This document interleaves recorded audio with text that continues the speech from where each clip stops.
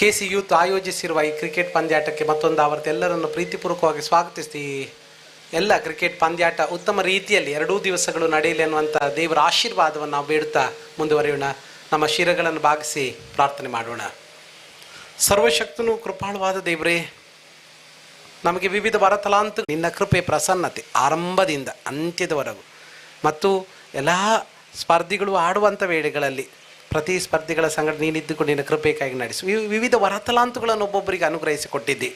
ಅದರ ಆಯೋಜಕರಾಗಿರ್ಬೋದು ಅಥವಾ ಅದರ ಸ್ಪರ್ಧಿಗಳಾಗಿರ್ಬೋದು, ಬೇರೆ ಬೇರೆ ರೀತಿಯಲ್ಲಿ ಎಲ್ಲರಿಗೂ ಬೇಕಾದ ನಿನ್ನ ಕೃಪೆ ಕೊಡು. ವಿಶೇಷವಾಗಿ ಶಾಂತಿ, ಸಮಾಧಾನ ಮತ್ತು ಐಕ್ಯತೆಯಿಂದ ಎಲ್ಲ ಕ್ರಿಕೆಟ್ ಪಂದ್ಯಾಟ ನಾವು ಆಡುವಾಗ ಎರಡೂ ವಲಯಗಳ ಜೊತೆಗೆ ನಾವು ಸ್ವಾಮಿ ಇವತ್ತು ಮತ್ತು ನಾಳೆ 2 ದಿವಸಗಳಲ್ಲಿ ನಿನ್ನ ಪ್ರಸನ್ನತೆಯನ್ನು ಮತ್ತು ಪರಿಸರದ ಪರಿಸ್ಥಿತಿ ಎಲ್ಲ ಸುವ್ಯವಸ್ಥೆಯನ್ನು ಅನುಗ್ರಹಿಸಿಕೊಡು ಎಂಬುದಾಗಿ ಪ್ರಾರ್ಥಿಸುತ್ತಾ ಸಕಲ ವರದಾನಗಳನ್ನು ಅನುಗ್ರಹಿಸುವ ಸ್ವಾಮಿ, ನಿನ್ನ ಕೃಪೆಯ ಕೈಗಳಲ್ಲಿ ಈ ಕ್ರಿಕೆಟ್ ಪಂದ್ಯಾಟವನ್ನು ತಂದೆ ಮಗ ಪರಿಶುದ್ಧಾತ್ಮನಾಗಿರ್ತಾರೆ ಈಗ ದೇವರ ಹೆಸರಿನಲ್ಲಿ ಉದ್ಘಾಟಿಸ್ತಾರೆ. ನಿನ್ನ ಆಶೀರ್ವಾದವನ್ನು ಕೋರ್ತೇವೆ.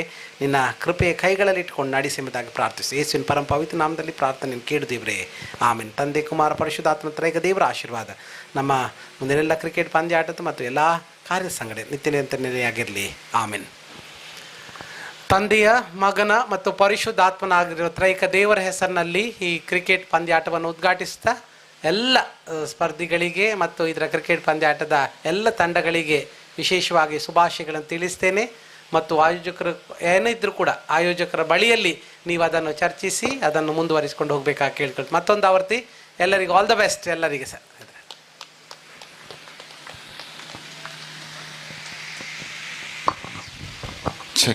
ಇಂದಿನ ಮೊದಲ ಪಂದ್ಯದ ಕ್ಯಾಪ್ಟನ್ಗಳಾದ ವಿಶ್ರಾಂತಿ ಚರ್ಚ್ ಬೊಕ್ಕಪಟ್ನ ಹಾಗೂ CSI ಯುನಿಟಿ ಚರ್ಚ್ ಇದರ 2 ಕಪ್ತಾನರು ಟಾಸ್ಗಾಗಿ ಇಲ್ಲಿ ವೇದಿಕೆ ಹತ್ರ ಬರಬೇಕಾಗಿ ಕೇಳಿಕೊಳ್ತಿದ್ದೇನೆ.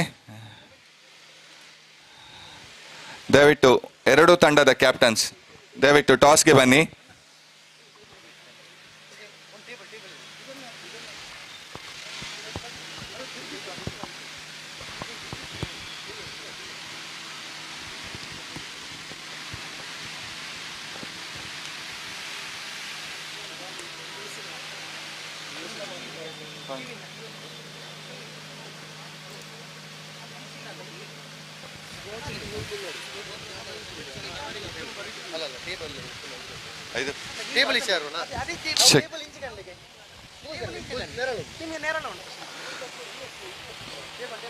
ದಯವಿಟ್ಟು 2 ತಂಡದ ಕ್ಯಾಪ್ಟನ್ಸ್ ದಯವಿಟ್ಟು ವೇದಿಕೆ ಮುಂಭಾಗಕ್ಕೆ ಬನ್ನಿ.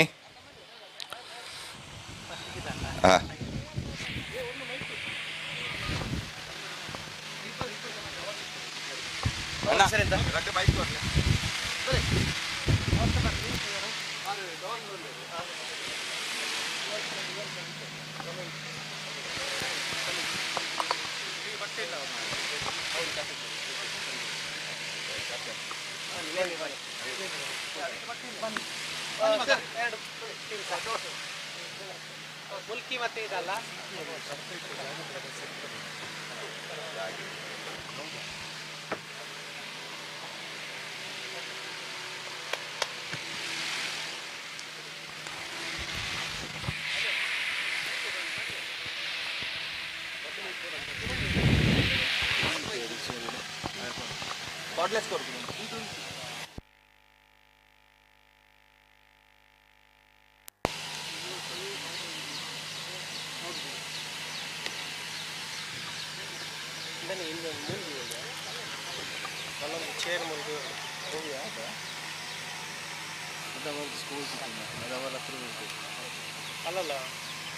Good morning and welcome to the KC Youth presents a blessed 140th year cricket tournament. So the first match will be played between CSI Vishranti Church Bukkapatna and CSI Unity Church Mulki. Requesting both the captains to report to the commentary box.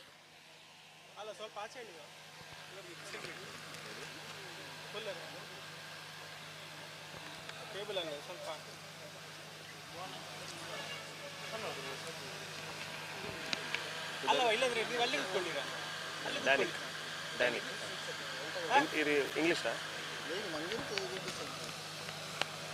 ಅದು online scoring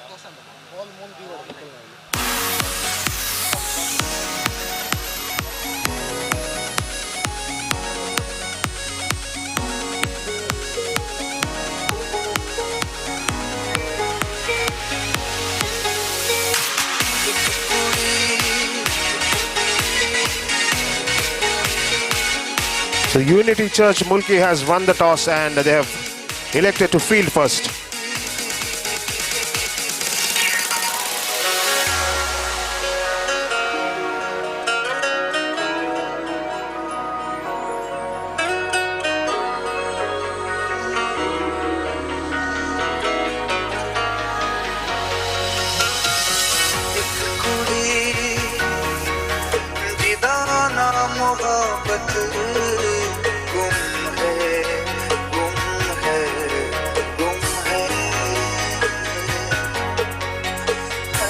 साध मुराती सोनी मोहब्बत गुम है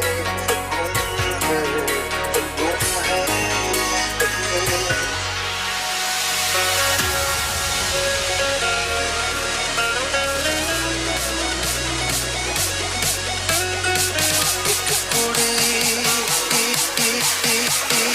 So Vishwanti Bokapatna will be batting first. They have been put to bat by Unity Church Mulki.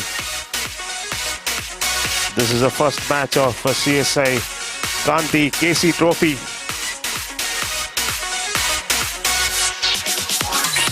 Requesting to clear the ground there, the spectators over there requesting you to clear the ground for the players to start the match.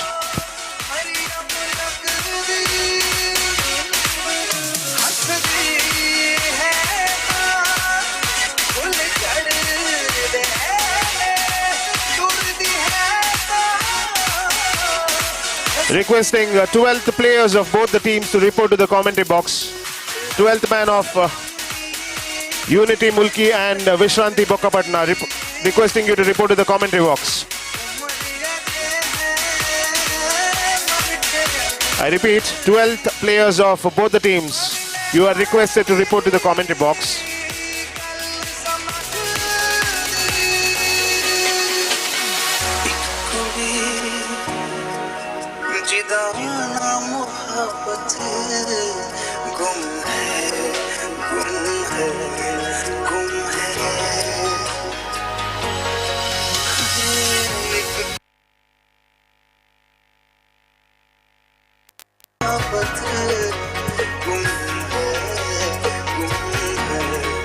Unity Mulki have won the toss and elected to field.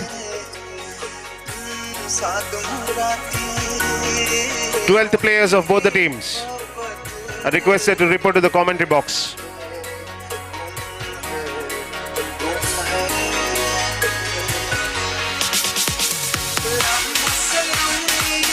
The field umpires for this game are Mr. Atma and Mr. Harish.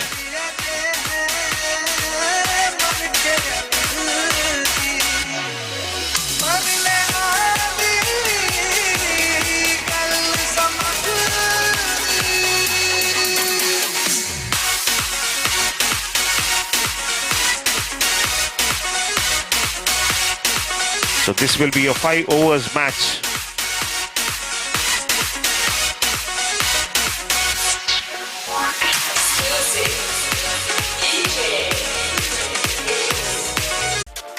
And Unity Mulki have won the toss and they will be fielding first. Bokapatna will be the batting team. And this is a 5 overs match. So what do you think will be a good total? Batting first. Anything pretty close to 50 to 60 odd runs will be definitely a good target in this round because this is one of the finest grounds which is close to the national highway, where we have seen plenty of tournament happening this round where the team batting second with the most favorite team winning the battle. So definitely the team Mulki will try to score at least more than 50 to 60 odd runs to restrict the opponent. Exactly. I think the team batting first will have an advantage because of the hot weather conditions. The team taking the field, they will have to work hard because they will be exhausted by the weather conditions also. So 50 to 60 runs on the board will be safe enough for Bokapatna. They need to watch that they get in those 5 years so that they can put the pressure on the Mulki side.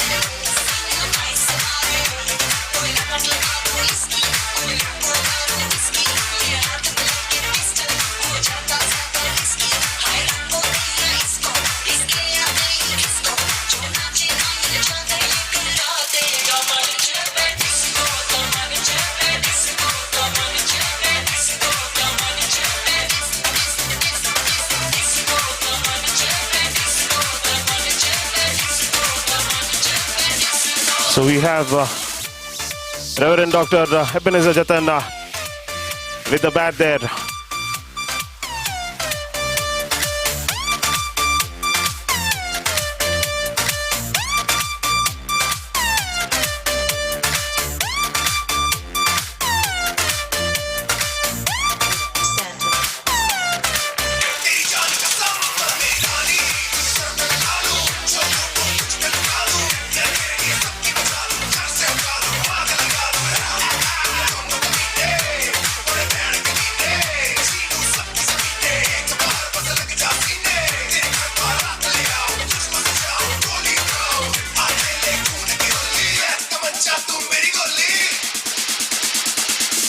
Requesting the umpires to begin the match.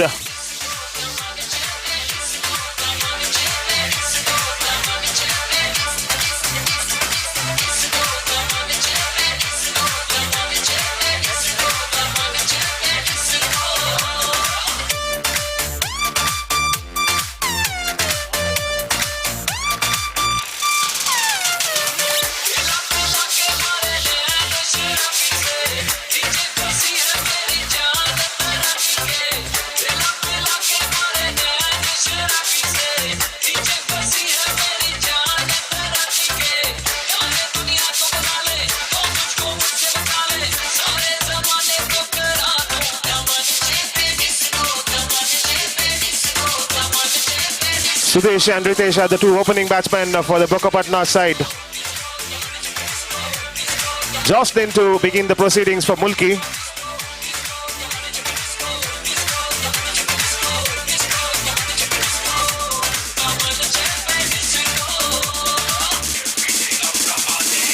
So Vishwanti, Brokapatna. Sudesh is the man on strike. Jocelyn to start the proceedings. So here goes Jocelyn over the wicket. That's the first ball. And Sudesh departs for a duck. That's the first wicket gone. That's a big blow for Vishwanti. Vishwanti lose their first wicket without opening their account. So 0 for the loss of 1 wicket after the first delivery. Very good start by the bowler.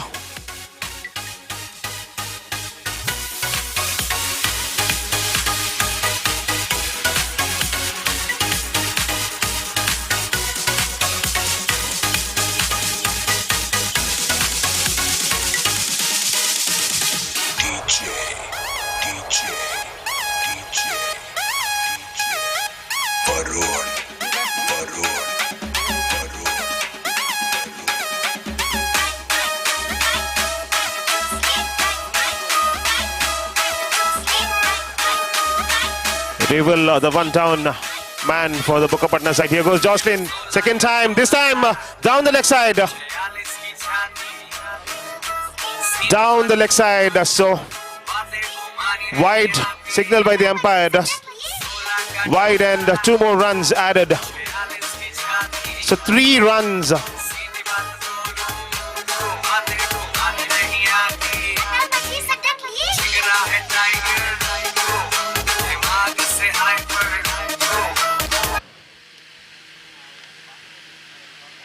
So 3 runs on the board.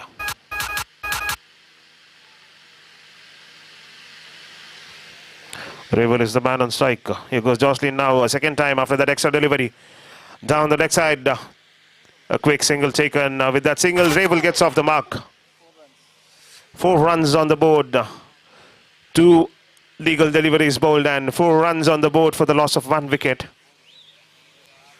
This is the first match being played between Unity Mulki and Vishranti Bukapatna. Unity Mulki won the toss and put Bukapatna to bat first. Bukapatna beginning the innings lost first wicket in the first ball. And then we saw a wide delivery. And now a single taken, so the score is on 4 for the loss of 1 wicket. Here goes Jocelyn again. This time for the left-hander, goes big down the ground. 4 signal, so that's a welcome boundary.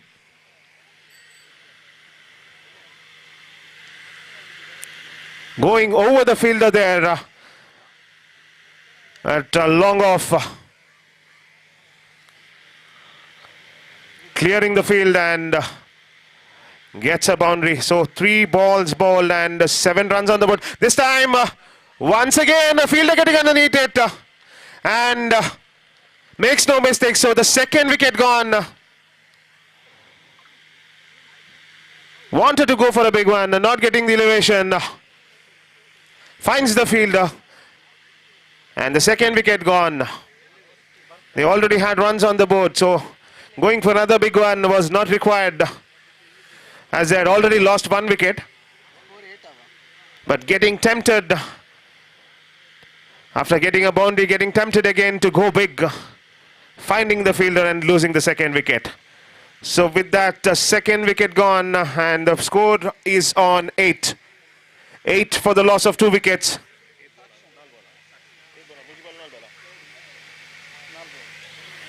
So 2 more deliveries to go in this over.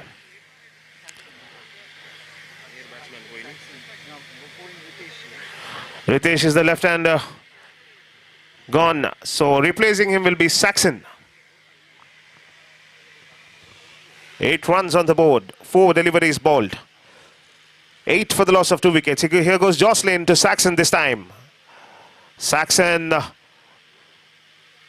gets off the mark with that single.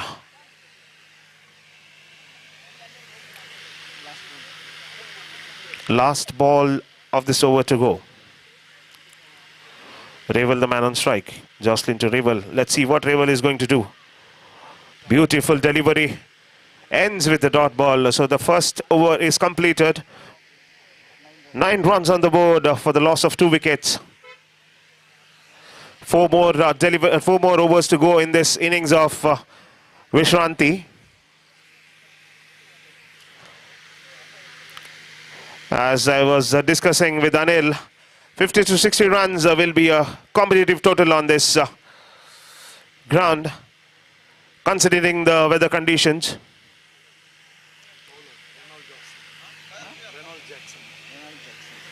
Reynolds Jackson will be bowling the second over for the Mulki side.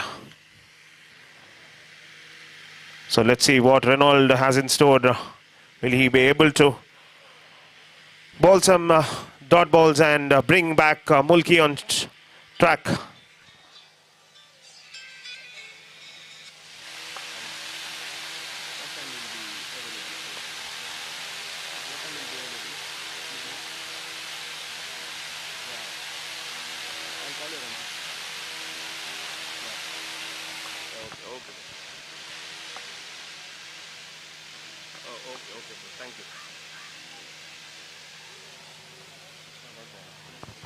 So that's a dot ball.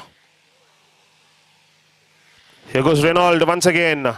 This time towards the square leg. So that's the maximum. First 6 of the innings for Vishwanti. Picking up the batsman, making no mistake in picking up the ball towards the length and sending it out of the park for 6 runs.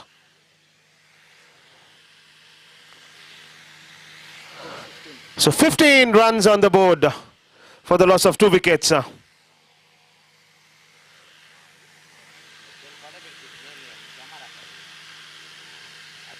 the pressure is on the bowler. Here goes Reynolds, the third time. This time once again, making that mistake again, losing the wicket. Both the batsmen doing the same mistake after getting a big one again, not connecting well, finding the fielder, losing a wicket again.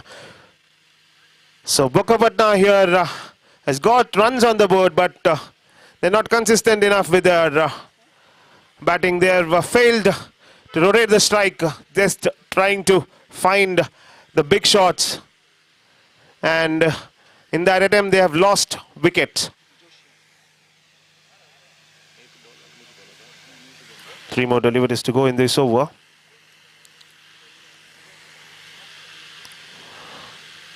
(15) for the loss of 3 wickets. We are in the second over. Reynolds is the bowler. Started off with a dart ball, considered a 6 in the second delivery, and provided a break in the third one. Here's Reynolds for the 4th time. Let's see what he's got in store. Chance of a run out, but the fielder there not being quick enough to gather the ball.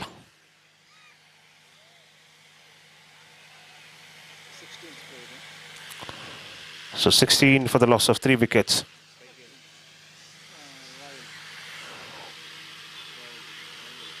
Ravel is the man on strike.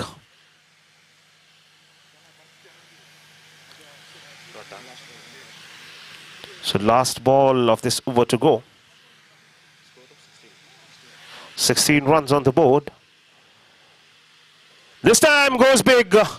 Fielder getting underneath it. Clears the fielder. 6 runs again. So the batsmen have decided that losing wicket will not affect their batting or run rate. They're still finding those important boundaries in between losing wickets. So the score moves on to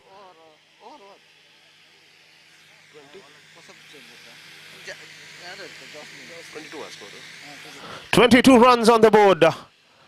This is the third over. Jocelyn to continue. This time, fielder getting underneath it. That's a missed chance over there.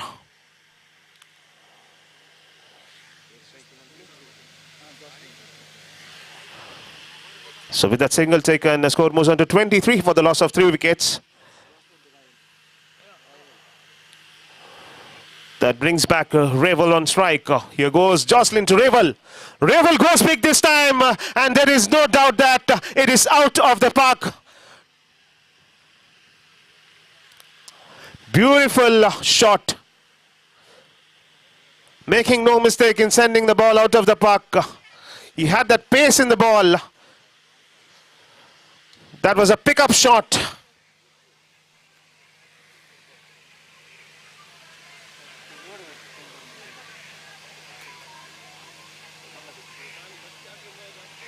Score 29. 29 runs on the board for the loss of 3 wickets. This is the third over in progress. Third ball of the third over in progress. Ravel this time wanted to go for a big one. Swing and a miss.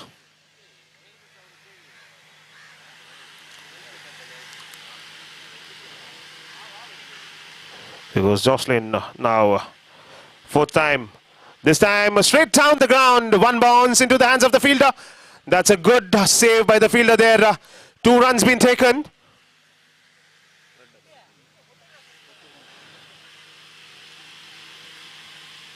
A good piece of fielding there by the fielder. But the batsman coming back for the second run. So equally good running between the wickets.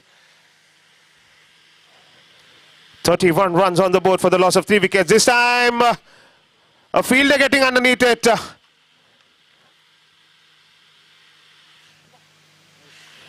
So that's the loss of wicket for Vishwanti. Reval, the man gone. He saw him play some big shots and kept the scoreboard ticking. So Reval, the man gone, he scored 15 runs out of 8 deliveries. So Vishwanti losing their 4th wicket.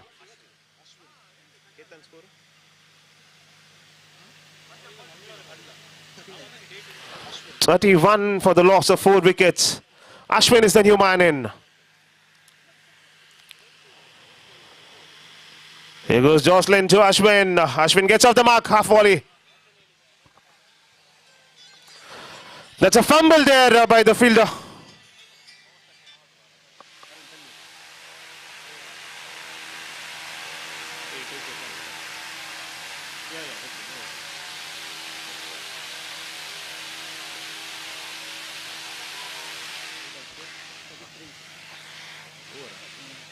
That's a completion of 3 overs. Score is on 33 for the loss of 4 wickets. 2 more overs to go. So 10 runs per over will put them in a commendable position of 53 runs. So 15 runs per over will put them in a very good position of 63 runs. We'll have to wait and see what the slog overs has got. Meanwhile,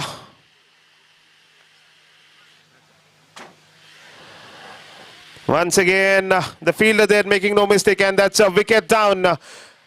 5th wicket gone for Vishwanti. Joshua is the man out.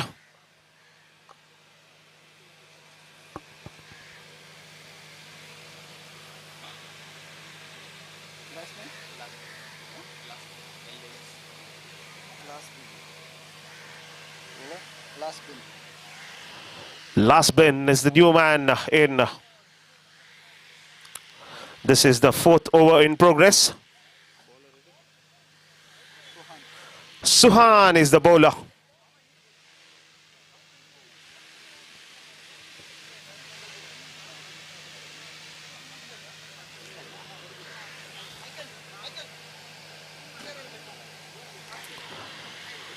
Last win, the right-armer, right-hand batsman. Straight down the ground to hands of the fielder. So with that single taken, score moves on to 34 for the loss of 5 wickets. There goes Suhan again to Ashwin. Suhan right arm over the wicket to Ashwin. Ashwin straight down the ground. A quick single taken there. So we haven't seen any boundaries in this over.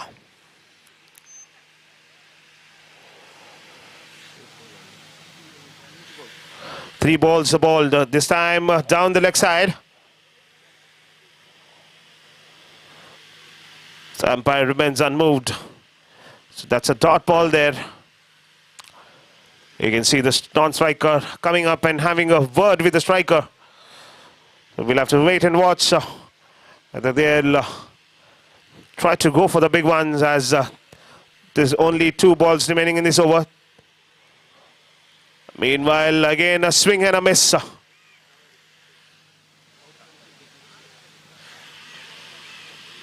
So that's a tip catch there.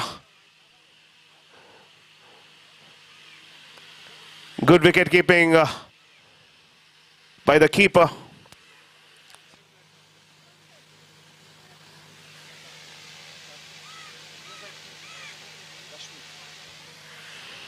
Bokapatna loses the 6th wicket.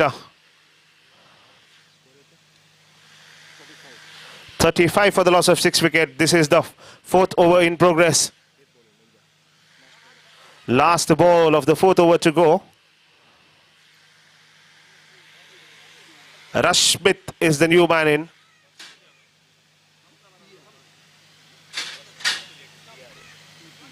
Prashmit is the new man in.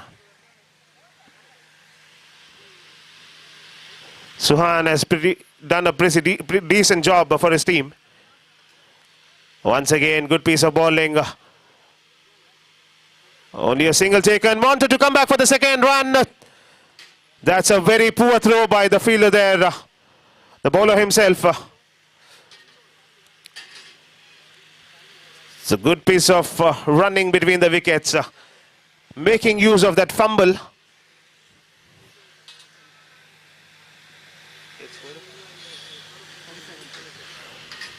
So 37 runs.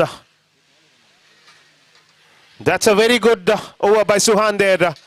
Giving away only 4 runs.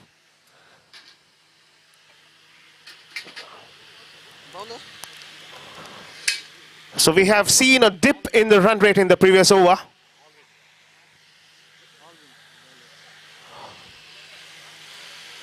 Only 4 runs considered in the last over. He has also taken 2 important wickets to bring back Mulki in this game, into this game. So this is the last over in progress. Alvin the man, 5th over in progress. Ashwin is the man on strike. Swing and a miss. Alvin begins with the dot ball.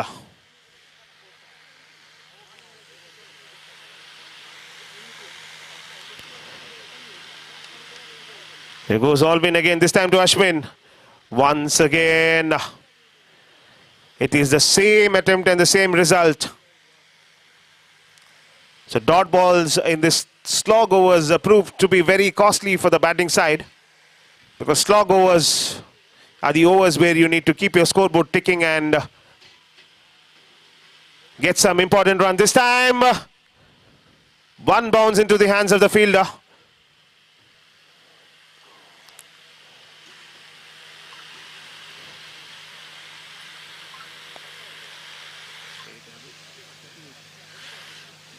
.38 runs on the board.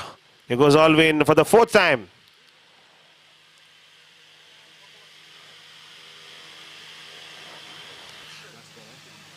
Last ball in this innings of last 2 deliveries to go.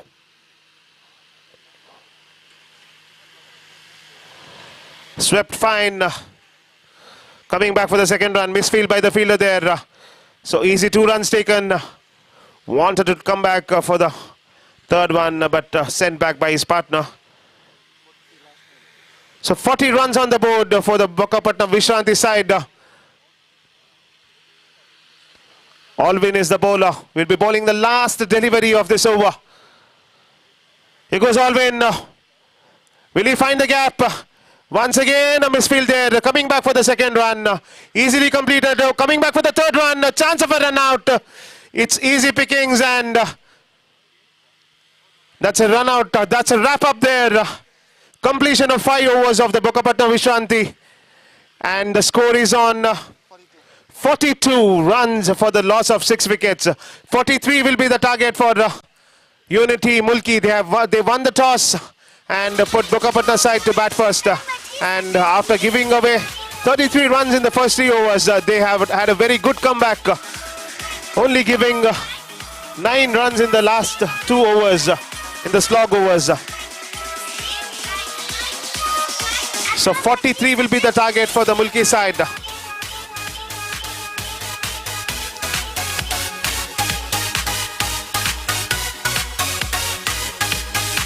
So what we predicted was 50 to 60 runs will be a pretty competitive total.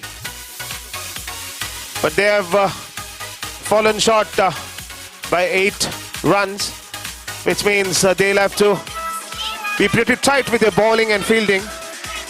Meanwhile, Mulki did a very wonderful job by giving away only 3 extra runs.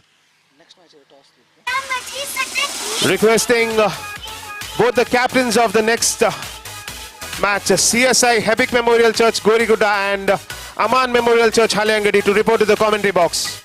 The skippers of Hebik Memorial Church and Aman Memorial Church Haliyangadi, you are requested to report to the commentary box.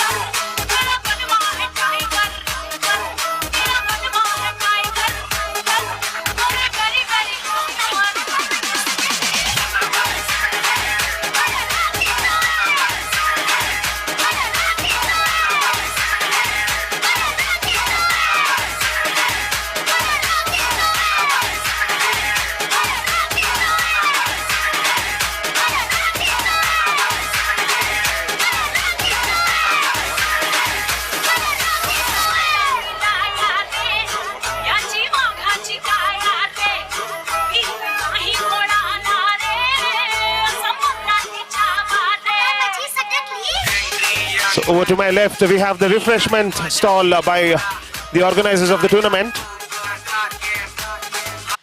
The left side of the commentary box, we have the refreshment stalls by the organizers.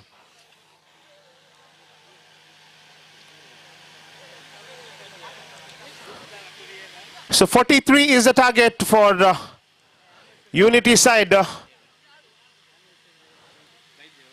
To take you to the next half of this match, I have Anil in the commentary box. 12th man of cricket.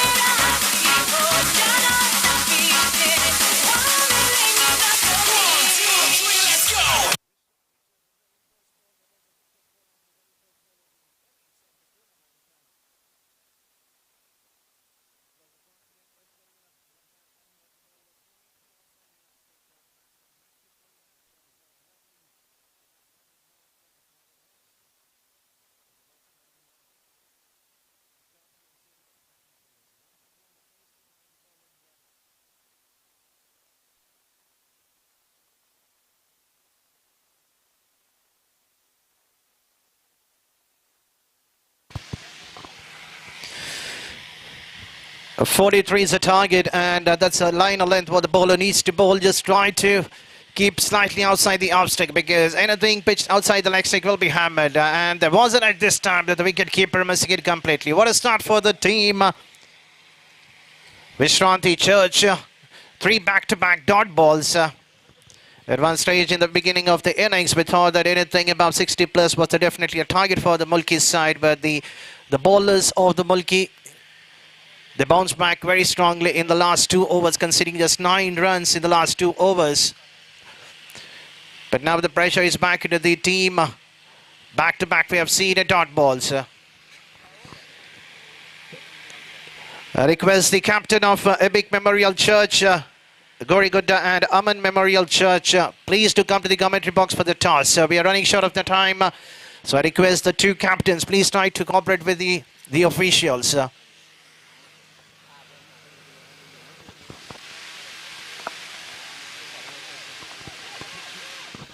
This time there is a chance for an out and waiting for the umpire decision, but the batsman might be safe in his batting crease. It was slightly slow by the fielder, was inside the 20-yard circle toward the short third man region. The batsman Neville was quite quick enough to be safe in his batting crease. So with that, the team CSI Unity Church Mulki are off the mark with a single finally after conceding back-to-back dot balls in the bowling of rival.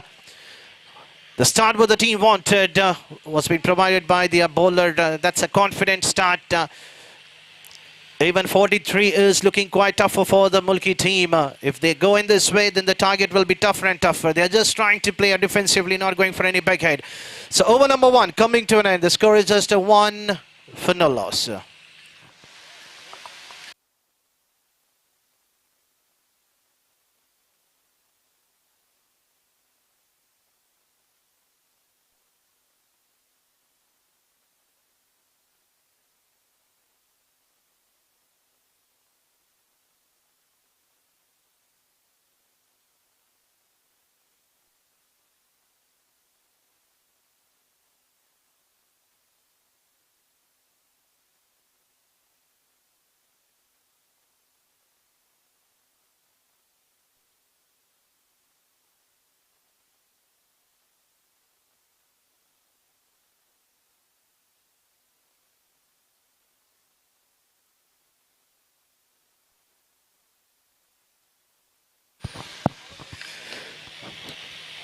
So after the completion of very opening over, which has been bowled by rival, he has just conceded just a single run, and now the ball has been handed over to the second bowler. And Suhan will be starting the proceeding, passing the umpire, Harish Padilla, the one of the finest umpire from the Mangalore zone. And not to forget, we have Atmaran, another umpire, the two finest umpires in the Mangalore zone.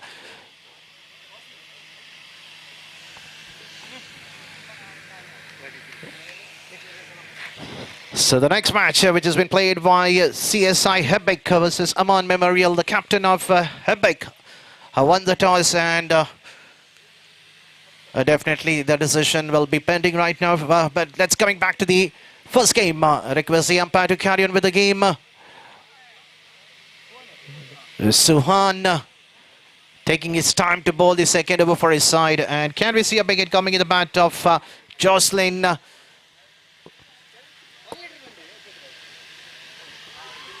There is an appeal behind. That was a confident appeal by umpire Anmod. We have seen both the opening bowlers. The very first over, which was been bowled by rival, appealing the similar fashion what Suhan has done in this over in the very first ball. The batsman is trying to play a back foot. We've seen him doing in the last over also. You just need to look into the ball. The wind is slightly blowing across the onside region. They need to go against the bowlers. They cannot try to score runs only in a singles and double. They need to just convert the singles and double wherever is possible. And this is what the batsman Jocelyn was trying to do it in the last over. Could not time it right in the middle of the bat. But this time he has hammered towards the long off region. And they have converted the singles into double. Once again, this time to the wide-ish of the coverage and slightly misfield by the fielder, and also the ball has reached the boundary top, and that's a welcome boundary coming in the very second over due to the misfield done by the cover fielder, and even the protection which was kept behind the cover fielder on the wide-ish of the long off, even he could not stop it. And finally, relief for the team Mulki. They needed some quick runs. The wicket doesn't matter in this short of game. They need to attack. A target of 43 is looking quite tougher if they just try to score runs only in a singles and double. And now there is a slightly changes in the field. They've kept another extra man towards the offside region. So Suhan, fourth time. This time a back foot punch over the cover region, and this time once again the ball has reached quite quickly the boundary. That's another boundary. So two back-to-back boundaries coming in the bat of Suhan. It's not so easy to blow those kind of shot. A back foot punch.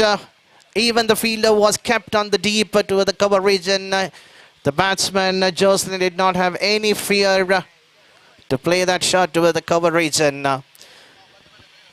Just a 1 run conceded in the first over, and now if you see the equation in the last 3 balls of the bowling of Suhan, 10 runs have been conceded, and the score are slowly moving to 11 for no loss. Still they have 2 more balls remaining.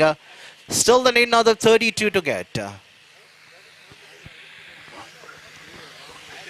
32 more runs required. This time towards the long on region, and the catch has been taken straight to the fielder on the long on region, and the partnership which was building has been broken finally. Suhan getting his man after conceding 2 back-to-back boundaries, but I cannot blame the bowler because the fielders have done some mistakes at the deep, costing those boundaries. And now we have another new batsman walking out to the middle, joining the company of Neville.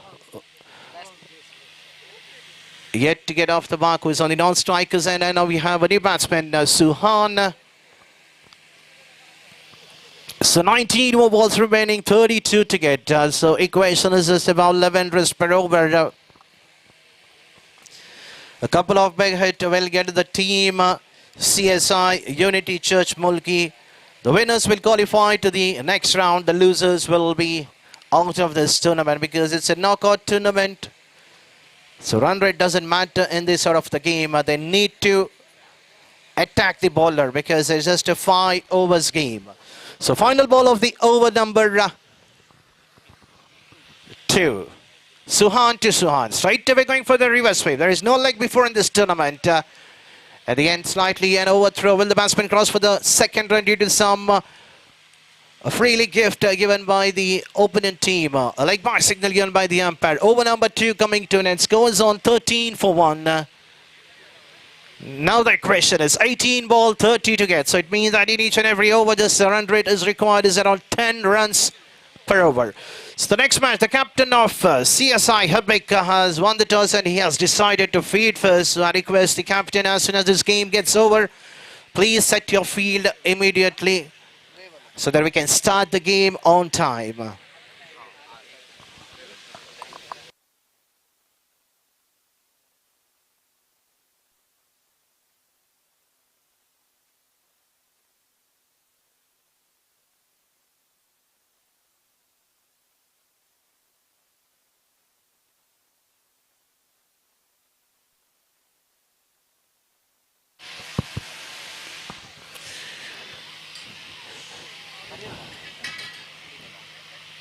So equation was 18 ball, 30 to get, and Revel has been asked to bowl the second over of his spell and the third over for his side.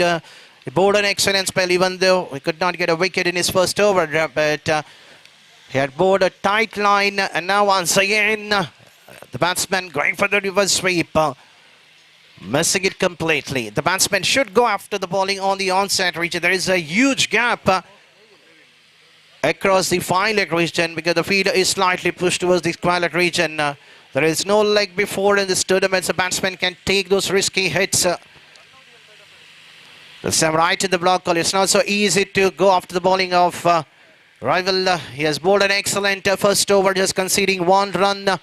And now in his 3 balls, he has bowled and just conceded 1 run. The pressure definitely is increasing for the team. CSI Unity Church Mulki.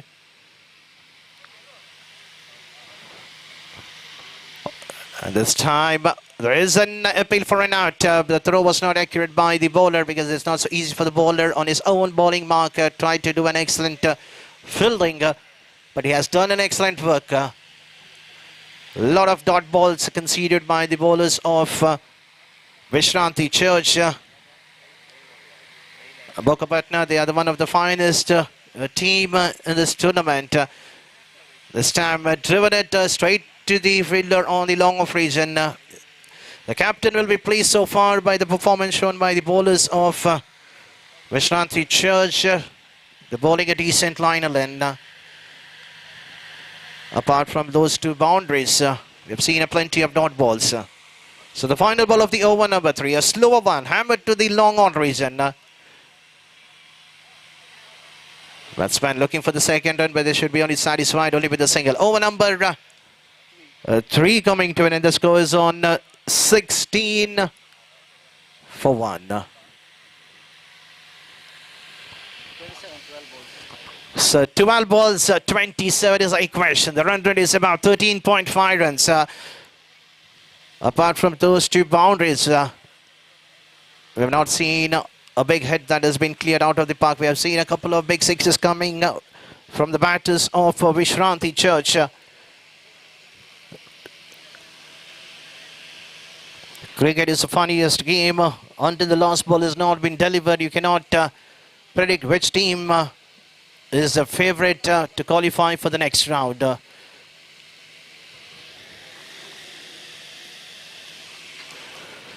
Still 12 balls, 27 is a chaseable target in this ground.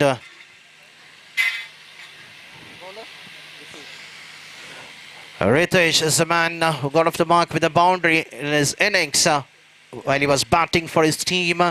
Played over to the mid-off fielder and the ball was raised quite quickly to the long off. Now has been asked to bowl the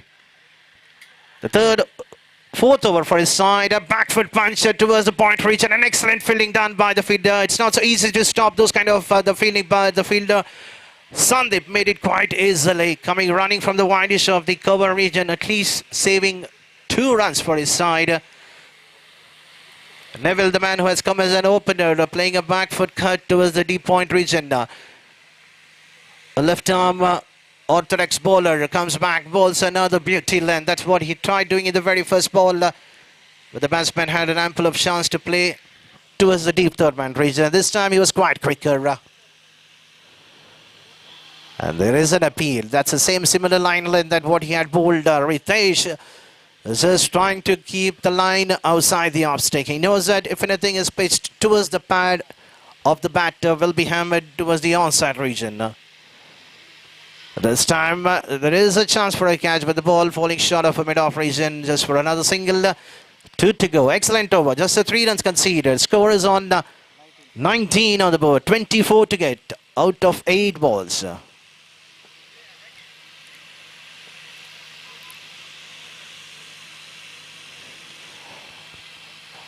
And this time over to the cover fielder. They had to take those kind of a risky single. At the end, the batsman Suhan has to depart. He has satisfied his wicket. But umpire says it's a one shot, so there is no run conceded in this ball. Even the ball has been hit towards the cover region. The batsman could not complete the first one quite easily, and still the score remains on 19 on the board. Still 24 to get out of 7 balls.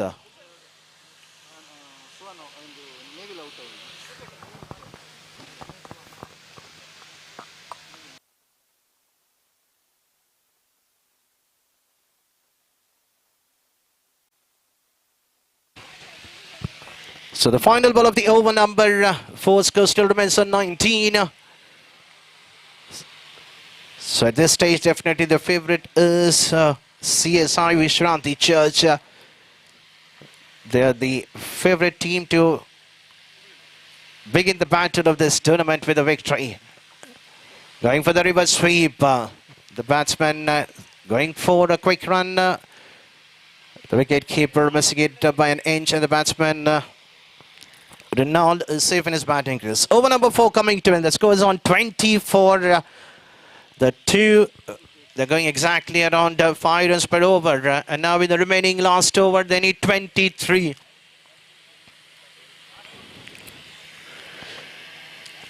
Can Suhan will be the hero for Unity Church Mulki. Can he hit 5 or 4 sixes? If he hits 4 sixes, that's a victory for Unity Church Mulki. If they try to bowl some 2 to 3 dot balls, then the result will be on the Vishranti Church. So Roshan will be bowling the last over for his side. Coming right arm round the wicket, bowling to Suhan.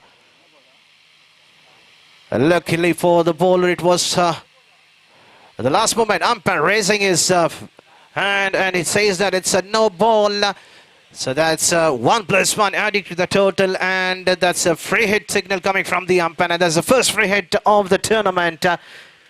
Game is on for the team Mulki, and now we have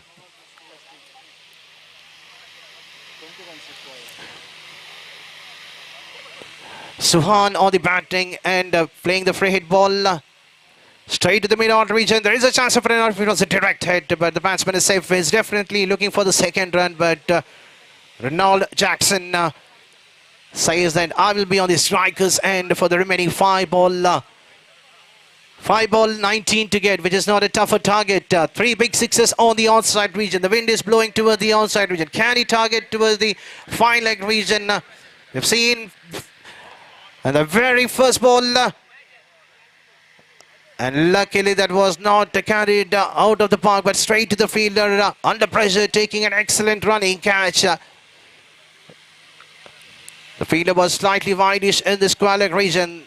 The power behind the shot did not carry the ball out of the park, and Ronald has to depart. And now we have the new batsman, the fresh batsman on the strikers, and Alvin, the man who bowled an excellent last over for his team. Can he be the hero for his side? Still 4 balls remaining, 19 to get.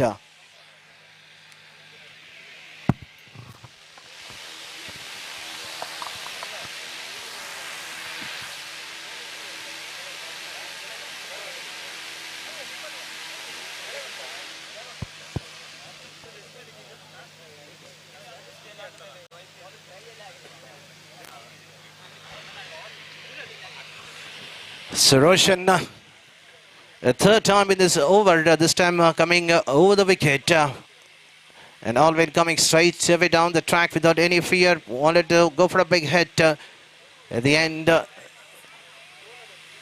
throw was not accurate from the deep, and the batsman Alvin is safe in his batting crease. 2 more than adding to the individual account of Alvin, and 2 more than adding to the team's total, slowly moving to 26.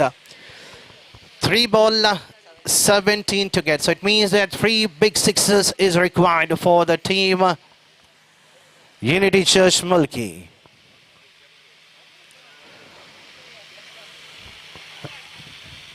And from here, the result is definitely under the belt of CSI Vishranti Church. They've been asked to bat first, conceded just 42 runs in the allotted 5 overs.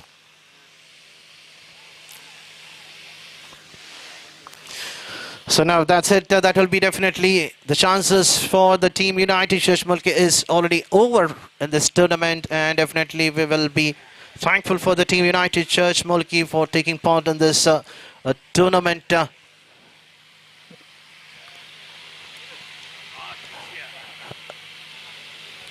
And the final ball of the innings resulting only with a single. So with that, that's a victory for the team CSI Vishranti Church, and definitely they will be more pleased.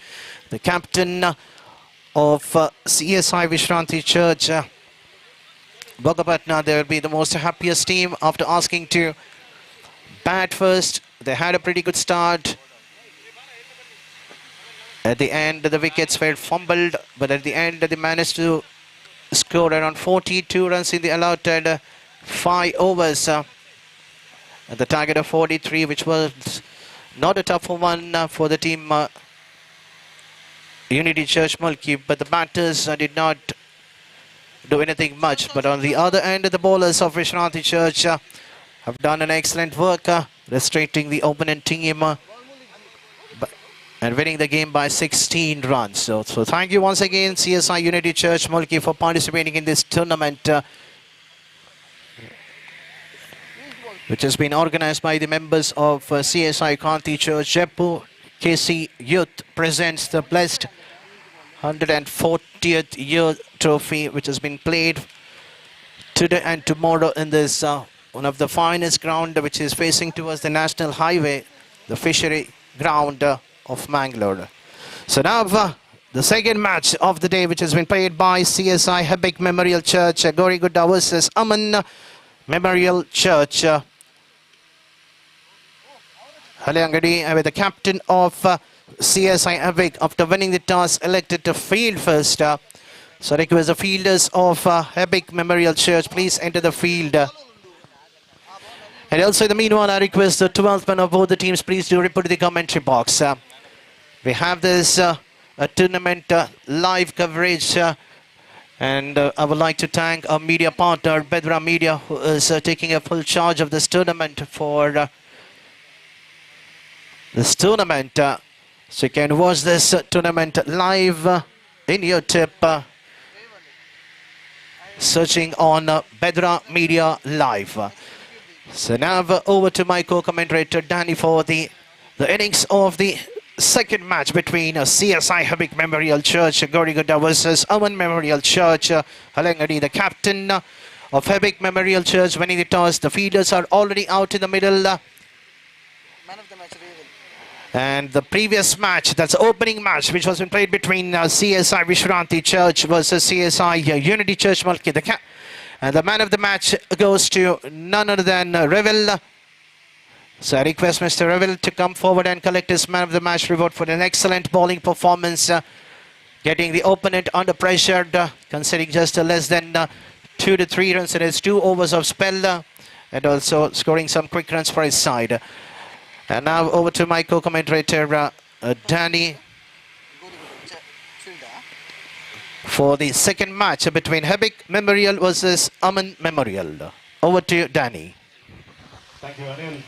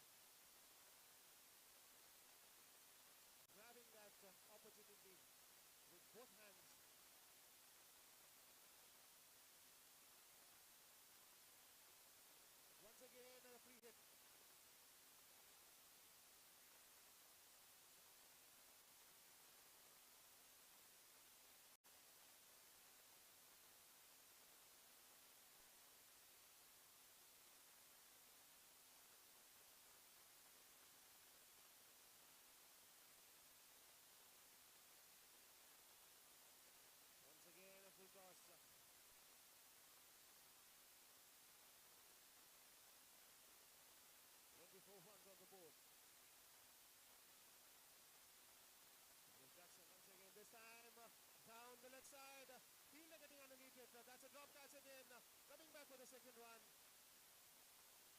Easily taking 2 runs there. The fielder there making a mistake and dropping that catch. They were saying that the catch win match.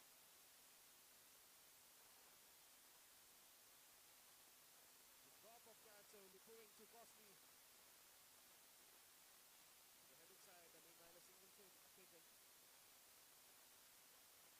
That's the completion of the second over. 27 for the loss of 2 wickets. So after losing 2 wickets in the first over, the Oman have managed to come back and score 13 more runs in the second over without losing any wickets. So pretty decent start. 27 runs on the board in the 2 overs. 3 more overs to go in this innings of Oman. So 10 runs per over from here will put them in commendable good position of 57 runs. We saw 43 was the target for the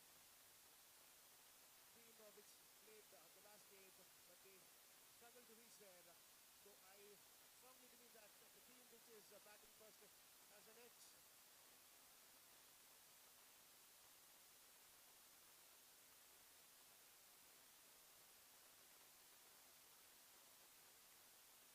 The Fisheries ground here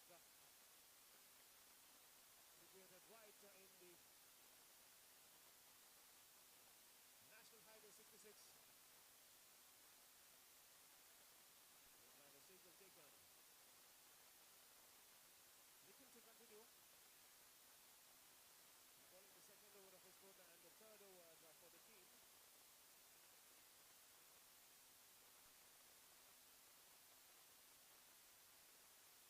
Goes Nikhil. To right arm over the wicket. Now on the left side. Quick single taken.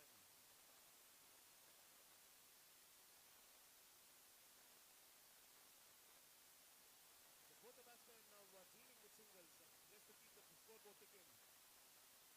As they have already have enough runs on the board. When you try to take singles every anybody.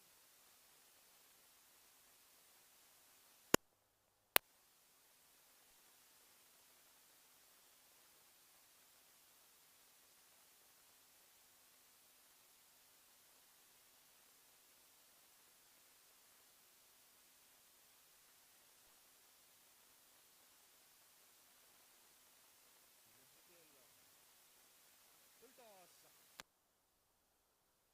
Ball signaled by the umpire.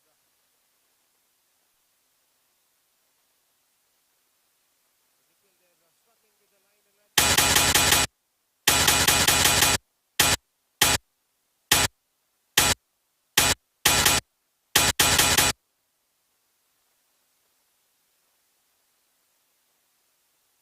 That's a free hit there.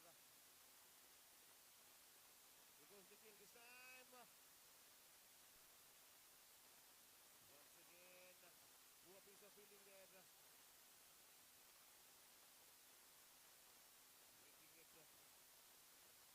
Making it easy for the batsman to take the second run.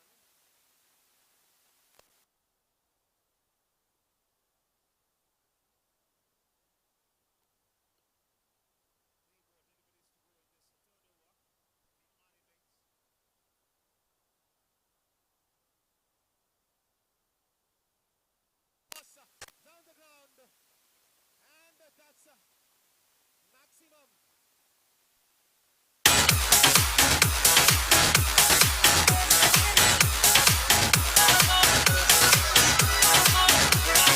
Of the park for maximum. So Ashish, star for the Oman side, who's already contributed with. Goes Nikhil again to Ashish. Once again, that's a beautiful shot. Consecutive sixes by Ashish. Ashish looking dangerous now. Tremendous batting by Ashish. 44 runs for the loss of 2 wickets. The Oman side putting their steps into a giant total. This time to a That's a square leg reason. 6 more. And that's a hat-trick of sixes there. Half century comes up for the Aman side. 50 runs on the board for the loss of 2 wickets. Marching towards a giant total.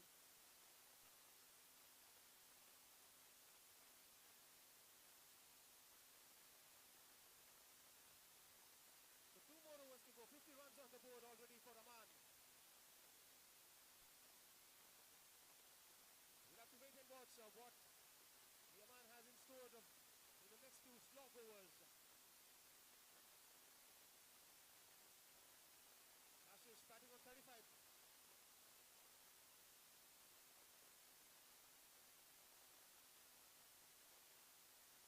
Bowling the 4th over. This time down the leg side. One bounce into the fielder. Chance of a run out, but good piece of fielding there. Equally running in between the wickets by both the batsmen. 52 runs on the board. Harsha is the bowler.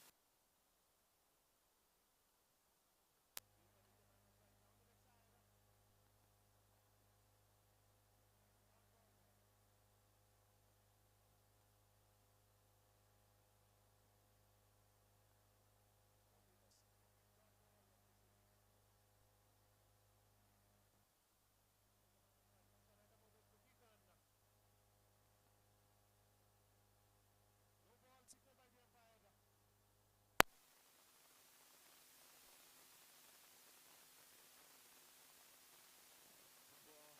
Umpire there signaling of no ball. Yes, it is something has got to do with the bowler's action. Free signal by the umpire. This time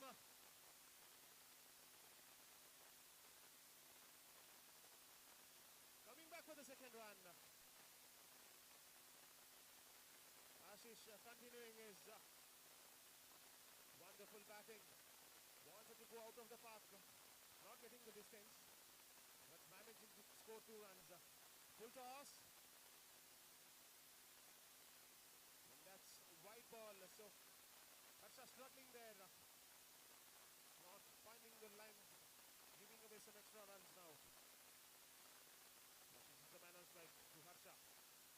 Reverse sweep attempted, but not quite connecting, taking only a single. 58 runs on the board. 2 more deliveries to go and 1 more over to go after this. Harsha is the bowler. Kirtan is the man on strike. Harsha to Kirtan. Meanwhile, a chance of a run out, but Kirtan goes back in time to the striker's end.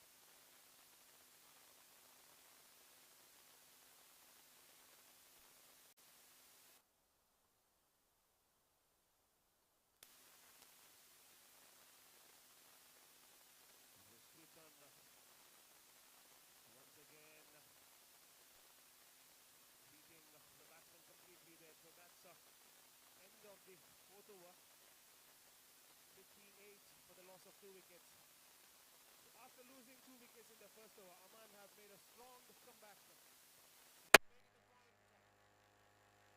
to compensate and keep the scoreboard ticking. We saw Kirtan doing the anchor's role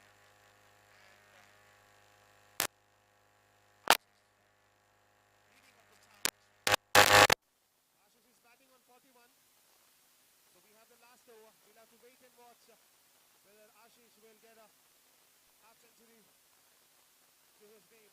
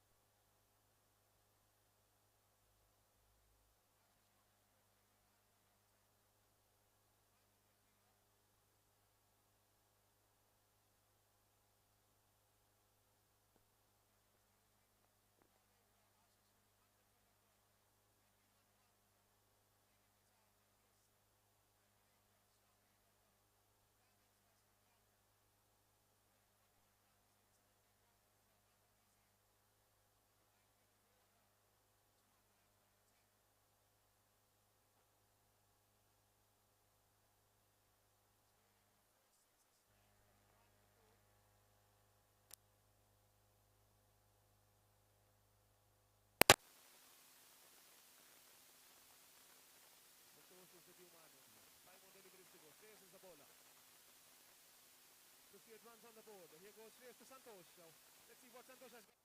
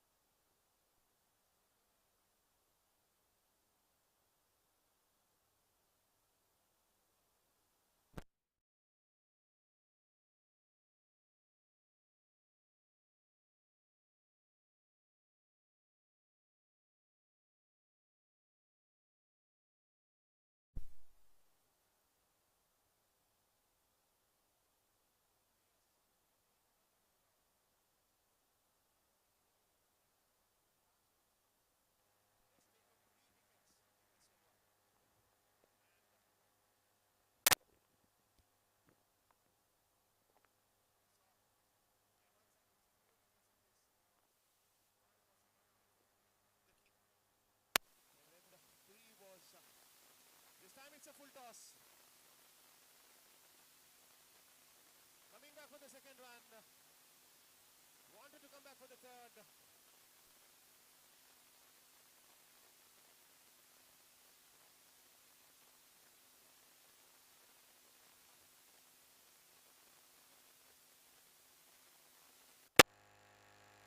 So 2 runs added to the total. So that's a wrap.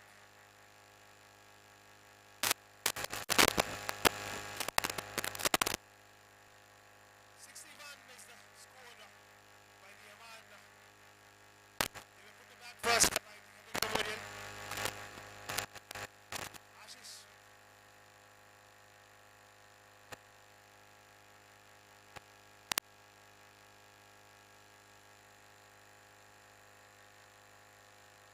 Ashish was the star for the Oman side. He scored 41 runs in the 17 deliveries. And last ball was 4 runs. So the score is on 63. 64 will be the target for the heavy Memorial side. 65 will be the target. 65 and 30 balls.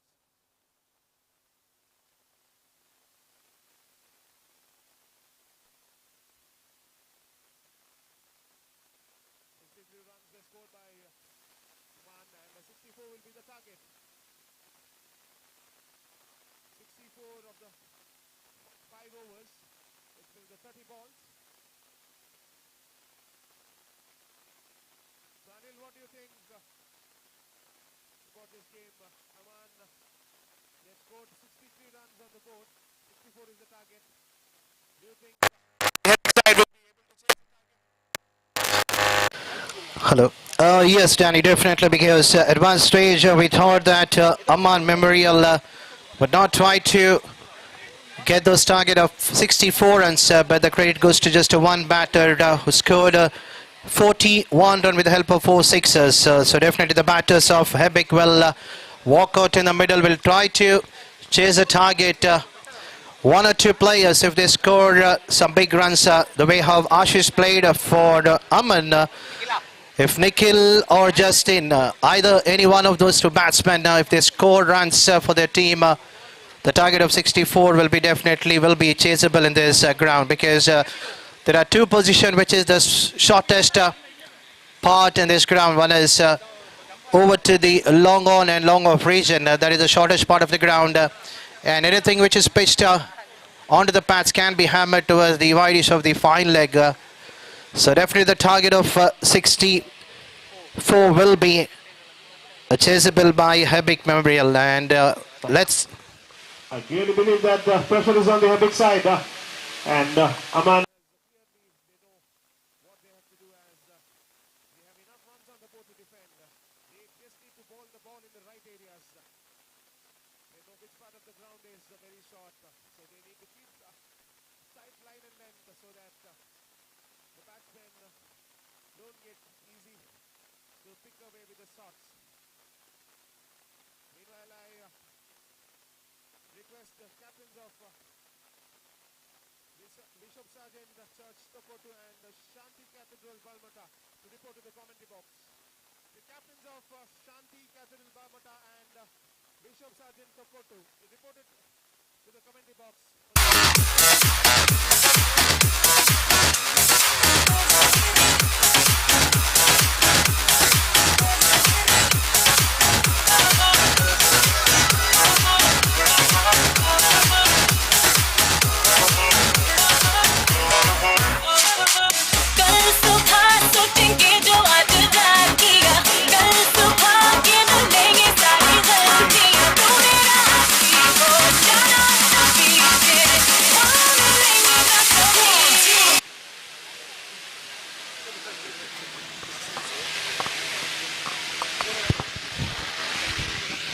So thank you, Danny. And the very first ball, it's been firmly hit to the declaration. So two declare coming from the umpire. It was a shorter one bowled by the bowler Manish and Nikhil, the tall man of Hebik. And with that, the team Hebik are off the mark with that 2 run, and Nikhil getting off the mark. So Nikhil just need to target towards the widish on the square leg region, or he needs to score some quick runs in the very first over of the power play. On the other end, Manish, can he bowl slightly outside the off stick? This time straight to the mid-off region, and the wicket which desperately the team Aman Memorial they wanted. It's been provided in the very first over. In the very second ball, Nikhil has to depart. The start what the team Aman wanted from their strike bowler, they have got that, but not a good start for the team Hebik Memorial. After winning the toss, elected to field first. This is the same situation when we had the opening game of the tournament where Unity Church Mulki, after winning the toss, asking the opponent team Vishranti Church to bat first. They managed to score 42, giving a target of 43, which was not chased by the Unity Church Mulki. Vishranti Church winning by 16 runs. Now it's the same similar situation in the second game. The pressure definitely on the batting side of Hebik. The target of 64, which is definitely is a tougher one. They need to get a good start in the power play. They have lost their first wicket. This is a back foot punch to the short cover region, and the batsman Shreyas getting off the mark with a single. Singles, doubles will not work for the team Hebek. In each and every over, at least they need 2 sixes. And this time played widely over to the deep in wicket region, and that's a boundary signal coming from the umpire. The very first ball, Justin has hammered it toward the mid-wicket region for a boundary. He knows that the target of 64 is quite higher, and definitely he will try to attack the bowler. He just needs to wait and watch. Just look the way the wind is blowing. We've seen a couple of big hits coming straight over the long on and long off region. So that's a region where Justin is trying to target. This time a flick towards the short final region for another single. And the score is on 8 on the board. Chasing a target of 64 runs. Manish bowling an excellent line length apart from that one boundary. And this time played over the mid-off region. The ball will raised.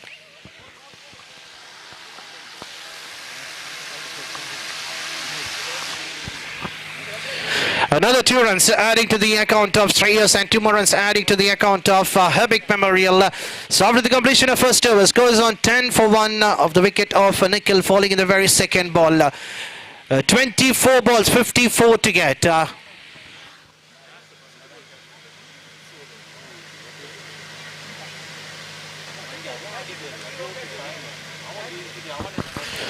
54 runs out of 24, which is not a tough one. In each and every over, if they manage to score at least 2 sixes and convert the remaining balls into singles or double, then the target will be quite easy for the team.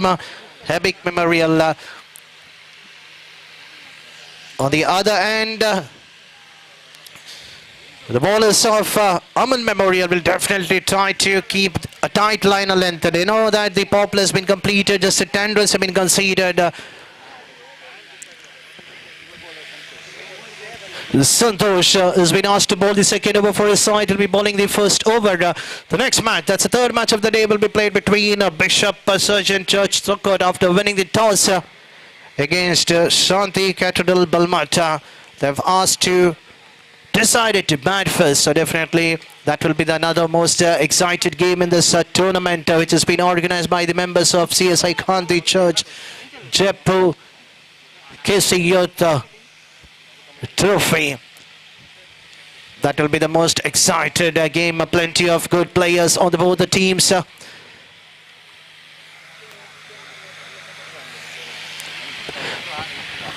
Santosh taking his time to bowl the second over for his side. The temperature, the humidity is quite higher and higher, so I request the players just to... And this time, look at the way how Justin has played that. Split towards the shorter part of the ground that is behind the wicket keeper towards the fine leg region. And the ball has raised quite quickly for another 6. In this innings, we have seen in the previous over, Justin getting off the mark with a boundary, hitting it towards the deep mid wicket region. But this time he doesn't wasting any time in the very first ball. Just a flick towards the fine leg region. What a hit to watch. And this time trying to play the similar hit, but the ball kissing the pad, like bar signal coming from the umpire. In each and every over, they need 2 to 6s. Can Shreyas take a single, give a strike back to Justin, or can he go for a big hit? And this time, a play widely to the point region, and the ball has raised quite quickly to the boundary rope. The start what the team wanted in the over number 2. They got it in the very first 3 ball. 11 runs have been conceded. In the first over, just 10 runs have been conceded. The score jumping to 21. Just 9 balls have been bowled. The score is on 21.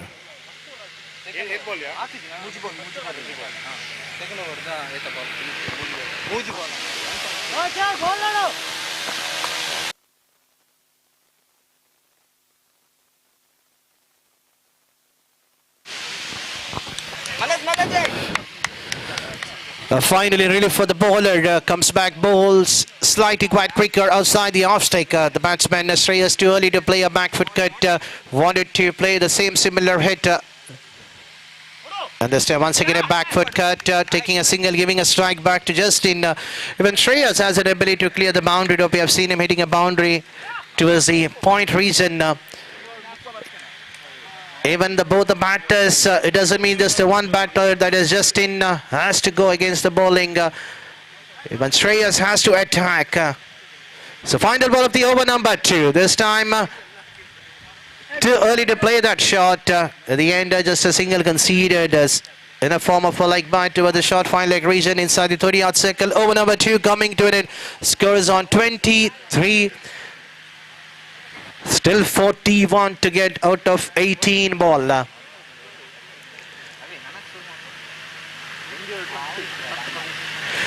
So equation is not so high for the team. Hebig Memorial. They just need to score around 14 runs each and every over. One big over will change the game for the team. So here's the man, Ashish. The man who scored 41 run for his side has been asked to bowl the third over for his side.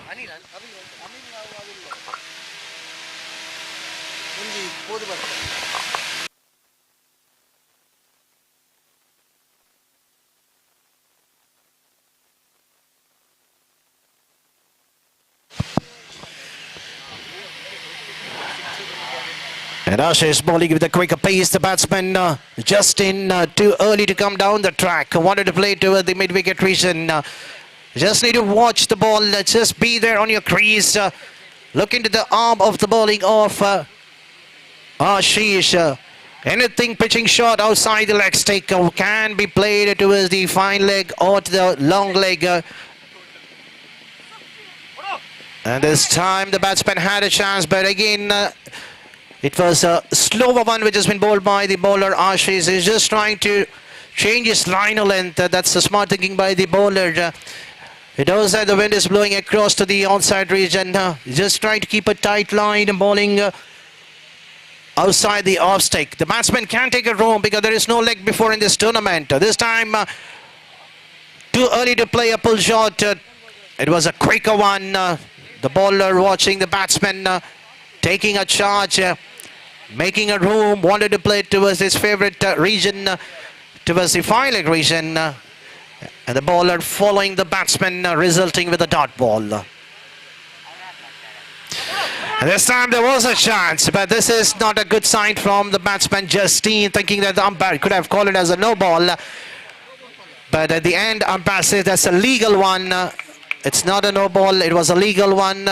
Justine could have hammered it any part of the ground toward the onside region, but missing a looser one, resulting just a single. That's a gifted ball. Luckily for the bowler, it was not hammered out of the park. So still 2 to go. Can Shreyas. This is an excellent bowling from the bowler of Team Aman Memorial.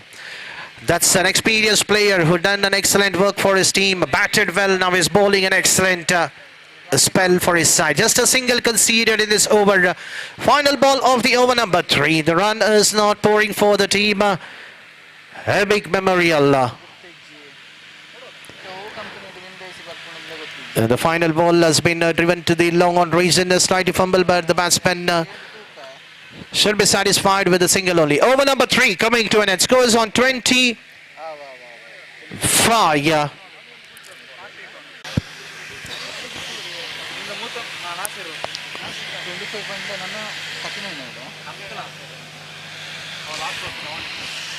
So 39 to get out of 12 ball. So we have Rahul.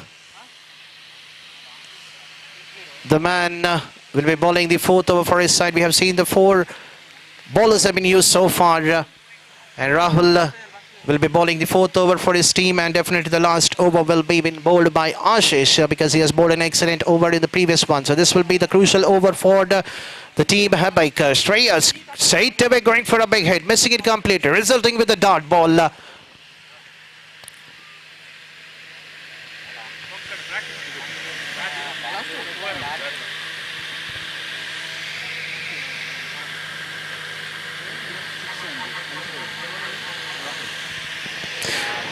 First ball is a darted one. There was some a discussion going out to the middle, thinking that there was an extra player kept on the outside region. But at the end, it's a legal one. We have only 5 fielders have been kept on the onside region. Shreyas, this time no hesitation for the umpire to call it as a no ball. And now there is a chance given for the batsman to go for a big hit because that's a free hit. A signal coming from the umpire and a no ball signal. We have seen in the first innings, a couple of no balls have been bowled by the bowlers of Hebik, and this is the first no ball in this innings. Once again, a no ball called because that's a fair call coming from the umpire, the most experienced umpire. Harish Padil straight away without any hesitation says that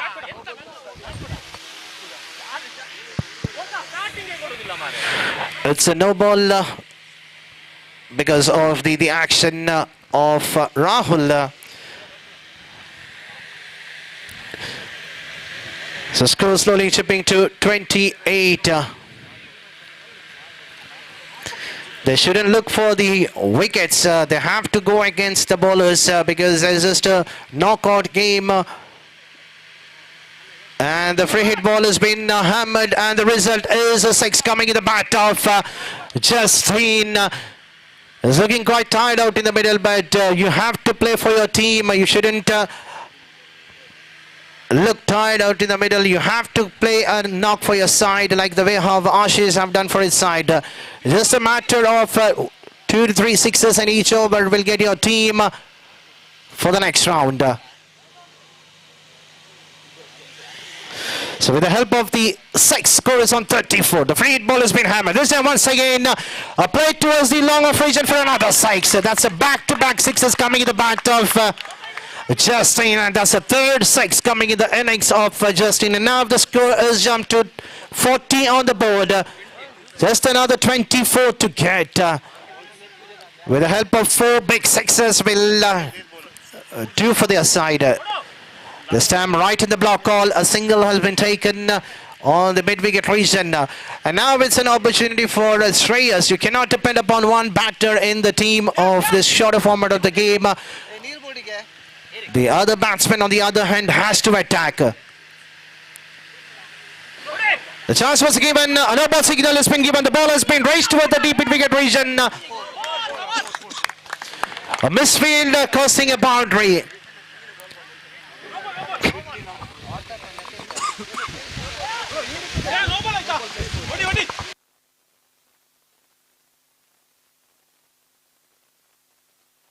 It's another no ball coming in this over once again. The umpire says the action was illegal and he has bowled the 2 no balls, and now the bowler has been changed and the free hits still continue. Anish will be bowling the remaining 2 balls for his side, and the score is on 46. 4 ball.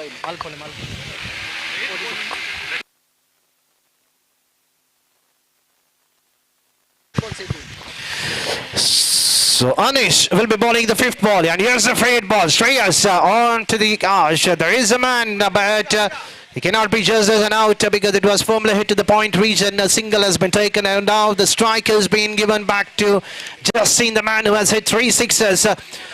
So 7 balls, 17 runs. This will be the crucial ball. Scores on 47.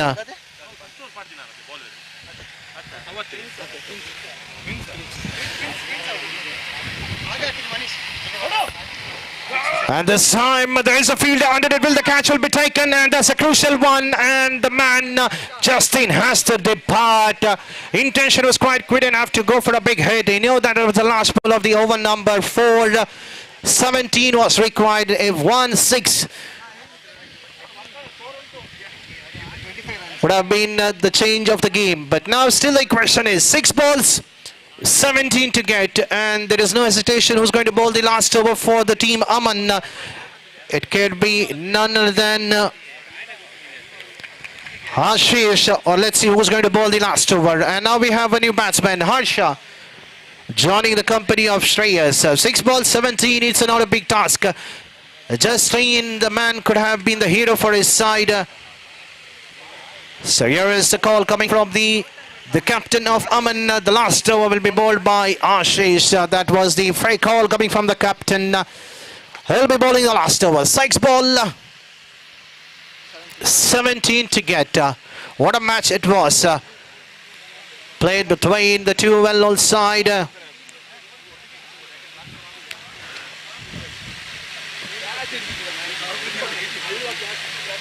A couple of discussion going on between the batters. Shreyas, we have seen him having a word with the umpire, but this time he should be just be back in his batting crease and try to carry on with your game. Can you be the hero for your side? There was some confusion because the first bowler Manish and the previous over of the last 2 ball, which is bowled by Anish, the both are the twins. So this time going for a big hit, an outer edge, straight to the wicket keeper, starting with the dot ball. That was the start for the Aman wanted from their strike bowler. Ashish bowling the final over, starts with the dot ball. So 5 balls, 17 runs. Definitely been not so easy for the batsman to go against the bowling of Ashish. This was a slower one, but the power behind the shot was not accurate.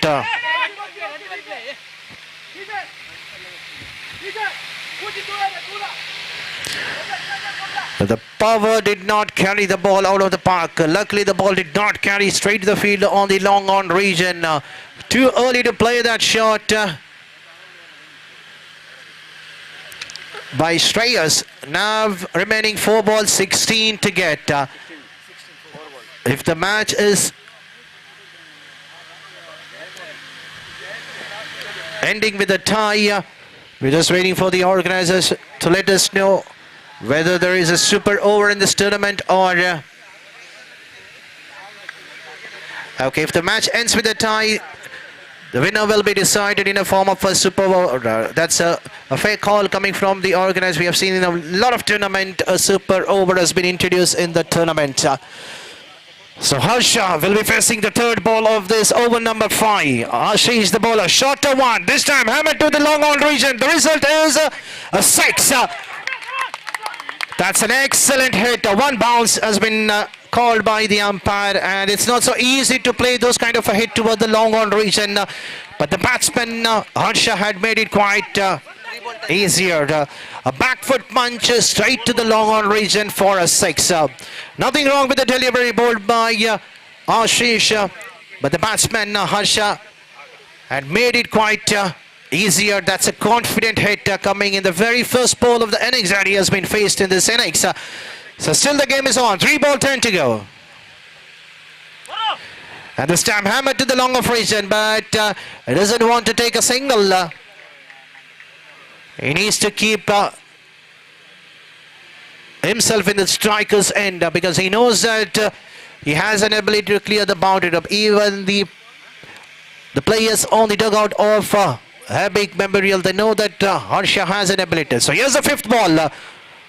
And this time hammered to the long on region. Once again resulting with another dot ball. So now definitely the game is all over for the team Habib because when they were bowling due to some drop catches have costed the game for them. And this time the last ball has been hammered to the gully region. There is a fielder to cover, but at the end the resulting that Aman winning the game by 9 runs, and there is no hesitation for the officials to judge the man of the match in this tournament. It goes to none other than Ashish for his excellent knock. Even the life was given to him. The catch has been put down, but still he has carried his innings, scoring 41 runs and coming at the end when the team wanted him to restrict 17 runs. But he has done his part by bowling an excellent spell. With that, the team Aman Memorial Church have entered to the next round, and I would like to congratulate for the team CSI Habib Memorial Church very good for participating in this tournament. So definitely you can come back next year quite strongly because you have played an excellent cricket, but hard luck at the end of the result going to the belt of Aman Memorial Church. So now over to my co-commentary for the third match, which has been played by Bishop Surgeon Church. It was Shanti Catril Balmant, the captain of Bishop's Surgeon Church, after winning the toss, elected to feed first. And over to my friend Danny. That was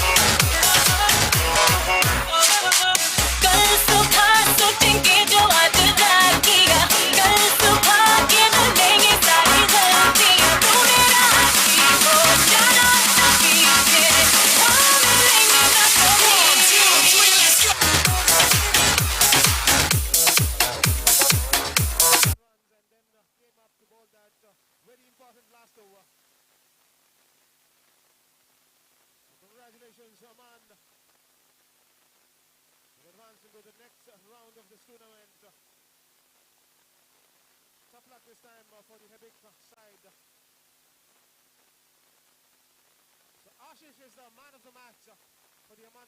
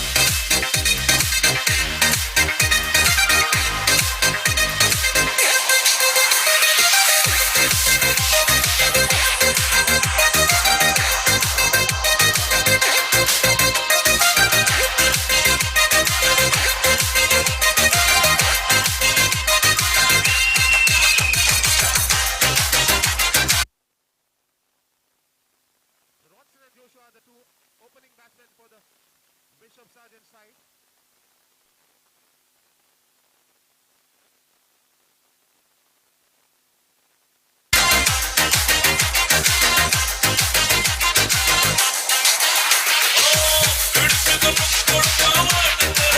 Bonston is the man on strike. Bonston, a tall man, tall big man, the man on strike.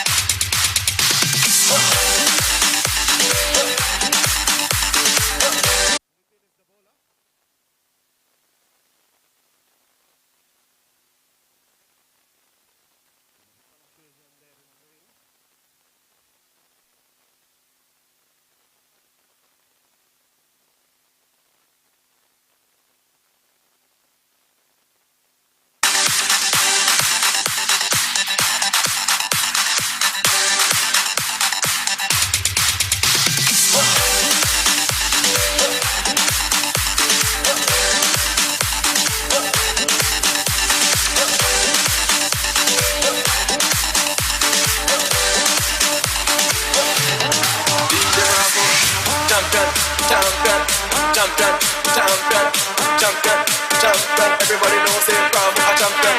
Champion, champion, champion, champion, champion, champion, champion, champion. You're fucking mental.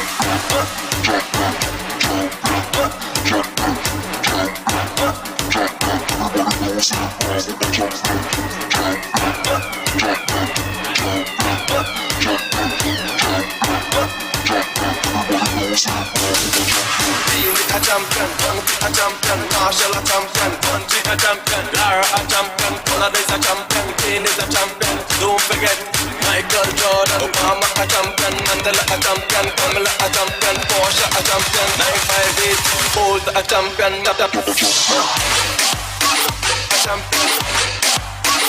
champion.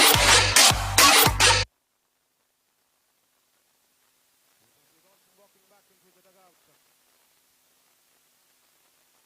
This is the new man in. Bishop Sargent losing their first wicket in the very first ball of their innings. Form of a run out. Sujit is the new man in.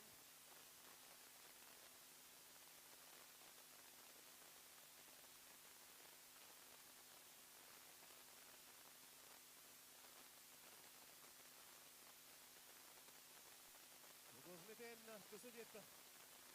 Trying for a sweep shot. Not connecting.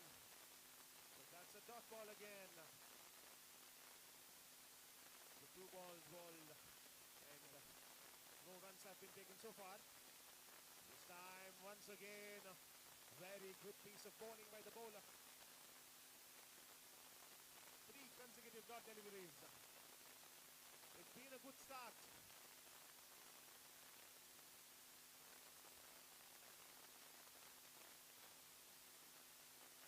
Poor piece of fielding there.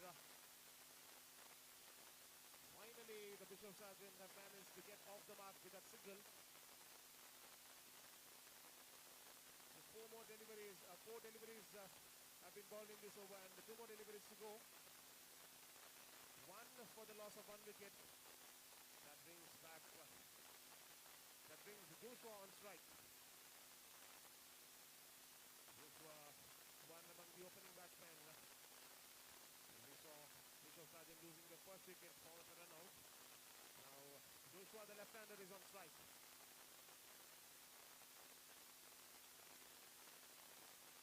Once again, good piece of bowling. Last ball of this over to go.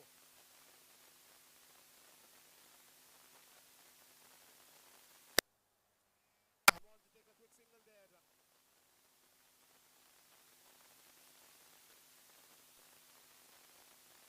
Shanti Capital have done a decent job by only giving 2 runs in the first over. They managed to get a wicket also. So 4 more overs to go in this innings of Bishop Sargent.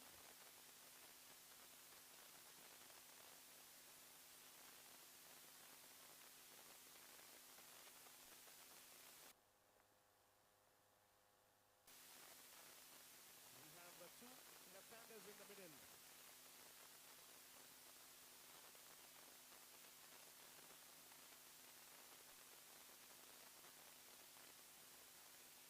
Joshua is the man on strike. Sandeep is the bowler. Sandeep to Joshua.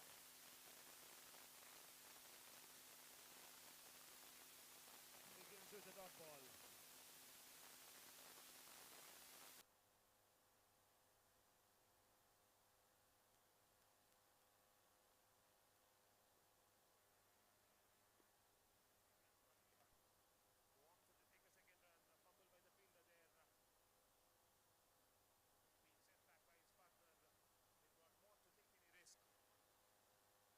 Did not want to take any risk. Sandeep is trying to do right-hander Sujit.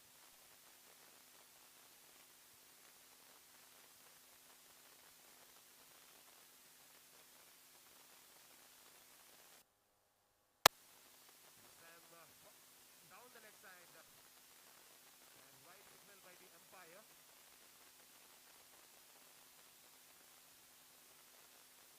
4 runs on the board for the loss of 1 wicket. It was Sandeep Sujit. Want to come back for the second run. There's a confusion in between. Easily being able to take the second runs.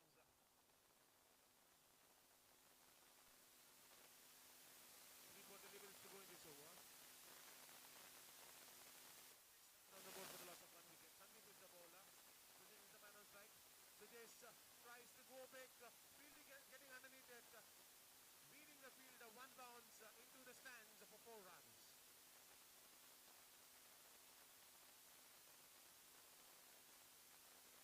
10 runs on the board for the loss of 1 wicket. 2 more deliveries to go in the second over.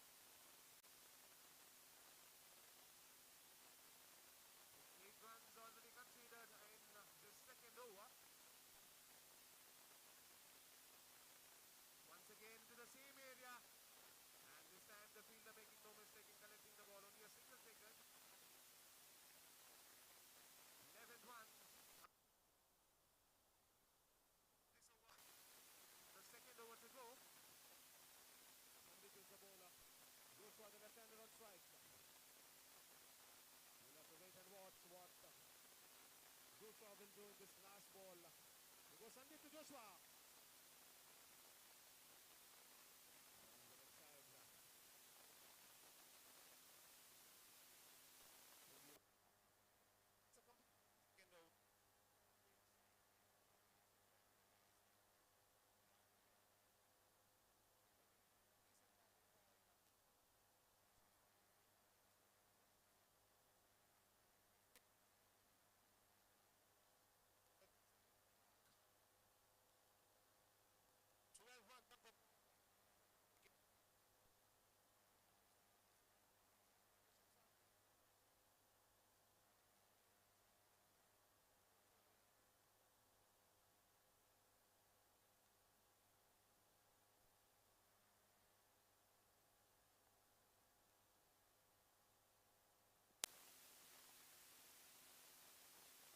will continue.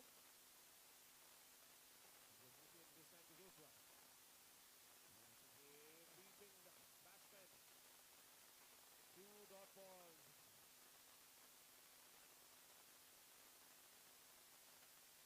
Dot balls out there in the middle. The pressure will build up on the batsman. This time going for a reverse. Connecting it beautifully. 4 was a premeditated shot. Waited in that position.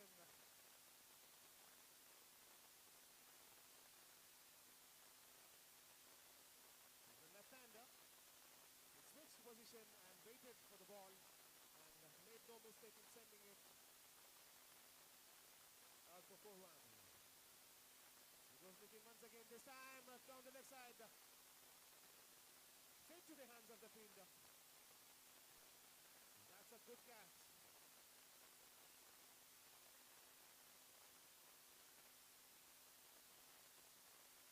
So the second wicket gone for Bishop Sargent side.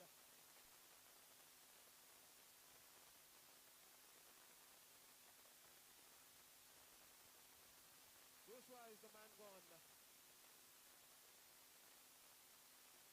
Bronson is the new man in for Joshua.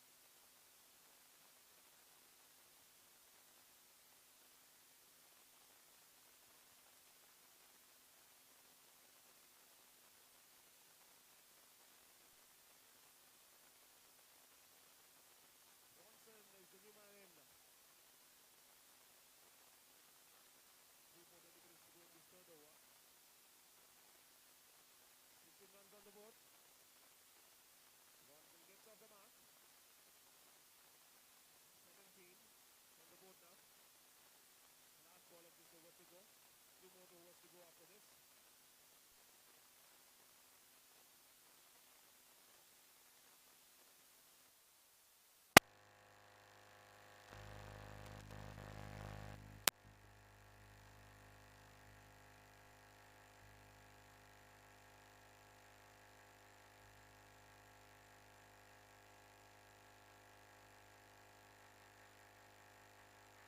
Motion is the bowler.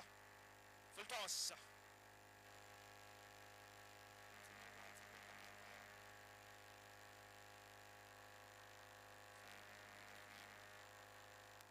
This is an opportunity for Sujit. Sujit trying to go big. Not getting a distance. But surely get 2 runs. That's a fumble there by the fielder.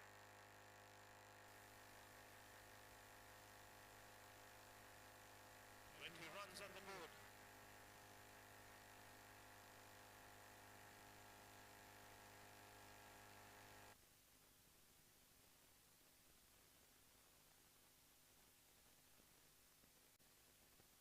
This time a good piece of bowling,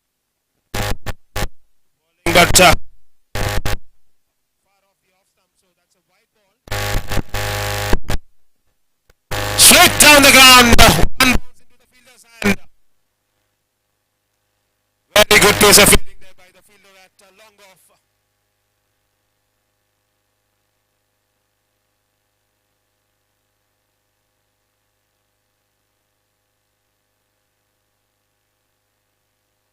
Full toss. Not finding the gap in between the fielders. Straight to the hands of the fielder. So no much damage done. The rotation of the strike has been done. Stepping down the ground, wanted to go big, missing it completely. That's a swing and a miss. 2 more deliveries to go. Down the leg side.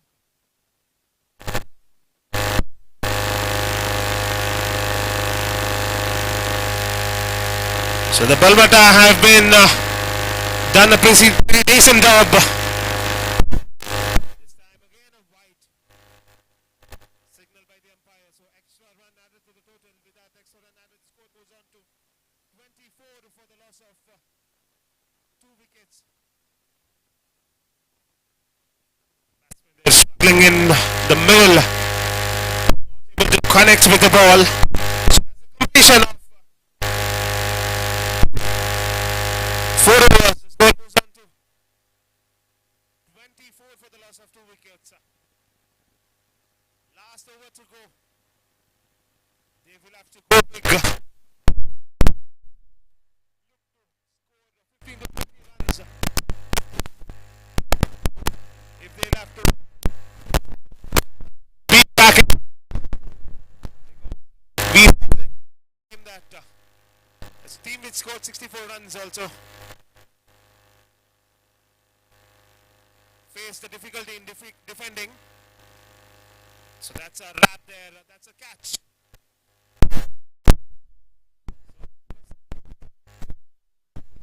Johnson is gone. As I was saying, in the previous game we saw that team chasing 64 runs. 60.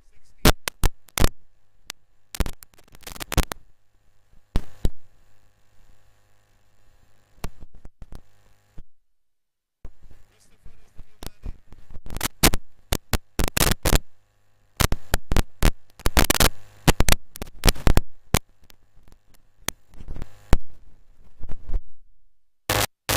Five more.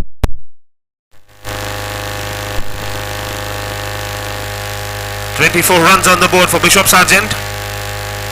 Darren is the bowler to Christopher. So down the leg side, by signal by the umpire. So 1 run added to the total in the form of an extra. So with that extra run added, the score moves on to 25. 5 more balls to go. Christopher is the man on strike. Again, Christopher.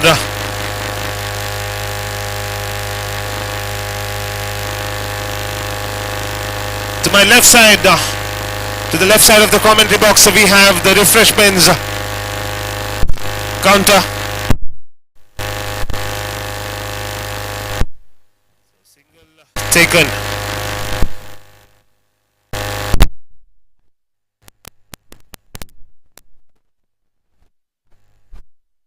This we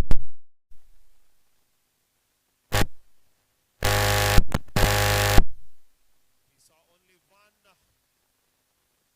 boundary being scored in this innings of Bishop Sargent. They have looked very poor with the bat. Too many dot balls, and whatever runs have been taken also have been to the extra runs given by the Balmata side. Now one bounce into the hand. Wanted to come back, and that's easy pickings. So 2 runs taken.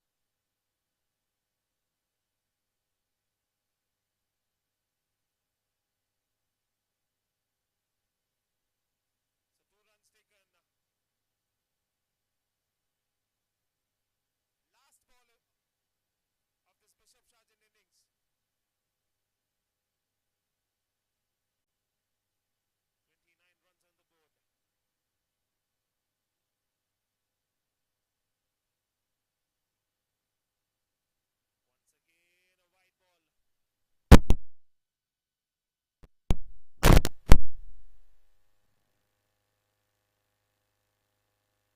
again a wide ball. So no ball plus 2 runs, so 33 runs on the board. So free hit signal by the umpire. That's only a single. Want to come back for the second run. Chance of a run out, and it is easy pickings towards the wicket keeper's end. So that's the completion of the Bishop Sargent innings. 34 runs scored by Bishop Sargent, and 35 will be the target. So out of the 33 runs scored, 9 runs were given by the Balmata side in form of an extra.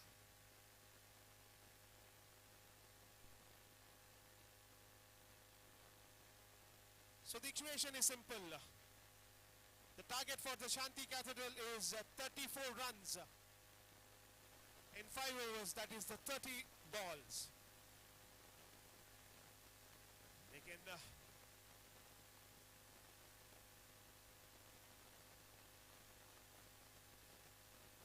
play sensible cricket by rotating strikes. They don't have any sort of pressure. The batting side has scored very low, We'll have to wait and see how they will fare with their bowling and fielding. So if they get some early break and manage to get some wickets in the beginning, I believe that they can put up some great fight. If not, it is going to be very easy for the Balmata side. They'll have to wait and watch whether this will be a one-sided game or a tight contest.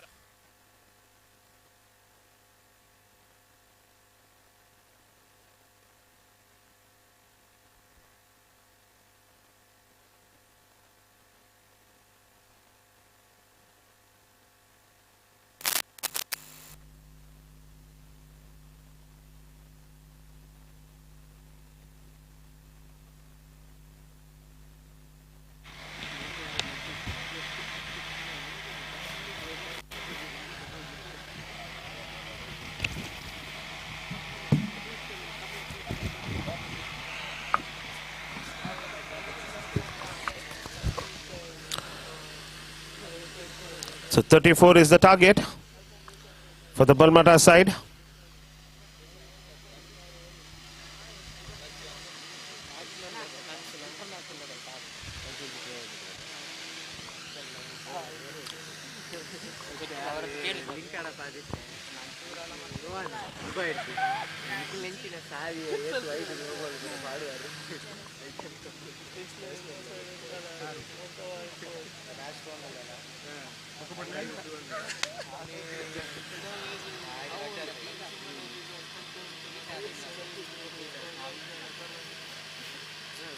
Requesting the captains of Vishranti Bokapatna and Aman Halangadi to report for the toss for the next match.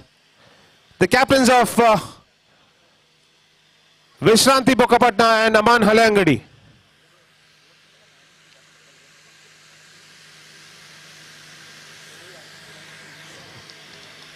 To your kind attention, lunch will be provided here by the organizers.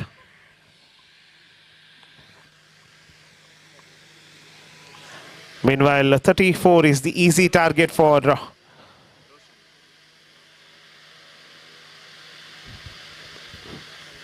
Balmata side. Swaroop and Roshan are the two opening batsmen. We can see the players of Bishop Sargent taking the field.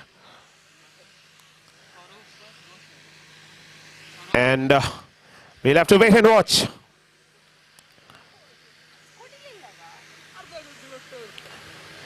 The first 2 overs will be very crucial for both the teams.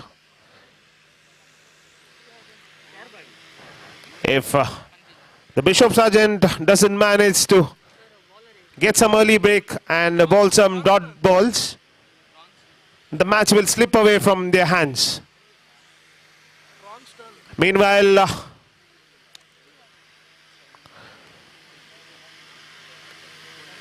Balmata will have to be very careful not throwing away their wickets because the total is not very huge. They just need to rotate the strike, wait for some bad balls,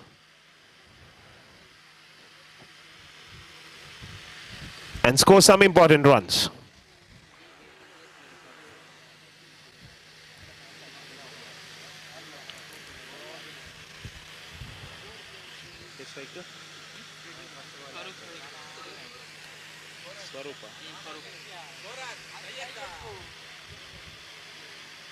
Swaroop is the man on strike.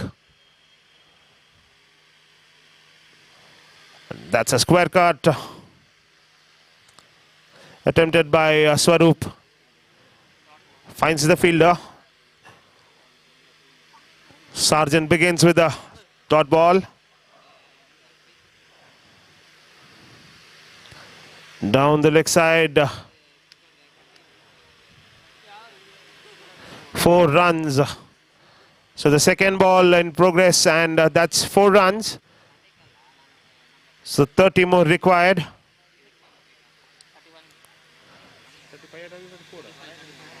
35 will be the target. So 31 required. Ronston is the bowler. Goes big. Swarup goes big.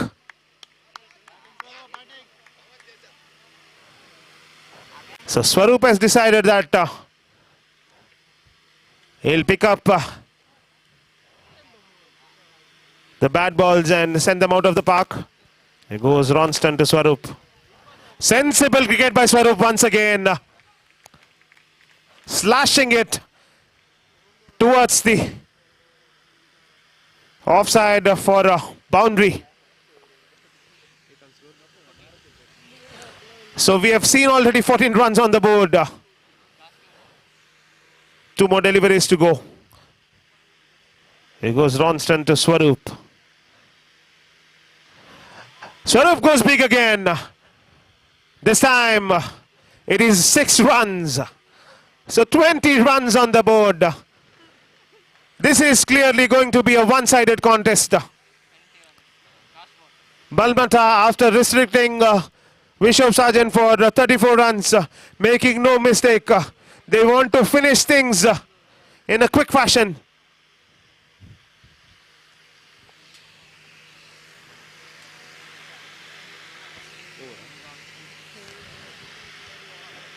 So that's the completion of the first over. 20 runs on the board. 20 for no loss.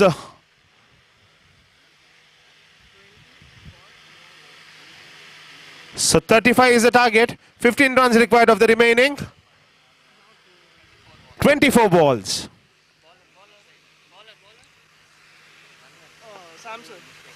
Samson is the new bowler. We'll have to wait and see whether Samson has some kind of magic. But the damage has already been done and they do not have enough runs on the board. Roshan is the man on strike. Now Roshan goes big. That's a drop catch. Roshan also conveying a message to Swarup that when I want to join the party, I want to go big.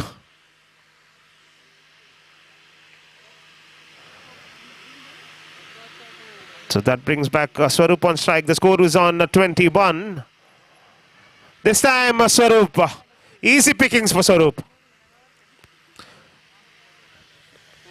2 runs are signaled by the umpire. So 23 runs. Swarup looking in fine touch.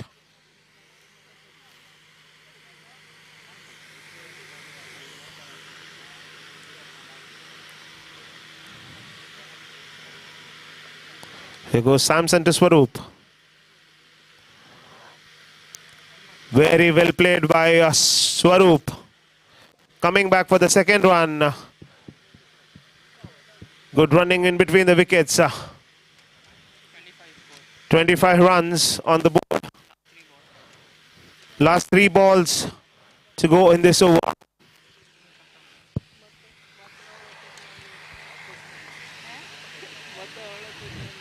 Here goes Swarup. Swarup goes big again. 6 runs. The score moves on to 31. 4 more required. Last 2 balls to go in this over.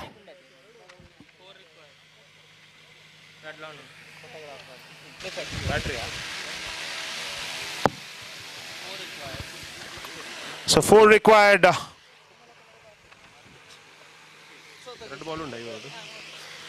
So we'll have to wait and see whether Swarup will finish it. Yes, Swarup decides to finish it with a 6. And that's a finish there. Balmata win the match in a great fashion. Swarup remains not out.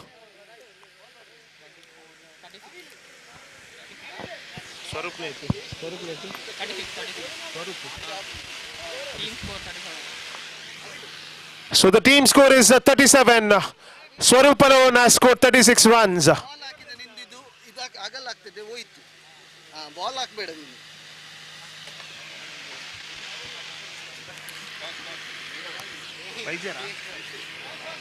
This is the second call for Bokapatna Vishranti and Aman Memorial for the toss. Captains of Aman Memorial and Vishranti Bokapatna have been requested to report to the commentary box immediately for the toss.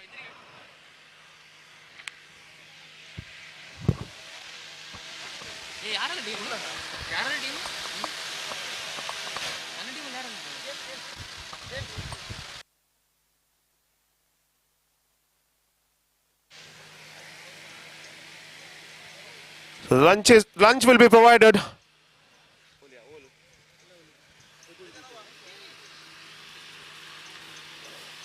Lunch is provided on the other side of the commentary box. Requesting everyone to make use of the services being provided here.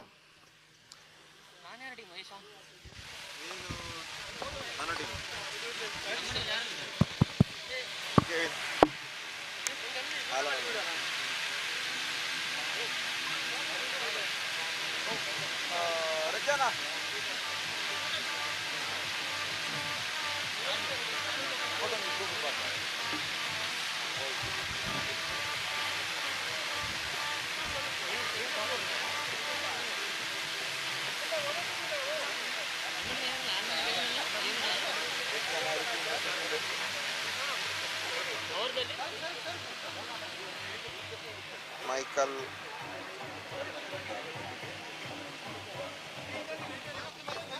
Swaroop is the man of the match in the last game, scoring 36 runs.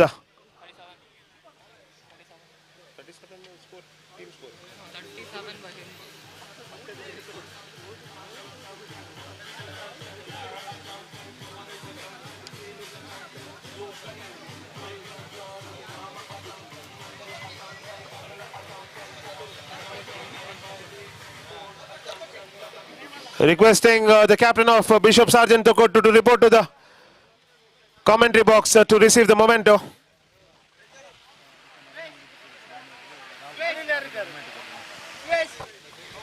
I would also like to call the owner of Navrang Digitals, Mr. Rahul. The owner of Navrang Digitals, Mr. Rahul. I kindly request you to come forward to receive the honors.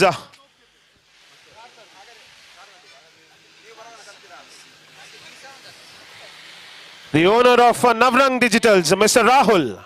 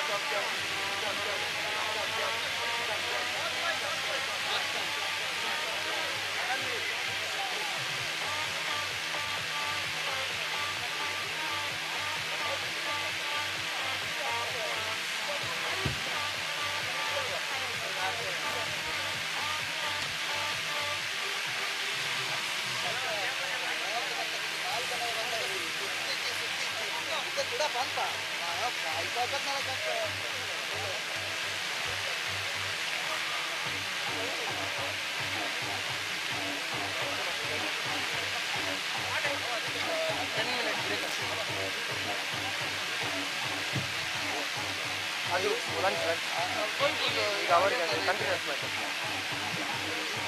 ಇನ್ನು ಭಿನ್ನ next ಈ match break ಇತ್ತು ಈ match start ನಾನು 5 ನಿಮಿಷ ಒಂದು ಹಾಕೋದು ready ಆಗ್ತದೆ ಆಡ ಆಡ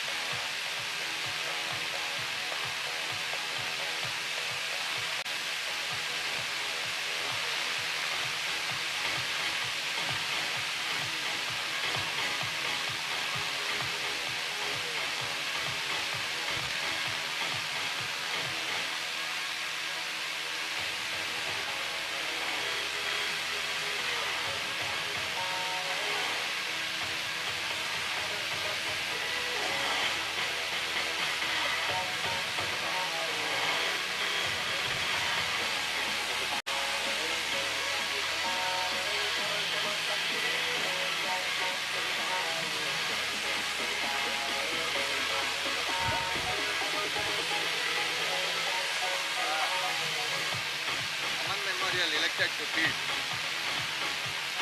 Halangadi.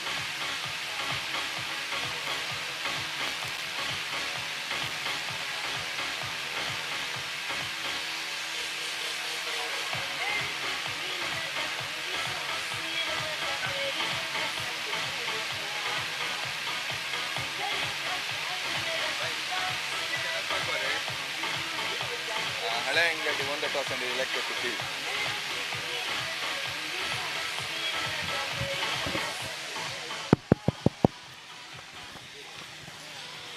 So the news coming from the centre, the captain of the team, Aman Memorial Church, Elangadi, have won the toss and they have elected to feed first. So I request the two batters of CSI Vishranti Church, Bokapatna, please be ready.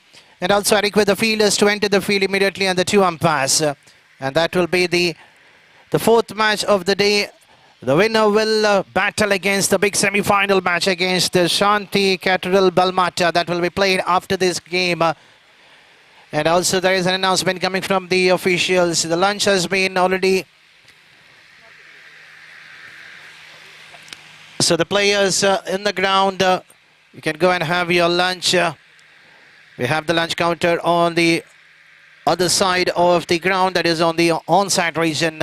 So I request the players, the volunteers who have not done their lunch, you can go and have your lunch. So in the meanwhile, I request the fielders of Aman and also I request the 12th man of both the teams, please do come to the commentary box. The 12th man of both the teams, Aman and Vishranti. So 12th man of both the teams.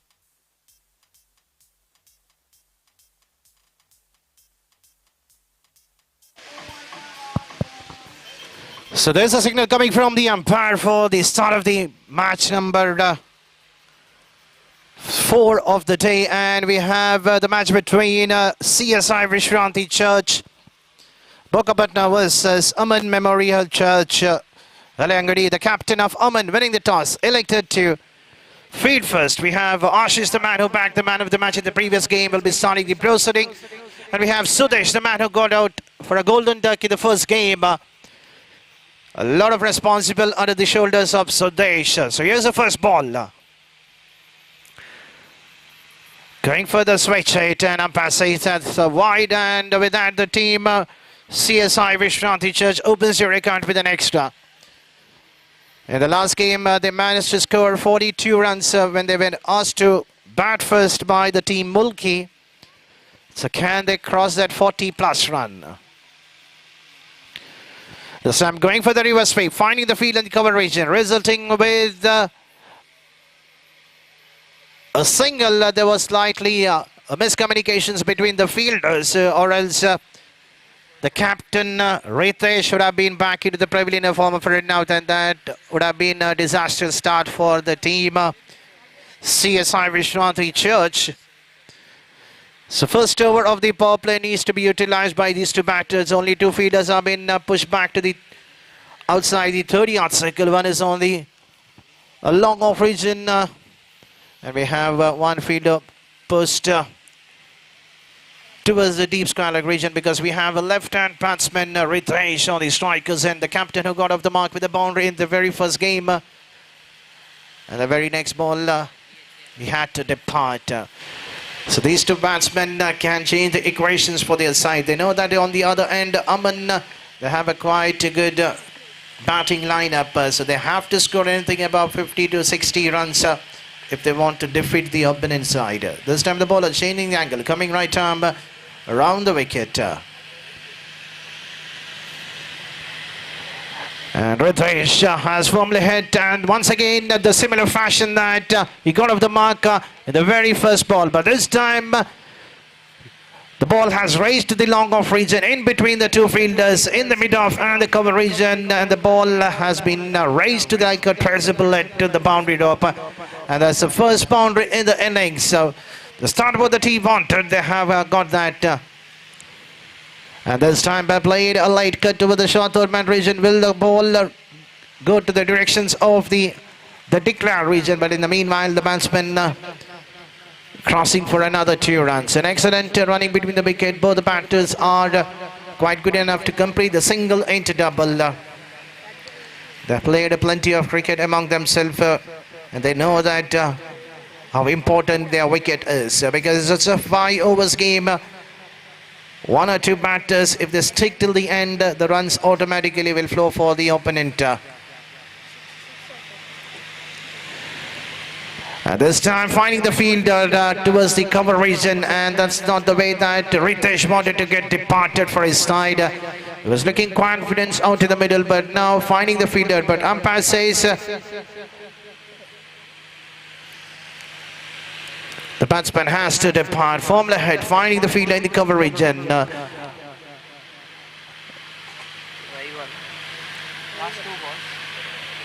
They had a pretty good start, but not in this way. The captain has to depart after playing some quick runs for his side. Rival the man who backed the man of the match in the first game for the team, CSI Vishranti Church. Now his responsibility is quite much needed for his side. He's an excellent batter, excellent bowler for his team. He's starting for his side, bowling the opening over in the previous game. He just conceded 1 run in the opening over of the first match of the tournament. We've seen him hitting a couple of big sixes to his favorite directions on the onside region. So he is the man to be watched. And he'll be supported by the other partner on the non-strikers and Sudesh.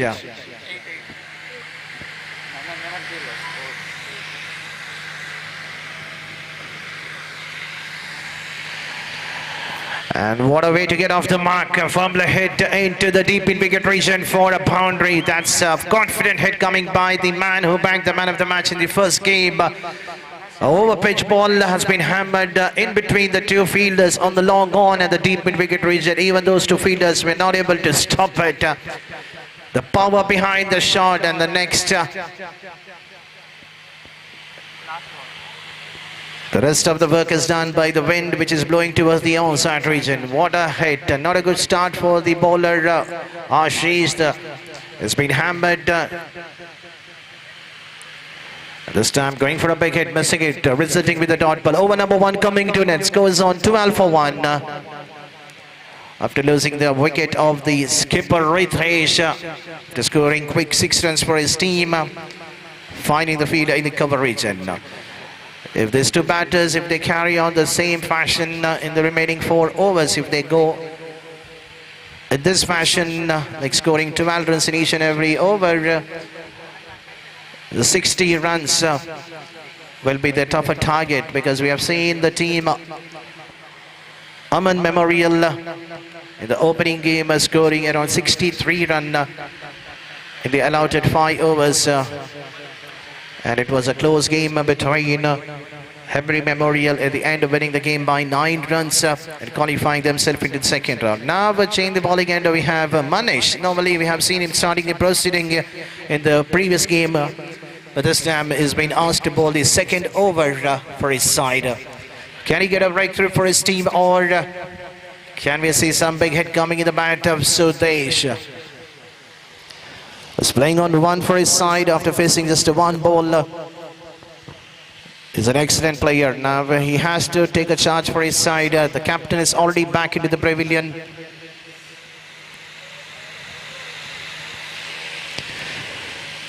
Just look into the vacant area where the fielders are not kept, because you cannot set the field to all the directions on the onside region. This time going for the reverse sweep. Luckily the ball did not carry to the cover fielder who was inside the 30-yard circle. The batsman Sudesh in the beginning of the innings tried playing a reverse sweep. He loves to play those shots, but the wind is blowing towards the onside region. If we just connect right in the middle of the bat, the power and the wind will carry the ball out of the park, but not this kind of a reverse sweep. Either try to target towards the onside or over the bowler set towards the long on and the long off. That is the shortest part of the ground where you can score runs quite quickly for your team.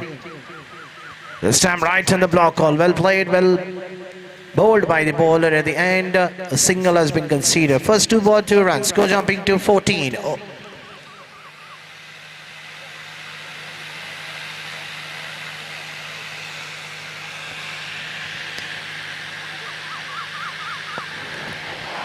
And that's what I was just talking about. But this time finding the fielder straight to the throat of the fielder in the deep mid wicket region. And that's a big wicket. The attempt was done to play towards the onside region, but this time the power was not accurate coming from the bat. It was not on the middle of the bat, getting the bottom of the bat and finding the fielder in the deep mid wicket. That's a second wicket. Both the openers of CSI Vishwanath Church are back into the pavilion, and now we have another batter entering the field. Sakshan is the man.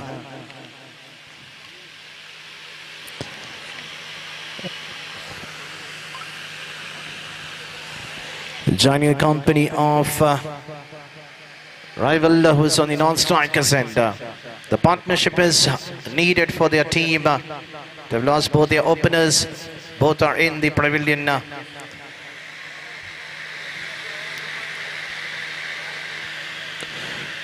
Sakshan, the tall man, facing for the first time. The bowling of Manish. An hesitation for the umpire to call it as a wide. The ball was slightly outside the leg stick, and extra number 1 has been added to the total. With that extra, the score is on 15. Over number 2 in progress. Once again, another wide, back-to-back wides. These are some gifted runs given by the bowlers. The opponent team will definitely take those 3 runs in the shorter format of the game. It's just 5 overs. You cannot bowl these kind of extras that will get the target upper and upper, and you're the team who are going to come out in the middle in the second innings. This time, Section playing towards the cover region to get off the mark.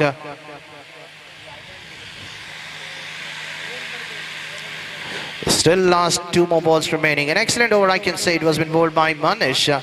He's bowling wicket to wicket. Apart from those 2 wides, he has bowled an excellent spell.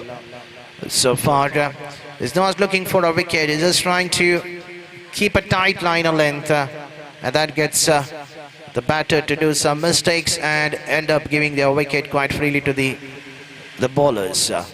So final ball of the over, number 2. Going for a big hit, and the result is there is a man on the long on region, and it's not so easy to take those kind of catches on the edge of the boundary rope. But he made it quite.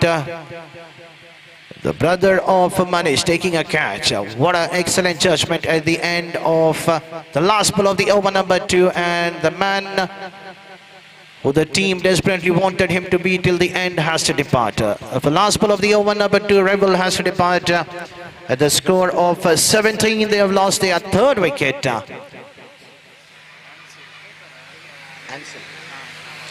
So Ansel is a new batsman joining the company. So we have 2 freshers out in the middle for the remaining 3 overs.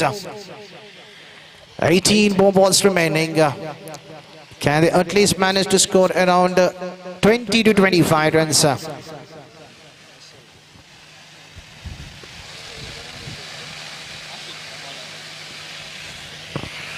So Ashish continuing to bowl the 2nd over for his side. The captain has a confidence. Why not? Because he's an excellent player. Had defended 17 runs in the game number 1 for his side. Batted well, bowled well. And that's the longest part of the ground. There is a fielder under net and straight to the throat of the fielder in the deep wicket regions. On the other end of the team, CSI, Vishranti, Church, Bhagavan are giving their wickets quite cheaply. They are not building the run rate, but they're just giving their wickets. But waiting for the umpire decision whether it's a 6. But that's a sportsman spirit coming from the dugout of the team Aman Memorial. The catch was been taken. Might be the fielder was overstepped the line over in the deep wicket region, resulting with a 6. Not a start what Ashish wanted in the over number 3. In the very first ball, it has been hammered by Section, the tall man of CSI Vishranti. So can he change the equations for his side? He needs to stick there. Just looking at the ball, watch the ball, loser one can be hammered. And well bowled by the bowler, good comeback. The batsman too early to play a back foot cut towards the point region. If you would have timed it right in the middle of the bat, the ball could have raced quite quickly to the boundary, resulting with the dot ball. So second ball was a dot ball. And this time, umpire says that's a no ball. And now we can see a free hit coming. We have seen a plenty of free hit in this tournament. And once again, a free hit signal coming from the umpire, Harish Badal. And here is a free ball. Still the free hit continues because now it's been declared as a wide. She is conceding 12 runs in the first over. The second over was the tight one which was bowled by Manish. But once again, the experienced bowler is conceding some runs in his second over. A free hit ball was hammered straight to the mid-on region. But on the other end, the wicket could have been fallen in the form of a run out. And that's wicket number 4. And the batsman Ashwal has to depart.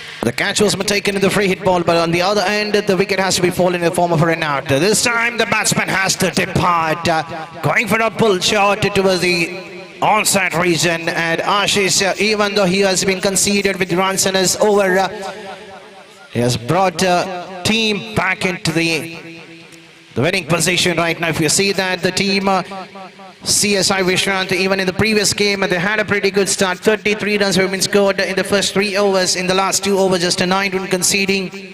And now half of the side is back into the dugout. The experienced batsman doing a foolishness out in the middle, giving his wicket freely. Suhan is the new man.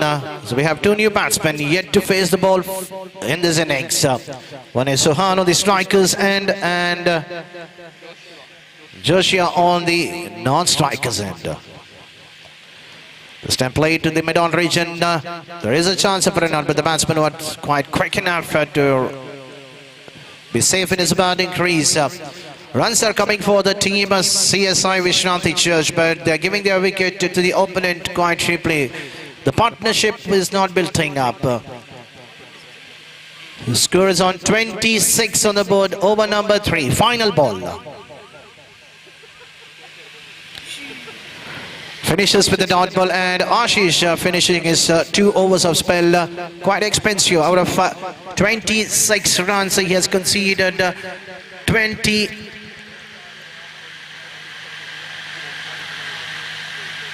1 run in his allotted 2 overs. That is quite an expensive one at the run rate of about 10.5 runs. So 3 overs have been bowled. The score is on 26 for 5. So let's see who's going to be the over number 4 to be bowled.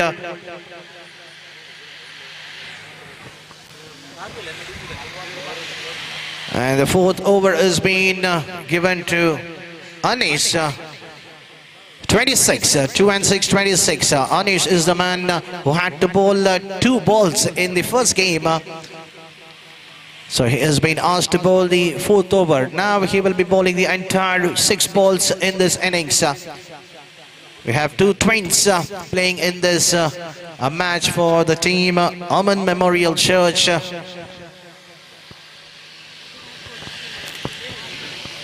He'll be bowling to the batter who is just playing on 1 run, that is Suhan.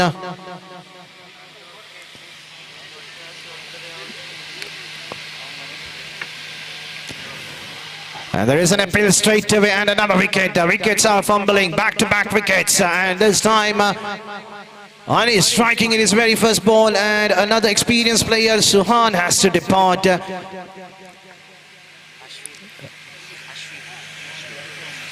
Ashwin is the new batsman.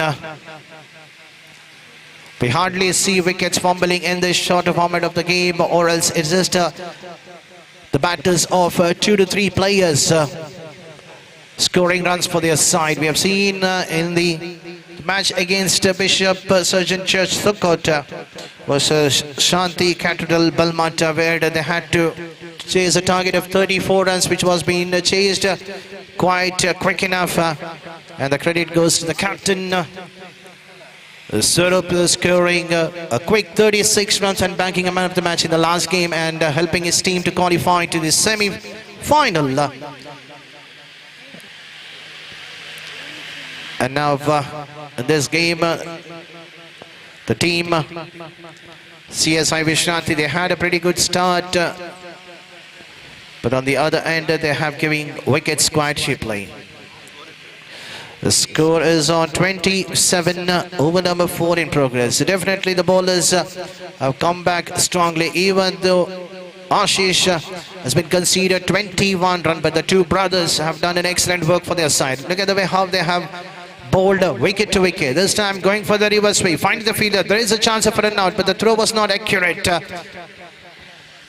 by the fielder who was standing inside the 30-yard circle.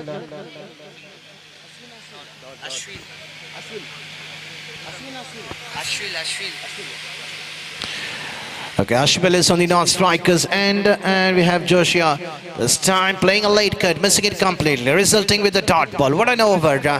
Just a 1 run conceded in this over. 5 balls have been bowled. And a wicket of Suhan has to depart in the very first ball. And the final ball of the over, number 4.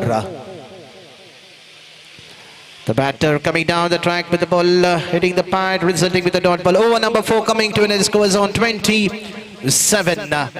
So both the brothers have done an excellent work. So let's see who's going to be the last bowler to bowl the final 6 ball in this innings, and can they restrict the opponent to score anything above 35 runs. If anything less than 35 will be an easy target for Aman. Santosh is the bowler to bowl the last over for his side. Even he is an excellent bowler. He has bowled an excellent spell in the first game. And the captain has a full confidence because it's not so easy to come out to bowl the last over of the innings. The pressure will be definitely on the bowlers' end because the batters will try to score quick runs.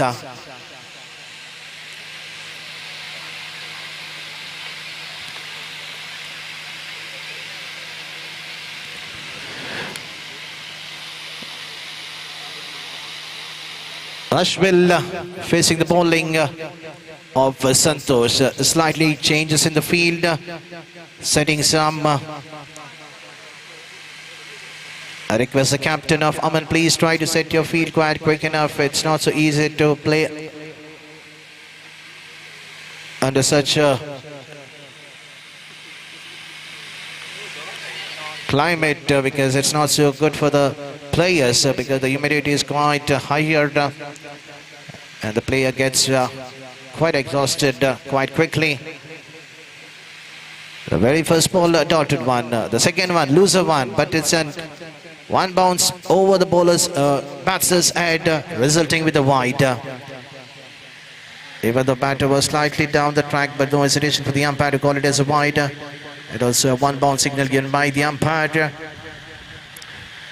It was a good thinking by the bowler Santosh. You have seen the batter coming down the track quite quickly. This time played to the cover fielder. They should be only satisfied with a single. 2 balls have been bowled, 3 runs have been conceded in this over. Sorry, 2 runs have been conceded, 29 on the board, still 4 to go.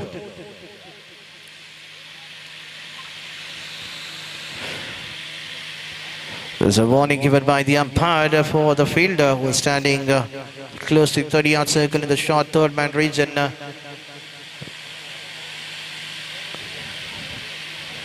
And this time going for the big head. There is a man underneath. Will the catch will be taken? But at the end, he has to just watch the ball sailing over his head for another 6 coming in the innings of the team. CSI Vishwanath coming in the bat of Joshua. What a man has been for his side. The experienced player coming at the right position, right time when the team was looking quite in deep trouble. There's nothing wrong with the delivery bowled by Santosh. It was just a hit coming in the middle of the bat. The rest of the part was done by the wind which is blowing towards the long on and the long off region. So can he target toward the same direction for another 6? Or can we see a dot ball or a wicket? As pressure back to the bowling end. Bowling under pressure, bowling the last over for his side. This time, no hesitation for the umpire to call it as a no ball. That's another no ball coming in this inning. So once again, a free hit. A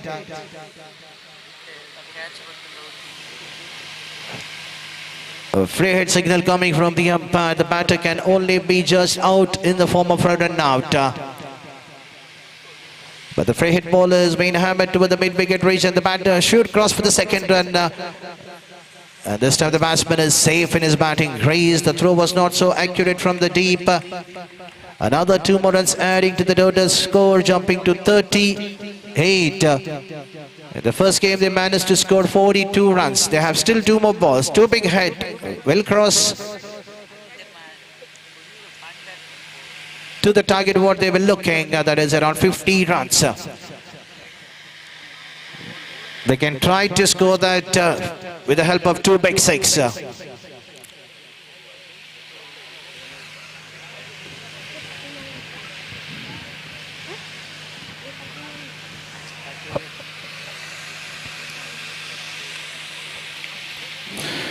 This time coming down the track, playing towards the long leg. Will the batsman cross for the second run? But the batsman has to depart. But he has done his part for his side. He has played an excellent innings when the team was looking quite in trouble. Has walked out in the middle, scored the quick 10 runs out of 4 balls that he has been faced. That's an excellent innings coming from Joshua, what he has played for his side. The team was desperately was on deep in trouble. And now we have a new batsman to face the final ball. Prashmit will be facing the last ball of the innings. The score is on 39.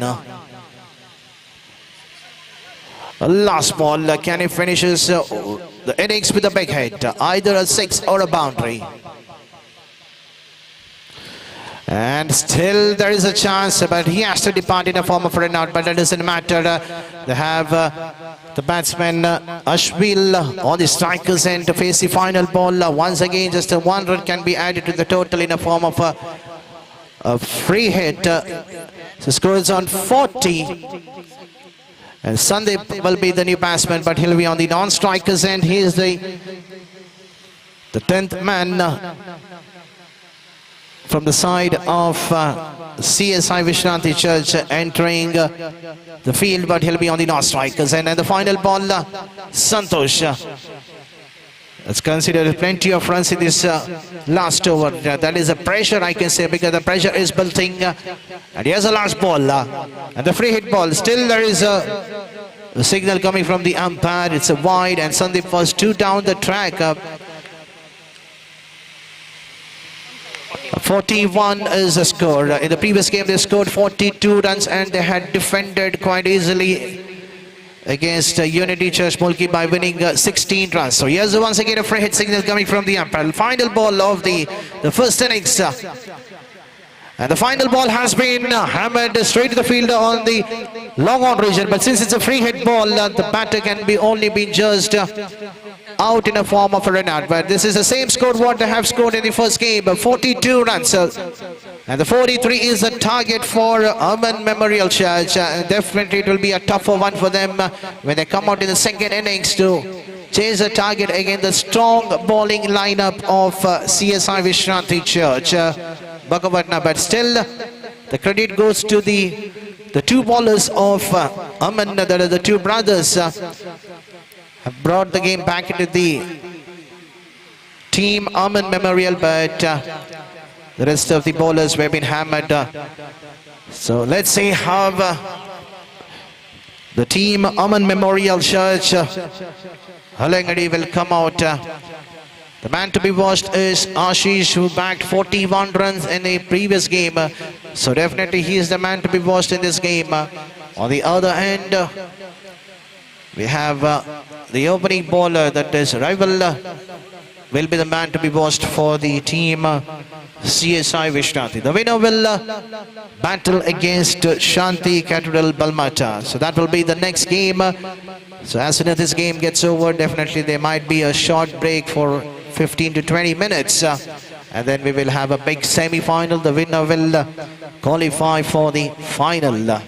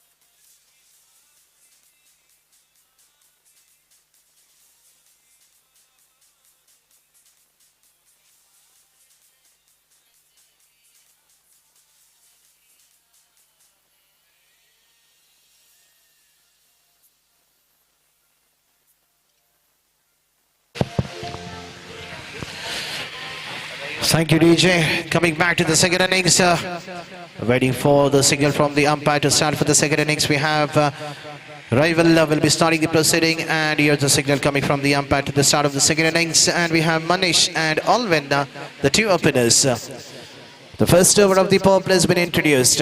Can they utilize in the very first over of the power play? The first ball, the wicket has been fallen. That's a loser one played by the batter Manish, playing a back foot against the bowling of Rival. It was quite quick enough. Instead of playing in a front foot, playing a back foot to the quicker one. The start what the team wanted from CSI Vishranti they have got in the very first ball. Not a good start for the team Aman. They have restricted the opponent team to 42 runs, giving a target of 43 runs. But this is not the start what they wanted, and now they have their most experienced player Ashish walking out in the middle. 43 is the target. If you see the equation in the first game, they managed to score 63 runs, giving a target of 64. Out of that, 41 runs have been scored. So now if you see the equation is just a 43 to be chased. And can Ashish score those 43 runs for his side? But it's not so easy against the strong bowling lineup of CSI Vishranti Church, especially the man who is bowling the second ball and defensively played there to a back foot onto his back foot straight to the mid-on region. If the team Aman, if they want to chase this target, they just need to watch the bowling of this time over the point region. The ball will definitely raise the boundary up, and that's the start what the team Aman wanted from the set batsman. The confident player is just carrying his innings in a similar fashion that what he has done in the first game. A back foot cut, the room was given by the bowler. And the batsman Ashish doesn't misses those kind of the loser one bowled by the opponent bowler, that is never Rival. That's the first loser one that he has bowled in this tournament. This time right in the block call, well played. The credit definitely go to the batsman. A sensible batting by Ashish after a boundary, just trying to keep the strike rotating. He knows that there's still another 4 overs to go. If I is there till the end, he can get his side to the victory one. This time going for a big hit. Alvin missing it completely. The ball kissing the pad, resulting in a dot ball. The start what they wanted, they have got that start. The run rate is exactly around 6 runs per over. The final ball of the power play. Can we see a big hit coming in the bat of Alvin? And the final ball has been hammered straight to the throat of the fielder in the long on region. So both the openers of Aman Memorial Church are back into the pavilion. Look at the way how Rival has started the proceeding for his side. Started with a wicket in the very first ball, ended with a wicket in the last ball of his first over spell. But still we have Ashish out in the middle until he is there. Aman Memorial Church Alangadi are still the favourites to qualify themselves into semi-final. On the other end, even though they cannot pick the wicket of Ashish, try to get the wicket of the other players, or try to bowl a couple of dotted deliveries, and that will get a pressure back into the batting end. Now we have a change in the bowling end. So who's going to bowl the second over? Suhan, another experienced bowler, will be bowling the second over for his side. He'll be bowling against the strong player of Aman Memorial Church. That is none other than Ashish, who is playing on 5 runs for his side. And the team total is so far 5. All the 5 runs have been scored by Ashish so far. The two openers, Alvin and Manish, are back into the pavilion for a golden duck.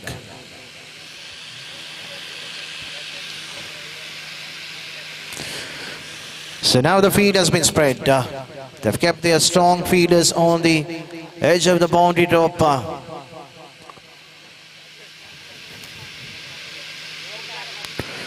That was a short one which has been hammered to the fine leg region, slightly fumbled by the fielder and resulting to declare. That's a hard leg for the batsman. He had an ample of time to play a pull shot.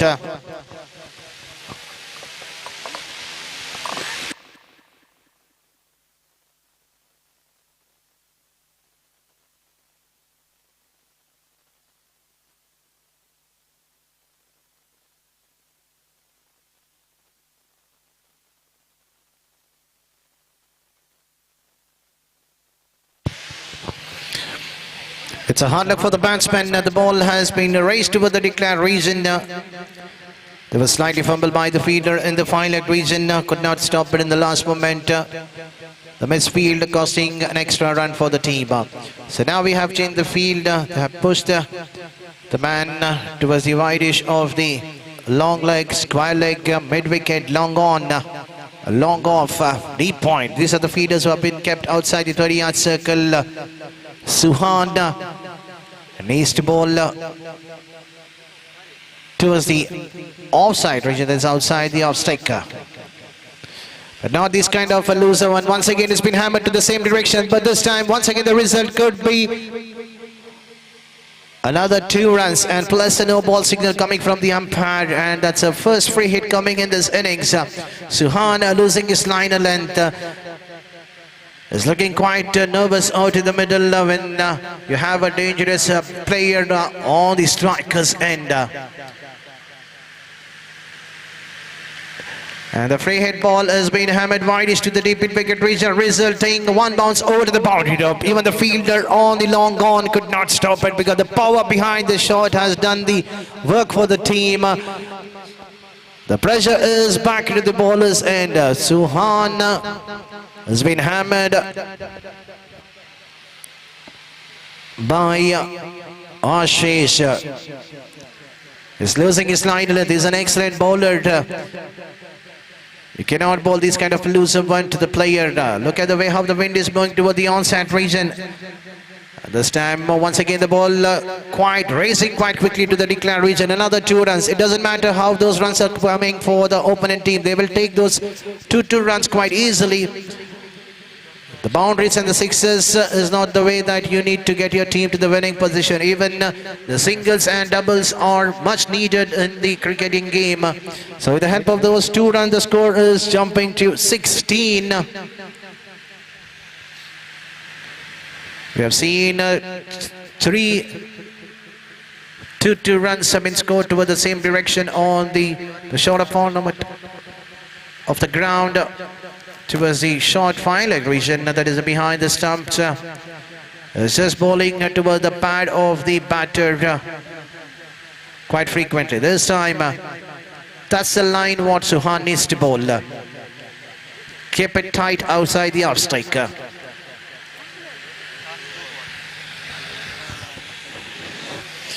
Still 2 to go.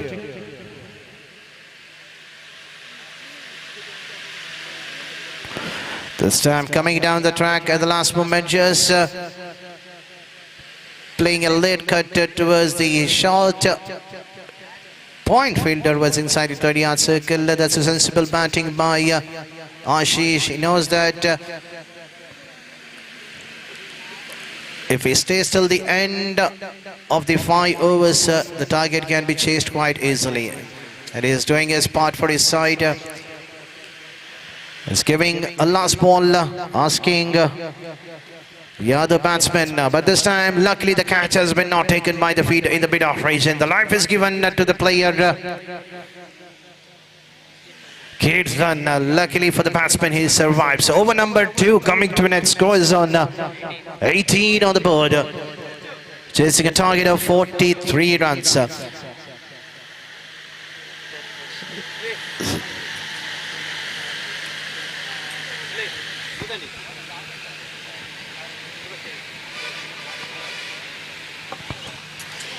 So 18 ball, 25 to get. The question is not so high for the team Aman, 18 ball, 25 to get. This is the overward the team Aman Memorial Church will be looking. They know that this is the final over of rival. They need to play a sensible cricket. Just look at the ball. But not a start what rival wanted in the last over of his spells. Dance with the wide. Equation is now 18 ball, 23. Even if they score 6 runs in the 6th ball without giving a wicket, the last 12 balls, anything below 14 runs can be chased quite easily. They just need to watch and play a sensible cricket. So already just one ball has been bowled, 2 runs have been conceded, both the runs have been conceded in the form of an extra. One was in the form of a wide, and now a leg bar signal given by the umpire.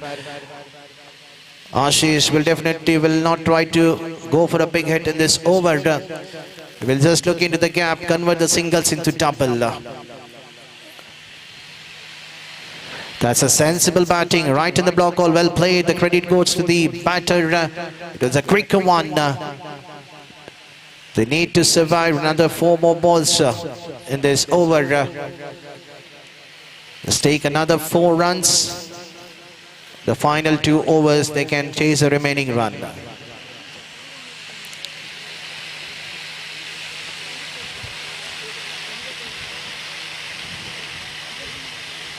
Another single taking this time. There is a chance for the double run, but the feeder was quite quick enough, and they are happy only with another single. So 3 balls have been bowled, 4 runs have been conceded in this over. Still free to go. And the score's on 22. They need another 21 out of 15 ball.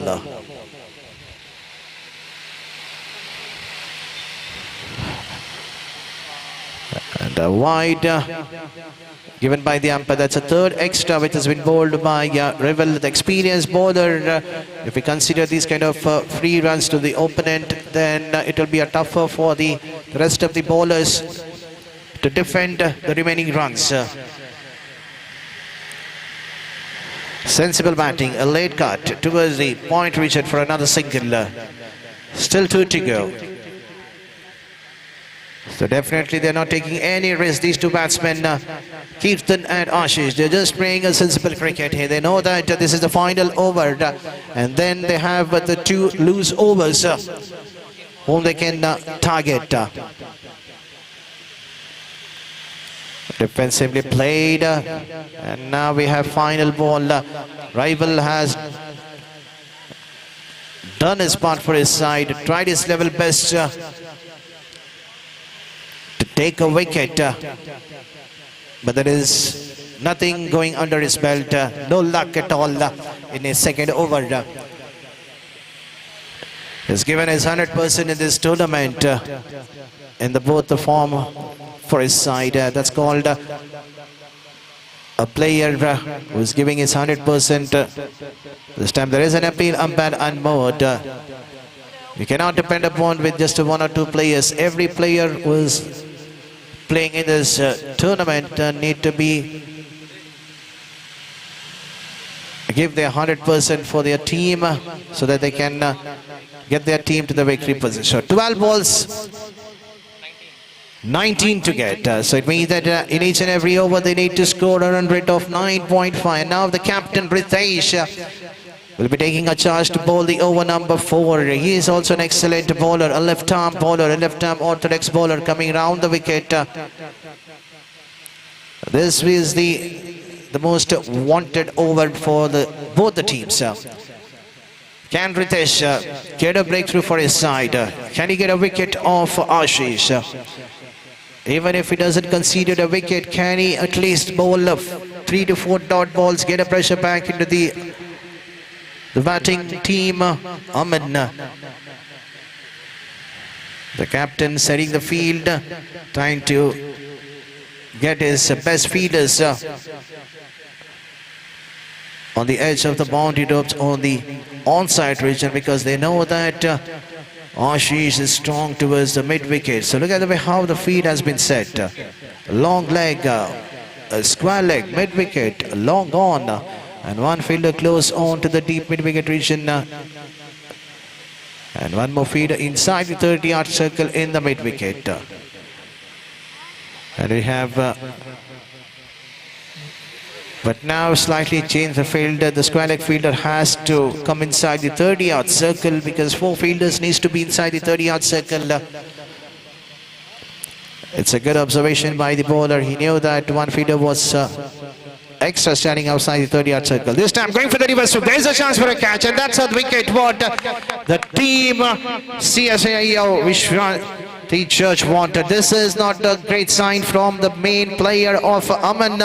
It was a looser one ball. He could have hammered it towards the onside region, but the last moment changing his shot, going for the reverse sweep, finding the fielder in the short third man. That was a fuller ball, but it doesn't matter for the team CIC Vishranti how the wickets are being fallen, but they know that they have got the big fish. And now we have a new batsman, Anish, joining the company of Kirtan. 11 ball 19 to get. What a match. Under pressure, the bowler captain bowling the second ball for his side.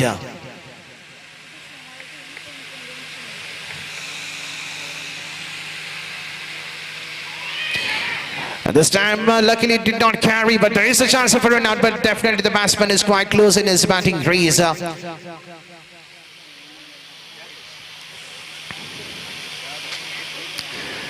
Luckily the ball did not carry to the cover field or else Anish had to depart, so that would have been the second wicket in this over. The back-to-back wickets would have been much trouble for the team Aman Memorial Church. They were only depending on one player and that is of Anish, but other batsmen also need to play their part this time. That's a wicket right on the block call. Kirtan going for a big hit. You miss, I hit straight to the stumps. This is a turning point of the over because this is the most wanted over for the team. Because they know that their experienced bowler rival have completed his 2 overs of spell and the captain is doing his part for his side. That is called a cricketing game where you cannot depend upon one bowler, but the other bowlers also need to do their job, and that's what Ritesh, the captain with jersey number 29 at his back, has done his job so far for his team. He knows that the team is quite closer to qualify to the semi-final to battle against Shanti Cathedral Balmat, who is one of the finest, the team who have backed a couple of tournaments under their belt. And now we have another new batsman. Anvil will be joining the company of Anish.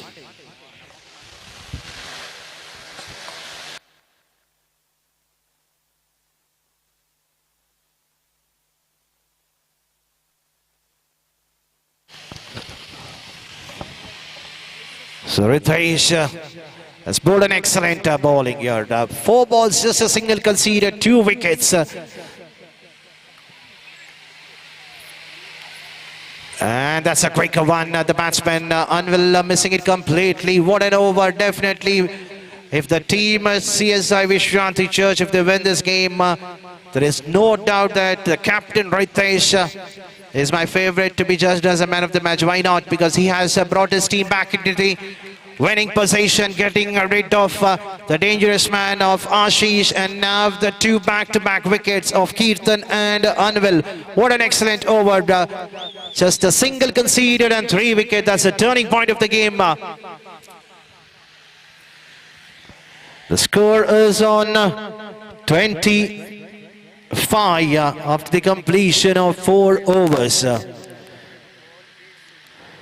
So final over 18 to get. So let's see who's going to bowl the last over, and the last over is being asked to bowl by none other than Joshua will be bowling the last over. The senior most player of CSI Vishwanti Church, Bakapatna, will be bowling the last over. Joshua, another experienced bowler, definitely he can defend the 18 runs. So can Ashish be the hero for his side? I mean, Anish because Ashish is already back into the pavilion. That one mistake done by the batter going for a switch hit in the very first ball of the over number 4, giving his wicket quite cheaply to the opponent. So here's the first ball of the over number 5. It was a shorter one, straight to the fielder in the long leg region. One bounce. At the end, the batsman should be happy only with the single. That was a loser one bowled by... but now there is a appeal for hit wicket. So let's wait for the third umpire to let us know their decision. So definitely the batsman might have hit the stumps while hitting that pull shot towards the long leg region. Might be his back foot might have kissed the leg. So let's wait for the decision from the third umpire and the result. So it means that the batsman himself, he knows that he has kissed the stump, and that's another wicket fallen. So the runs will not be conceded. We have seen these kind of wicket falling in the IPL match also. And there's a signal from the third umpire too, that's out. We have seen a similar fashion in the IPL game where the ball was cleared out of the park for a 6. But at the end, the batsman was declared giving a hit wicket. So similar fashion in the very first ball, luckily for the bowler. And now we have a tall man, Rahul, facing the bowling of Joshua. Short of one. And this time it's been hammered to the long on region for a 6. That's a loser one bowled.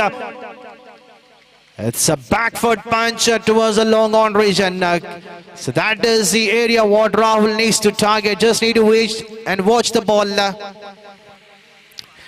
You're a tall man, well built. If you connect right in the middle of the bat, the ball will definitely race out of the park. Now the question is 4 ball 12 to get. 2 big 6 will finish the game. This time right in the block call towards the wide on the long on region. Will the batsman cross for the second run? Desperately Rahul will need to be on the striker's end for the remaining 3 ball. Now 3 ball 10 to get. Can he be the hero for his side? The dugout of Aman Memorial are cheering for each and every run which has been scored from the bat of Rahul. Why not? He has an ability to clear the boundary of quite easily. He has done that in the very first ball of the innings that he has faced. Here is the loser one, but missing it completely. That was a shorter ball.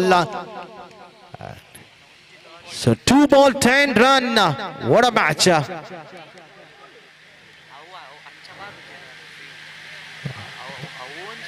No ball or on some extra balls will definitely get a team Aman to the victory position. Here is the ball.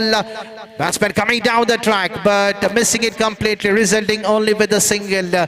So now we have the smile coming in the players of CSI Vishranthi Church. Why not? All credit goes to none other than the captain who turned the game for his side.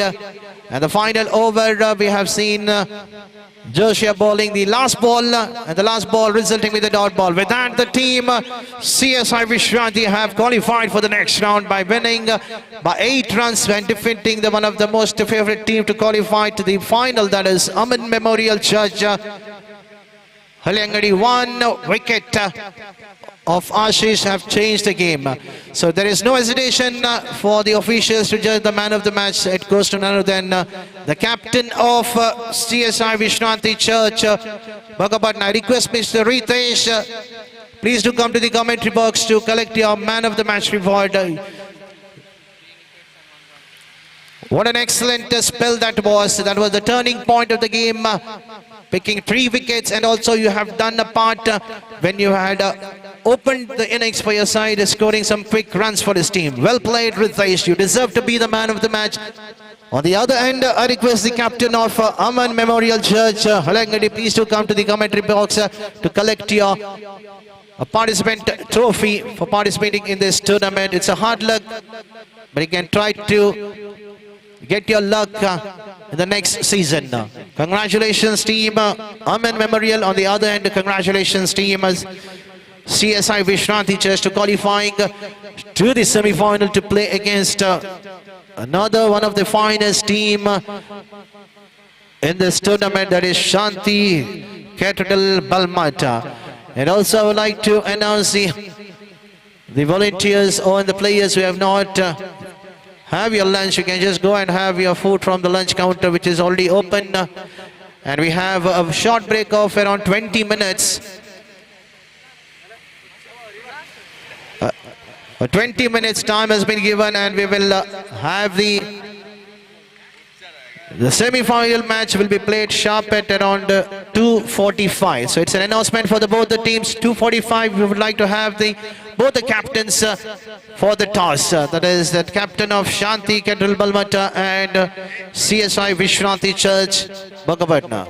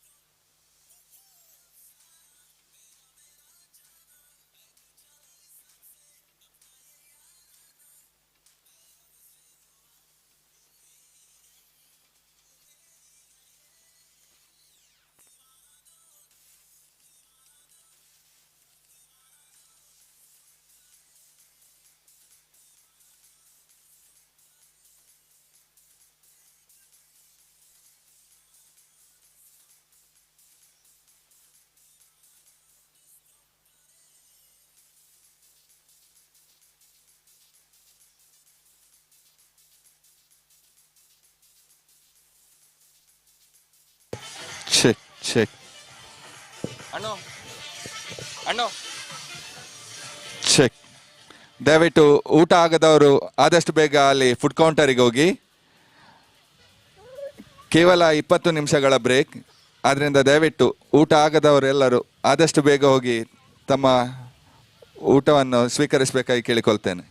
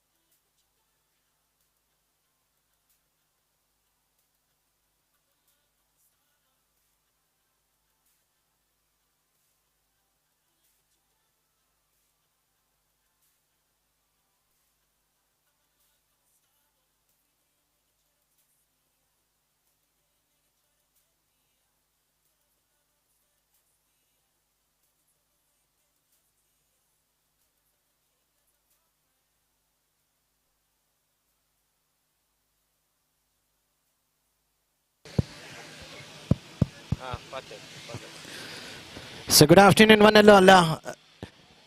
We have just one game remaining for the day one of this tournament. That will be a big semi-final between CSI Vishranti Church Bogapatna versus Shanti Cathedral Balmata. So that match will start. Before that, we have a small game between the officials. So I request the two teams of CSI Kanthi Church. I request the two captains please to come to the commentary box for the toss, and let's begin with that game. We have the two teams, that is the team Smith versus the team Kevin. So I request the two teams please coordinate with the organizer so that we can start with that game, and as soon as that game gets over we will have a big semi-final. The winner will qualify for the final.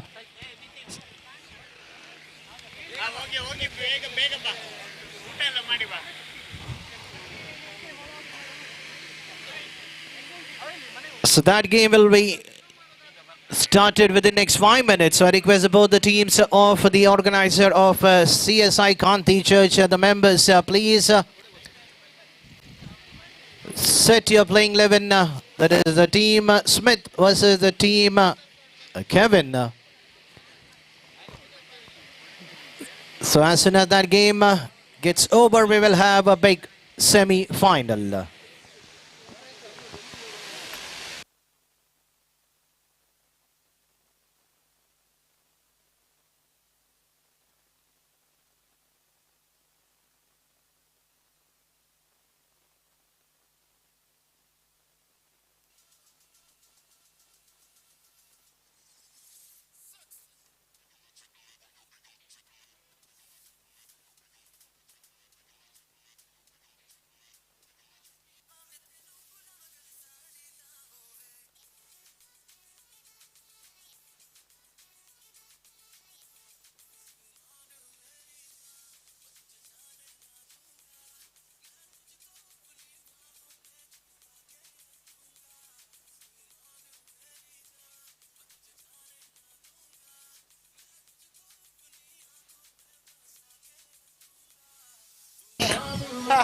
Halo. Sachin. Nah, dalam pada ci.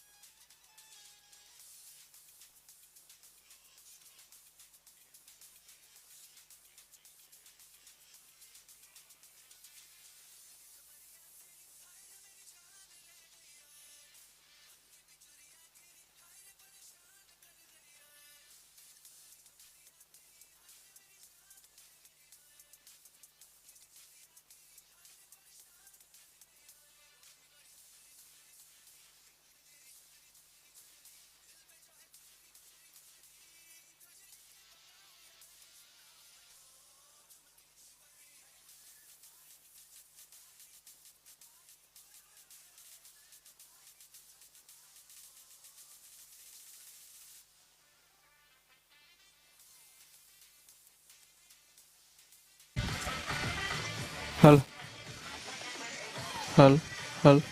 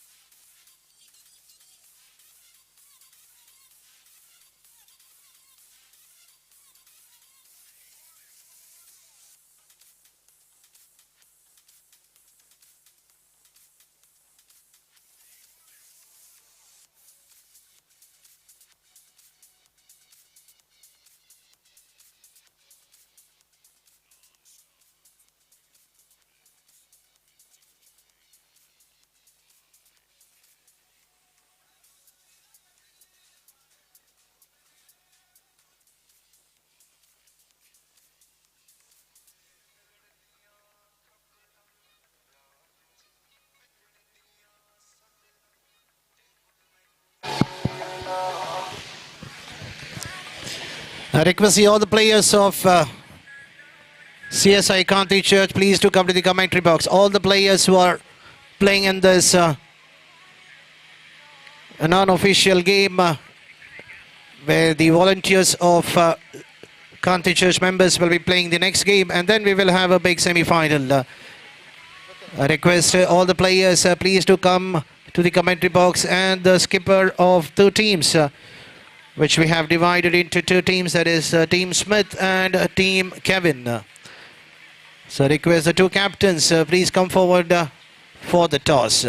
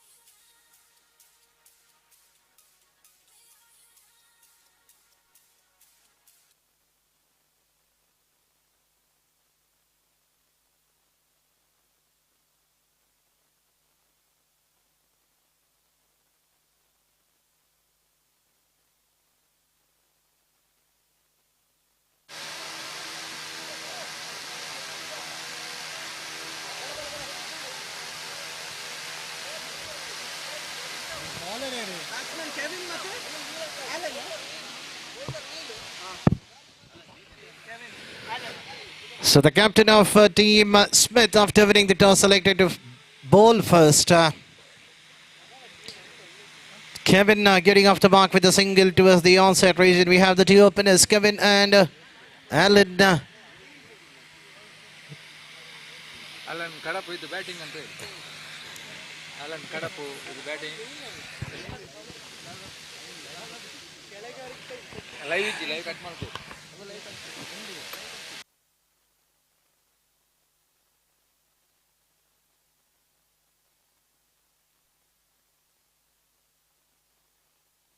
Allen going for a big hit, missing it completely. And umpire says that's a wide. So 2 runs adding to the total.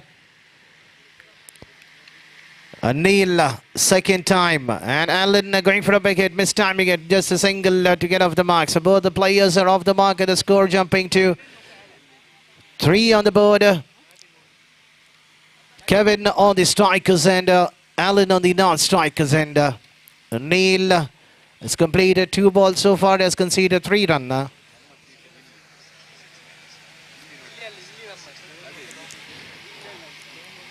Going for a big hit, going for a pull hit towards the a long leg on the onside region, missing it completely, resulting with the dot ball. 3 balls have been bowled. Neil has conceded 3 runs. This time going for a big hit. There is a fielder on the net, straight to the throat of the fielder in the mid-wicket region, and Kevin has to depart. And he could not believe it that he could not time it right in the middle of the bat. Power behind the shot did not carry because the wind is blowing towards the long on and the long off region. But this time he has to depart after scoring just a single for his side.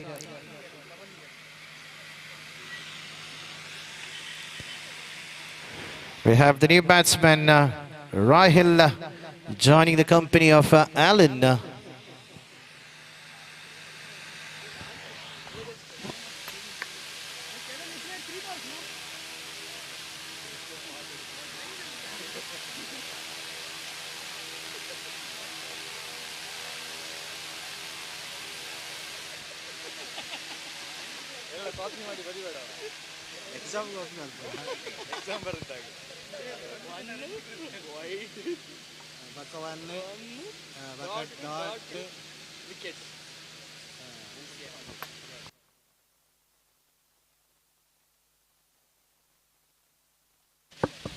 And the left-hand batsman Rahil getting off the mark, hitting it towards the fine leg region to the declared region. 2 runs adding to the total and the score jumping to 5. Still 1 more ball remaining in the over number 1 to be completed. It's a match which is known as an unofficial game between Team Smith and the Team Kevin. They are the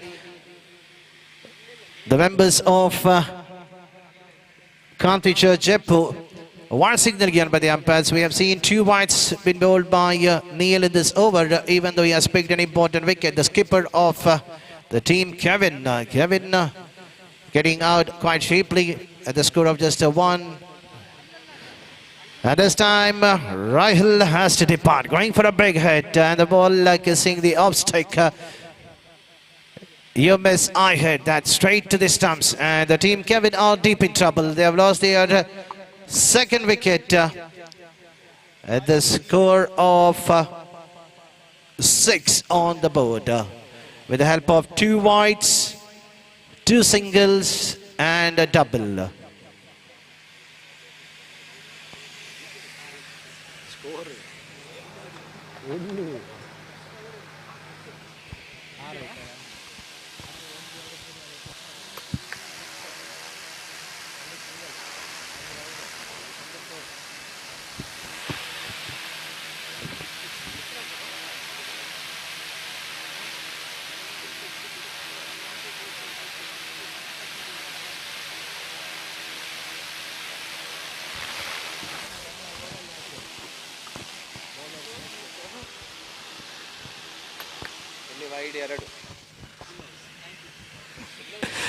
So Captain Smith bowling the second over, and he starts with the dot ball. Anil defending it straight past the feeder in the mid-on region, resulting with the dot ball. Alan,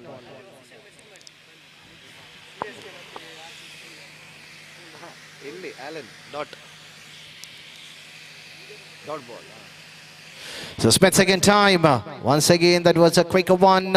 Last moment, Allen defending towards the onside region for a single. One more run adding to the total score, slowly jumping to 7.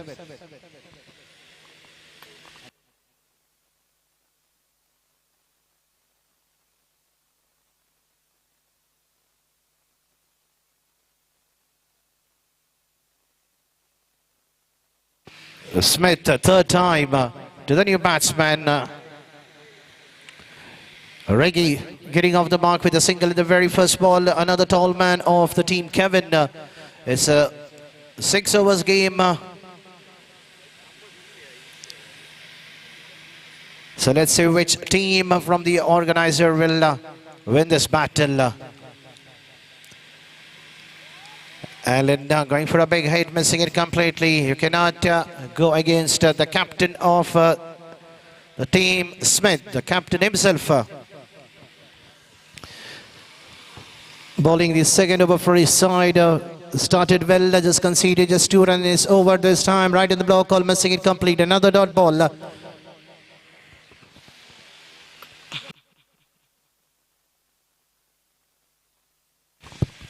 So as soon as the first innings of this game gets over, I would like to ask the captain of CSI Vishanti Church Bogapatna and the captain of Shanti Cathedral Balmata, please to come to the commentary box for the toss. As soon as the first innings gets over, we will have the toss. So after the completion of 2 overs, the score is on 8. Allen has to depart in the final ball of the over number 2. Getting out, and the team, Kevin, are in deep in trouble at the score of 8. They have lost 3 wickets.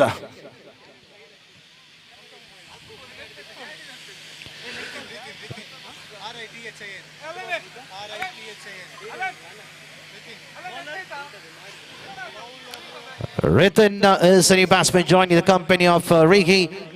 And we have Neil once again coming back to bowl the second over for his side, conceded 6 runs in the opening over. So once again, this is a reminder for both the team's captain. As soon as the first innings gets over, the 2 skippers, Saurabh, the captain of Shanti Cathedral Balmatta, and Ritesh, the captain of Vishranti Church, please do come to the commentary box for the toss.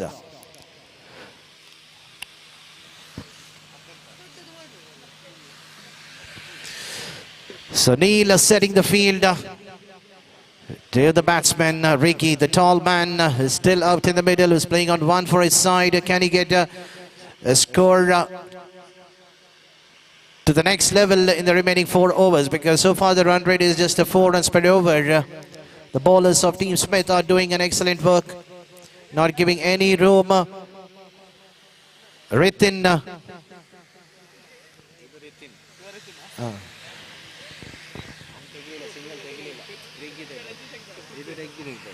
And this time a looser one, and the ball has been hammered to the cover region. 1 bounce over to the boundary, but at the end it was being cut down by the fielder. In the last moment, the batsman Ritin getting off the mark with that 2 runs, which was being hit towards the cover region. With that 2 runs, the score slowly shipping to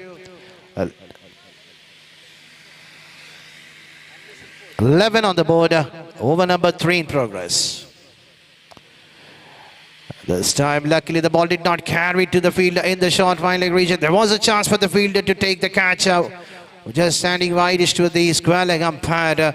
He had a time to take that catch, but the last moment, the ball falling short of him. And can I say that it's a life given to the batter, Ritin? We just need to wait and watch what he's going to do for his side in the remaining 3 overs after this. Defensively played, respect given by the batsman, played to the mid-on region for a single. 5 runs have been conceded in this over bowled by Neil. Can he get a breakthrough? Can he break this partnership? Another single towards the cover region. The 2 well-known umpires doing an excellent work from the beginning of the day of this tournament. Harish Patel, Atmaram.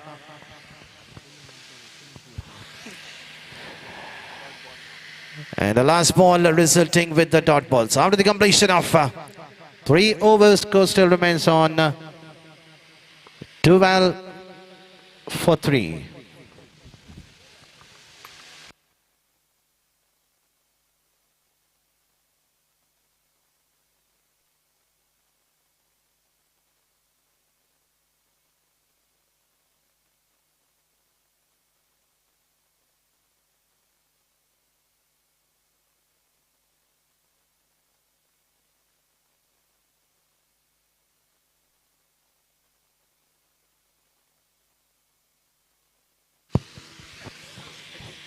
Prajwal starting the 4th over for his side for the team. Smith starts with the dotted one. The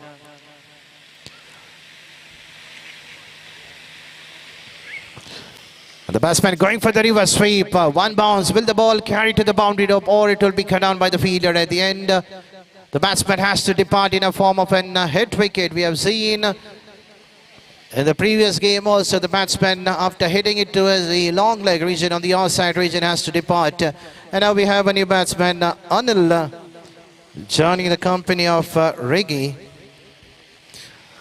The team Kevin after losing the toss asking to bat first. Have not done anything much on the scorecard. The score is only on 12.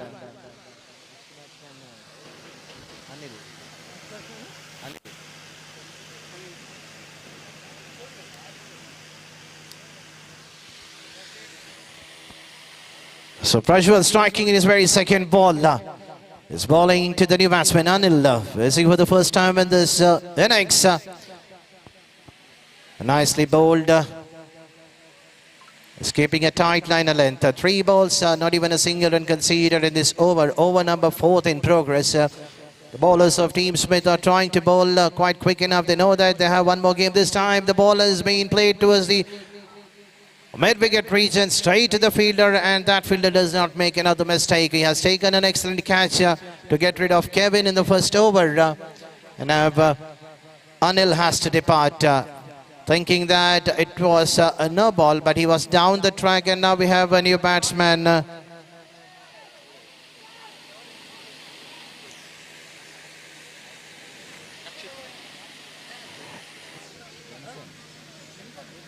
Yakshit on a t-shirt.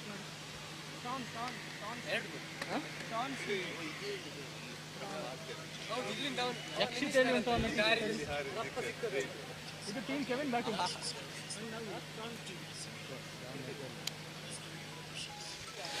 So Sean is the new batsman. Now will be facing the bowling of Prajwal. And this time umpire says that's wide. Another single adding to the total, slowly jumping to 14 on the board. Over number 4 in progress. Sorry, the score is on 15. Still 2 to go. This time right in the middle of the mat. There is a fielder in the long leg. Uneven bounce conceding a boundary. And what a way that Sean is getting off the mark with the boundary. And that's a well-needed boundary for the team Kevin wanted. And the score jumping to 19. Over number 4 in progress. Final ball remaining in the over number 4 to be completed. The score is on 19 for 5. Off of the side of Kevin are in pavilion. So final ball of the over number 4. Straight pass to the bowler resulting with the dot ball. Over number 4 coming to an end. The score is on 19 for 5.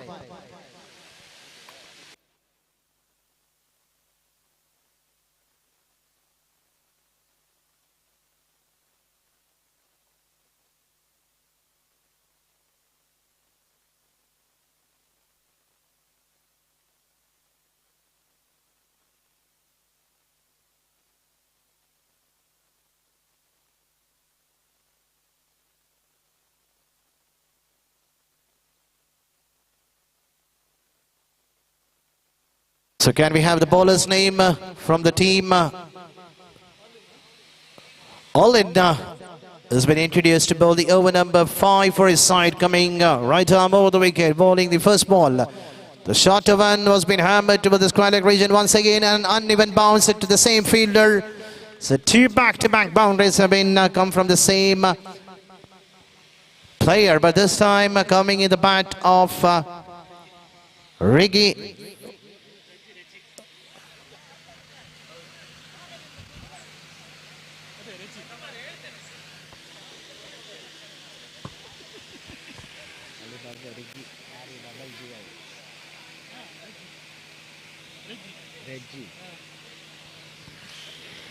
And this time the batsman too early to play that shot. Luckily the ball did not carry to the field. Standing closer to the score leg umpire. Another single adding to the total score. Moves on to 24 over number 5 in progress. The 2-shot ball which has been bowled by Olin has been hammered by Reggie towards the onset region. And now we have another tall man. Got off the mark with a boundary. That is Sean. Facing the ball of Olin.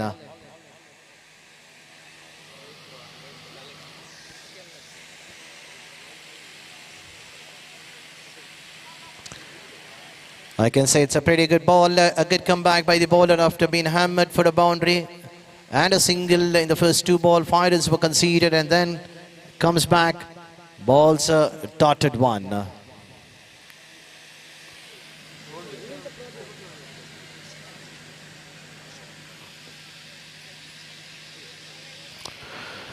This time a single taken to the mid-off region, and now we have Reggie on the strikers end. Will be facing the 5th ball of the over number 5.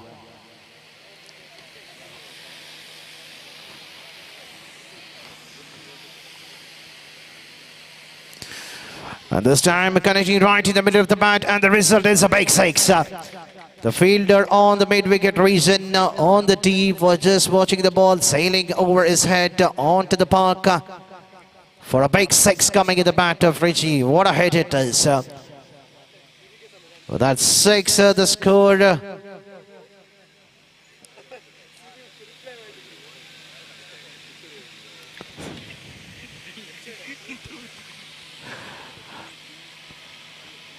Once again, there's now widest to the square leg region, so that's another 6 out of the box. So 2 back-to-back 6 to finish the over number 5.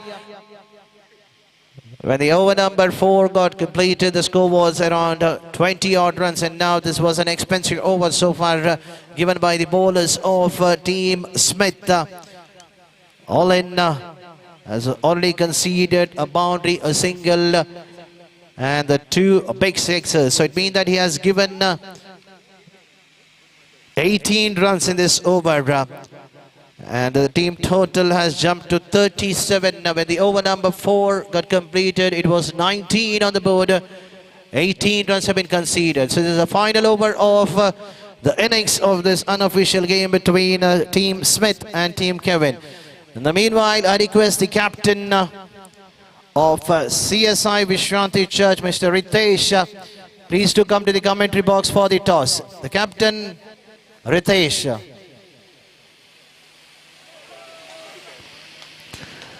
And this time the batsman has hit towards the declared region. But umpire says that's a 2 declared given. Already a 2 declared given by the umpire. The ball might have touched the bunch of the tree on the declared region. So definitely it's a fair call coming from the umpire. 2 runs have been conceded, will be added to the account of Reggie. And the score jumping to 39. Still 5 to go. And this time getting an edge, the batsman has to depart. Smith taking his wicket in the ball number 2 in the final over.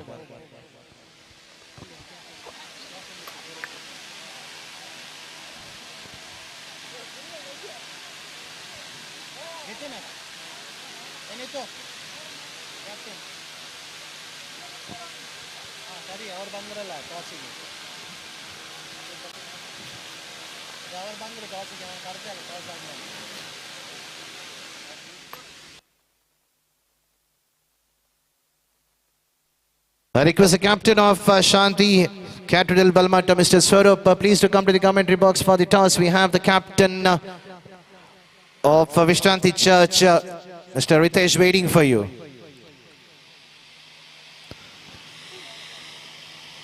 Smith comes back, balls a dotted one, and the new batsman Awel missing it completely. The score still remains on 39.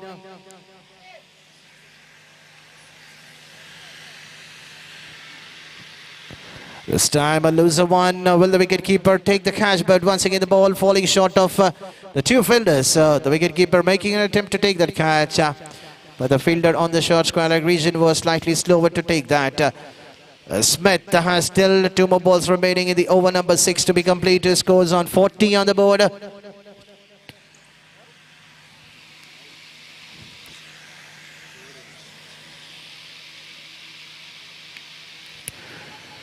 And the right and the block call, the batsman missing it completely. So we have the final ball of this unofficial game between Team Smith and Team Kevin. And the last ball, the skipper of the Team Smith, bowling the last ball of this innings.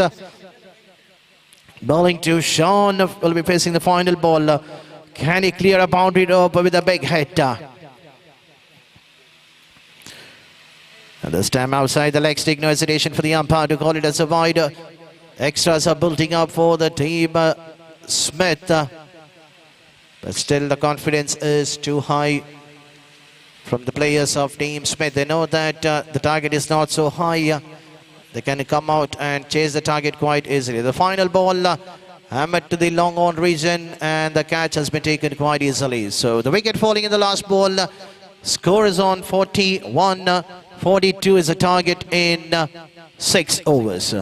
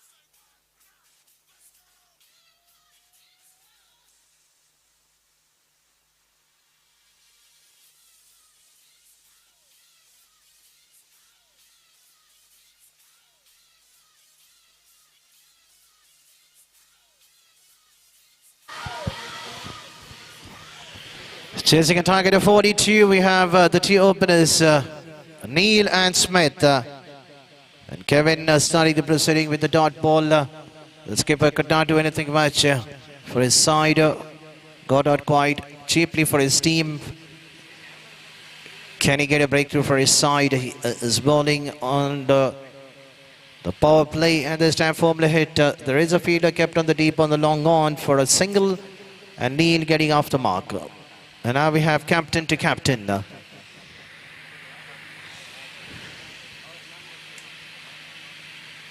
Kevin bowling to Smith.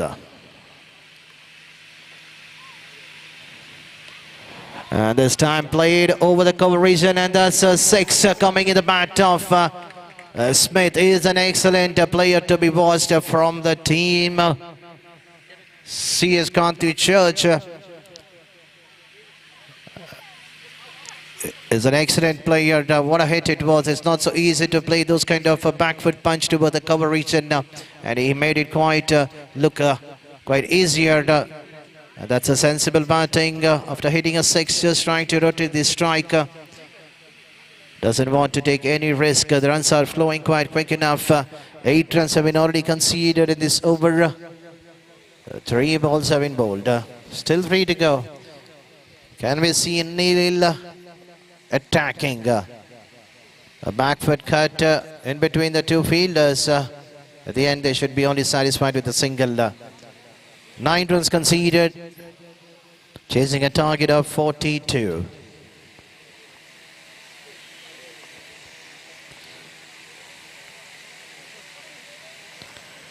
At the last moment, just checking the shot, wanted to play towards the onset region. At the last moment, the ball was quite quick enough. Just playing it defensively onto the cover region for a single to keep the strike rotating. They know that the runs are coming in each and every over. Last ball remaining. And the final ball driven it straight to the bowler to finishes with the dot ball. So over number 1 coming to end score is on 10 on the board for no loss. Chasing a target of 42. The first ball was a single, the second ball was a 6, the third ball was a single, the fourth ball was a single, the fifth ball was a single, and the last ball was a dotted one.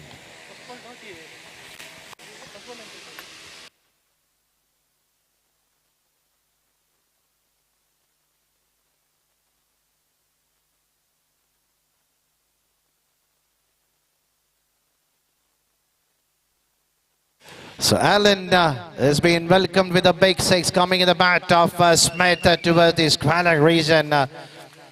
Another experienced bowler. I've seen him playing cricket a long time. He was an excellent player to be watched. And now he has been hammered for a big 6. This time Smith once again. Repeating the same shot, but this time towards the wideish of the final region, and that's another 6. So 2 back-to-back 6s coming in the bat of Smith. That's a third 6. The first one was the finest ever hit towards the cover region, and then he doesn't miss those kind of elusive one bowled by Allen. Can Smith finish with another 6 in this over? This time going for a big hit. And the ball is racing quite quick enough to the fine leg. He will definitely cross for the second run, but Neil wanted to be on the striker's end, that even he has an ability to clear the boundary rope quite easily. Even he wants to attack Allen. That's a quicker one. Playing too early at the last moment. Luckily he did not get any edge, or else he would have been back into the pavilion in the form of a caught. There was a chance, but he doesn't miss those kind of elusive, and this time over the long off fielder. That's the safest position to play a 6 in the cricketing field of any part of the ground over the umpire's head. You cannot set a field.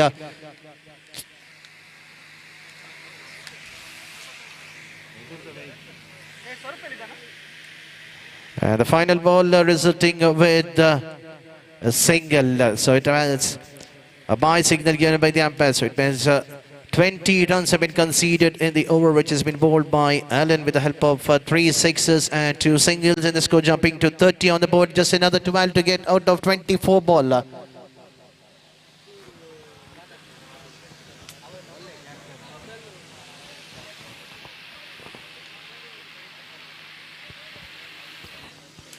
So Kevin himself coming back to bowl the second over of his spell, and the third over for his side. He'll be bowling to Neil, the man.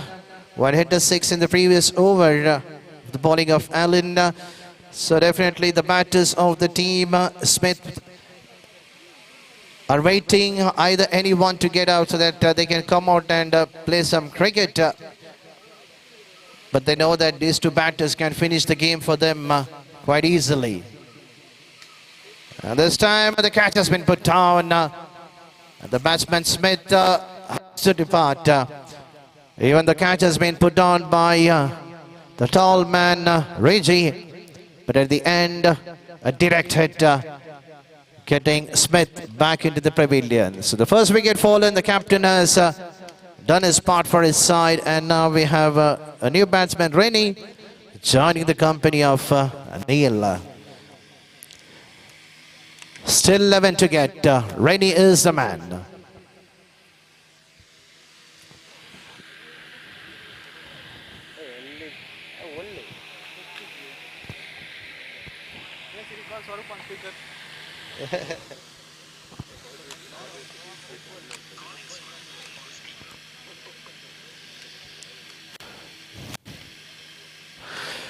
A single taken, and now we have Rennie, another experienced player from the team Smith.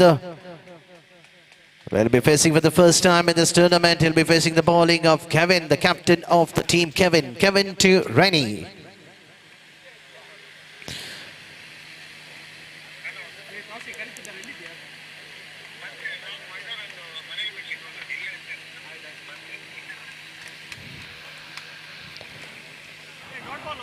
A dot ball resulting, and still we have 3 more balls remaining. And Kevin has done an excellent ball. Just 2 more balls remaining in this over number 3. This time definitely no hesitation for the umpire to call it as a wide. The ball was slightly outside the leg stick.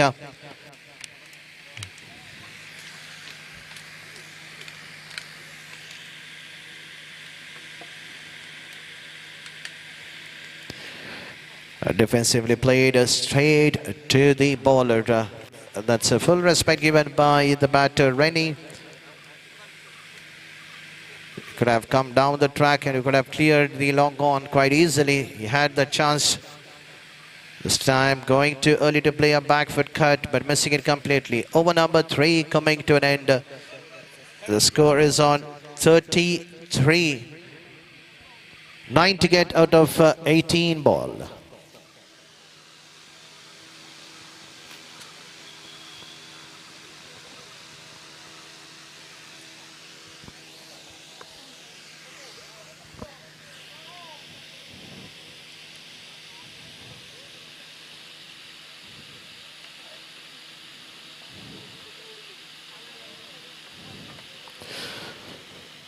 So news from the center from the match number 20 between RCB and Delhi Capitals. After asking to bat first, RCB are at 48 for 1. Over number 7 in progress. So now back to this game. Just a 9 to get. Neil getting a single towards the square leg region. Avil is the bowler bowling the 4th over for his side. A single conceded, just another 8 runs needed. 2 big hit will do for Team Smith. And a wide call given by the umpire. 1 more extra adding to total. Just another 7 to get.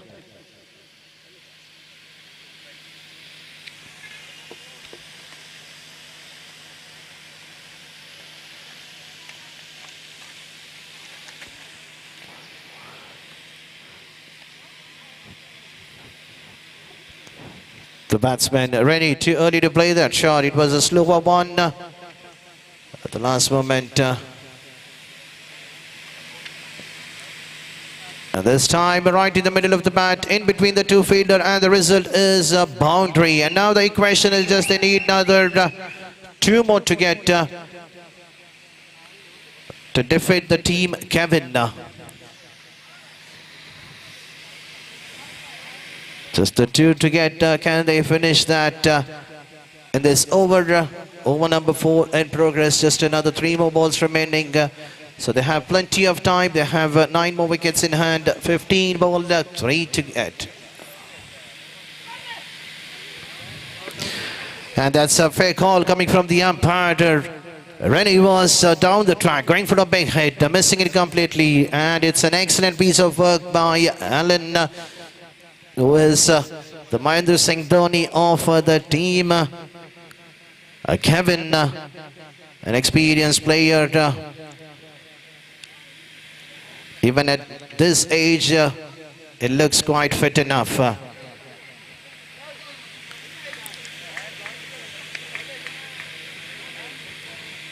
He gives his 100% whenever is on the field or off the field for his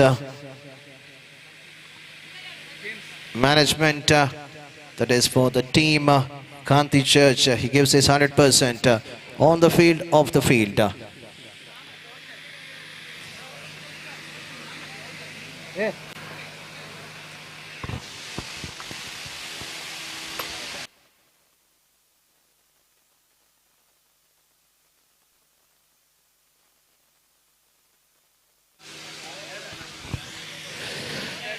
Just a 2 to get out of 12 ball.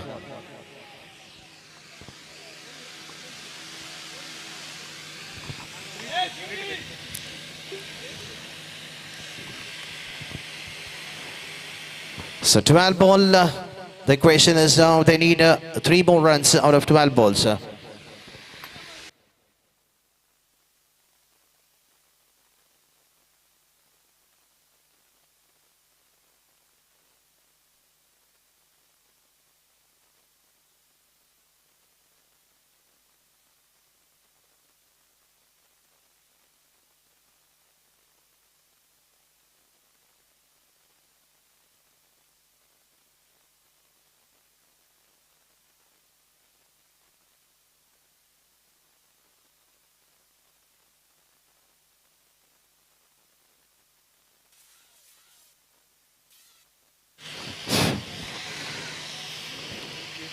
And once again this time Kevin under net, and he doesn't miss those kind of lollipop straight to the field in the mid wicket region. Another wicket fallen for the team.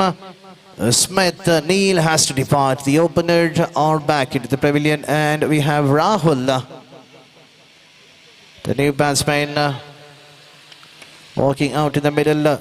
11 balls, 3 to get.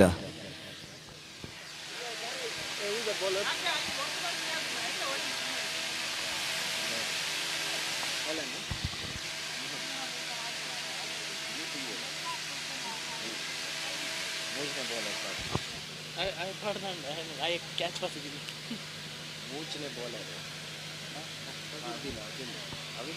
previous over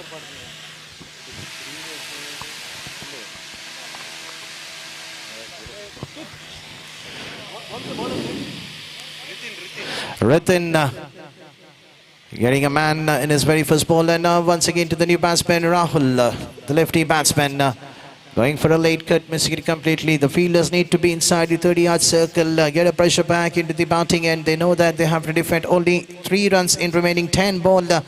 Can Captain Kevin get some few fielders much closer to the new batsman? But not this kind of a loser one which has been hammered out of the park. And with that, that's a victory coming for the team Smith. Congratulations. And now we have a big match. The captain of the team of Vishranti Church, Ritesh, and the captain of Shanti Cathedral Balmata. And we have the official umpire for the toss.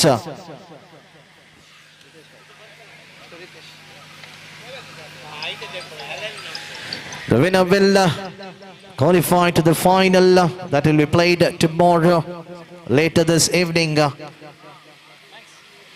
So let's see which team will qualify for the final. And here's a toss between the two teams, and the captain of the team, Vishranti Church, Bogapatana, after winning the toss, they have decided to field first. So now this will be some interesting game. On the other end, it's a 5 overs game. Definitely the captain of the team, Shanti Cathedral Balmat, will try to score at least 50 plus runs if they want to win this game and qualify themselves into big final. On the other end, it will not be so easy against the strong bowling lineup of the team Vishranti Church Bogapatna. They have a frontline bowler like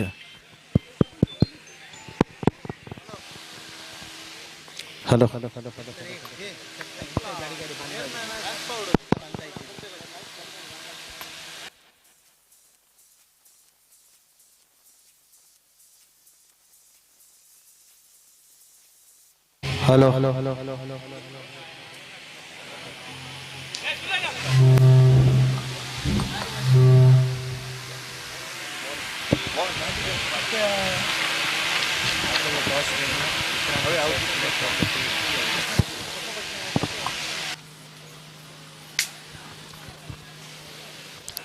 Check, check, check, check.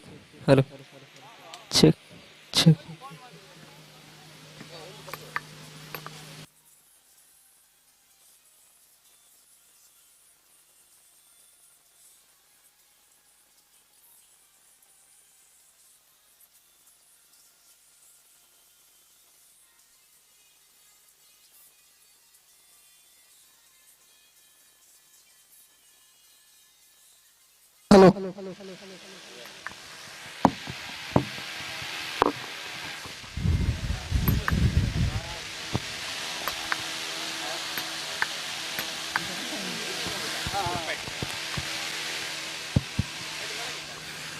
So the captain of CSI Vishranti Church Bogapatna, after winning the toss, elected to field first.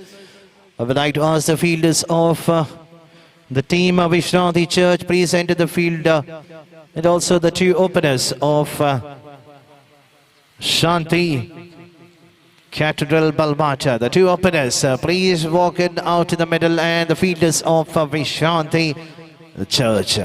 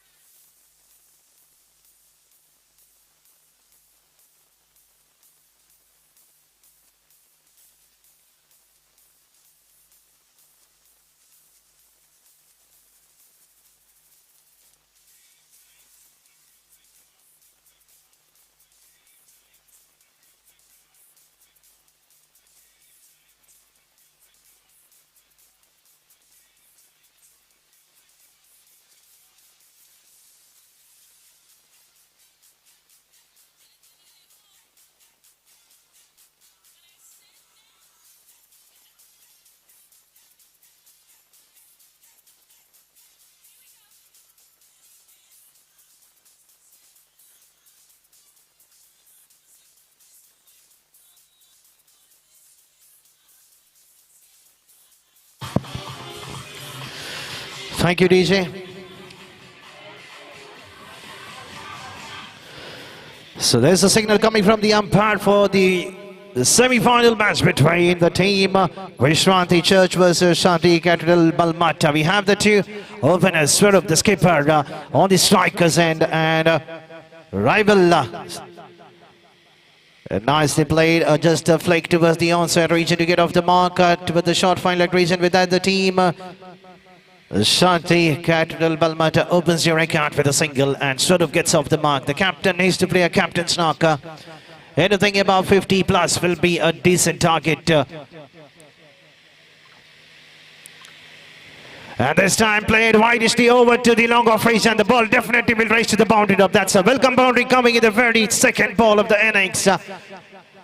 And Roshan, the well-built man, has hammered it towards the long off region. Is just looking into the gap because the two fielders have been pushed towards the onside region. One is towards the long on and the mid-wicket region. And now there is a slightly changes in the field. The captain, Ritesh, is taking a charge himself on getting the fielder from the deep mid-wicket region inside to the 30-yard circle. Now can Roshan target to the onside region? And that's an intention was quite good enough to play towards the onside region. He knows that the fielder was inside the 30-yard circle. If we just connect right in the middle of the bat, the ball will race to the boundary top. Swarup, he knows that the bowler rival is quite quick enough and it's not so easy to play, but he will definitely target toward the onside region. Luckily for the bowler, that did not connect right in the middle of the bat, or the ball could have raced quite quick enough to the boundary top. But the start what the team wanted, they have already got a start. 7 runs have been conceded, 4 balls have been bowled. Still 2 ball, even if they conceded another 2 runs, I can say that's a pretty good start in the over number 1 in the power play. But not the team Balmata wanted at this point. The man going for a big hit in the over number 1 in the power play. You miss, I hit, that's a straight ball. And the ball kissing the stump, and that's a big wicket. Roshan has to depart. He has played a quick 5 runs for his side, and the team have lost their opening wicket at the score of 7 on the board. Until the captain Sarup is there out in the middle, the runs will definitely pour for the team Shanti Cathedral Balmata.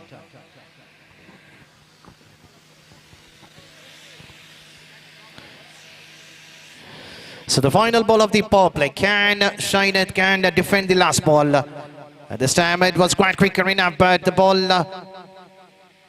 kissing the pad straight to the fielder in the short final, resulting with the dot ball. Over number 1 coming to an end. The power play has been completed. The score is on 7 for 1.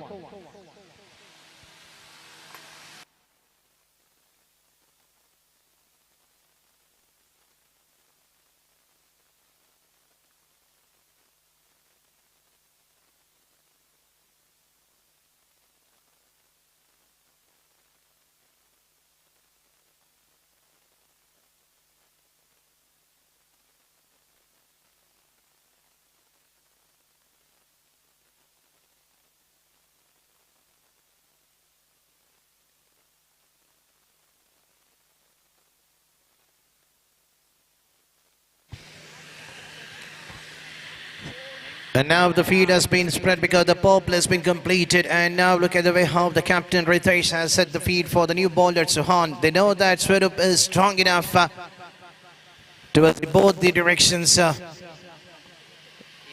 still he will definitely be looking to the gap towards the widest of the long leg and the fine leg region. That's the area he needs to target. Here's the first ball. But this time the non-striker batsman is down the track. Luckily the ball did not carry the non-strikers end quite quick enough. Sarup will definitely target toward that direction. There is a huge gap. He needs to look to score runs toward that direction. And this time connecting right in the middle of the bat. One bounce over to the boundary top. That's a well-needed boundary coming in the bat top by Swarup. He knows that that was the shot of one bowled by the bowler Suhan. At the end, resulting a boundary. Now the field has been set slightly wider to the long leg region. And now there is a huge gap between the long leg and the deep mid wicket region. That's the direction now, but the bowler needs to bowl outside the off stick. But this time played towards the long off region. Each and every ball you cannot target towards the onside region. But he is playing a sensible knock after hitting a boundary, just converting the boundary into single, trying to rotate the strike. And now we have the new batsman, Shainath. Can he target towards the mid-wicket region? But this time a back foot cut towards the deep point. Just a single adding to the total. 6 runs have been conceded in this over, still 2 to go.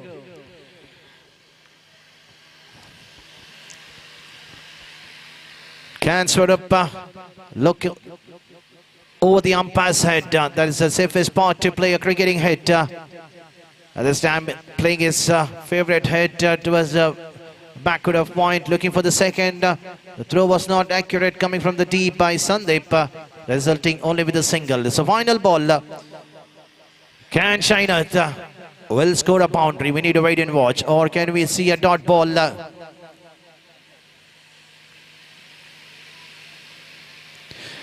That was a loser one. He could have hammered it any part of the ground, but at the end, getting an outer edge, just a single to keep the strike in the next over. Over number 2 coming to an end. The score is on 15 for 1.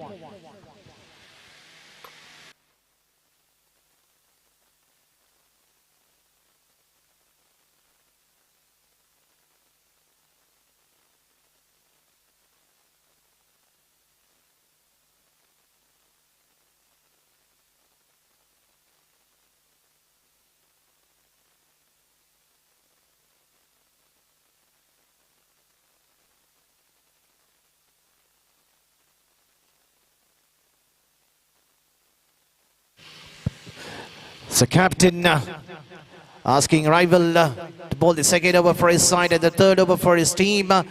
He knows that the partnership is building. Can he get a breakthrough for his side, or can these two batters will just play sensible cricket? Will they just only try to run only in singles rather than giving their wicket quite cheaply in this over? They just need to look into the gap. Look at the way how the long off fielders is standing widely towards the long off and the long on. That's the 2 vacant area to be targeted. But this time a sensible batting, just a back foot cut to the point region for a single. The over pitch ball can be hammered over the umpire's side, and you cannot set a field towards that direction. The wind is blowing towards that direction, but it's not so easy to attack the bowler rival. He knows that Swarup is quite good enough. Look at the way how he has driven it, but there is a fielder in the long off region. Captain doing a captain's knock. Just the 2 balls, 2 runs have been conceded. Just they have another 4 more balls remaining. Can they score another 4 runs in the remaining 4 balls and then target the remaining 2 overs?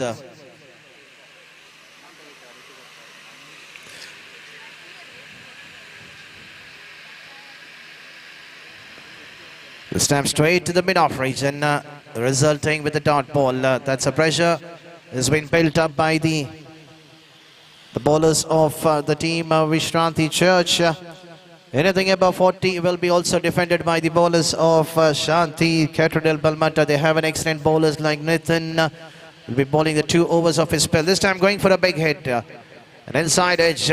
Luckily the ball did not gear the stumps. Resulting with a single. 4 balls. 3 runs have been conceded in this over. I can say it's an excellent over bowled by rival. In his 1.4 balls, he has picked an important wicket of Roshan. And this time straight to the fielder. Another dot ball. That's the second dot ball resulting in this over.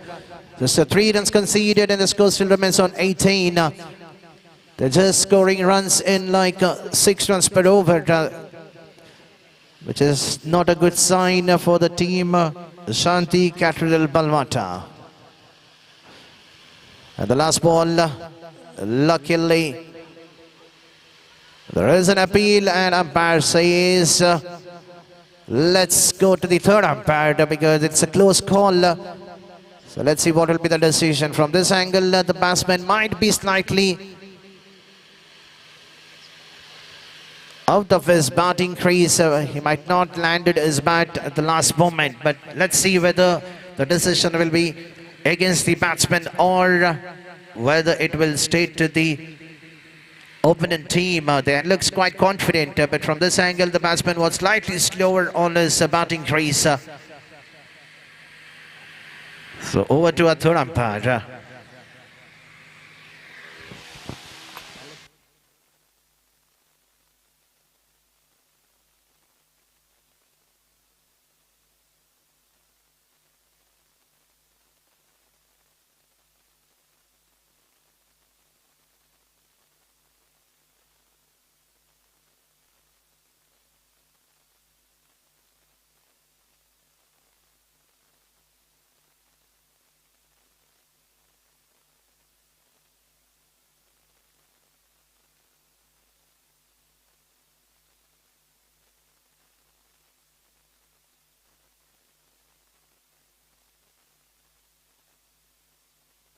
And the decision coming from the third umpire, the batsman has to depart in the form of a run out because he was slightly slower to reach his batting crease. And that's a fair decision coming because the batsman was not so quick enough to complete that single run. But it doesn't matter for the team, Shanti Cathedral Balmata. They have their captain now on the strikers end. And now we have another talented batsman, Nathan. The finest cricketer, the all-rounder, even he can clear the boundary ropes quite easily. And Ritesh, the captain, was the man who backed the man of the match in the previous game to get rid of Aman Memorial Church Alangadi out of this tournament, picking 3 wickets, conceding just 1 run. Now here's the battle between captain to captain.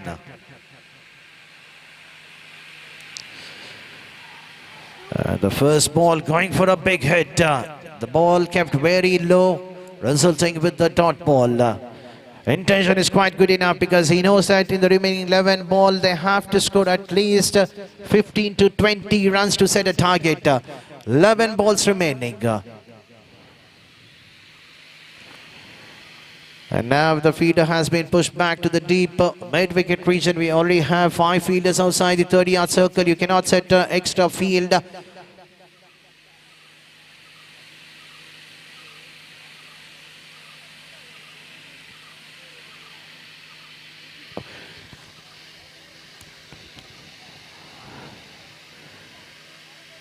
So now the cover fielder has been pushed inside the 30-yard circle and the fielder has been pushed back to the deep mid-wicket region. But still, the power behind the shot will carry the boundary. But this time coming down the track, missing it completely, resulting another dot ball. Swarup unable to time it the way he batted in the first game, hitting some big sixes and the boundaries. But right now in this game, which is quite important one for the team, struggling to get runs for his side, but still remaining 10 balls, he has an ability to clear the boundary rope. He will be targeting towards the over the bowler's head. A left arm bowler bowling a left arm orthodox, coming left arm round the wicket. This time there is a appeal for stumping, but the last moment the bat was well inside the batting crease. What an excellent over bowled by Ritesh. 3 balls, 3 dotted deliveries. If they have converted 3 singles, we could have seen some runs building up for the team Shanti Cathedral Balmata, but not these kind of dotted deliveries will get the pressure back into the batter's end. 3 balls, 3 dotted one. This time going for the reverse sweep, and the catch has been taken. At the last moment, the ball was slightly popping out of his hand, but still the bowler Was just waiting for the fielder to take that catch, and that's an important breakthrough. The captain has to depart. The score still remains on 18 on the board. We've not seen even a single run conceding in this over.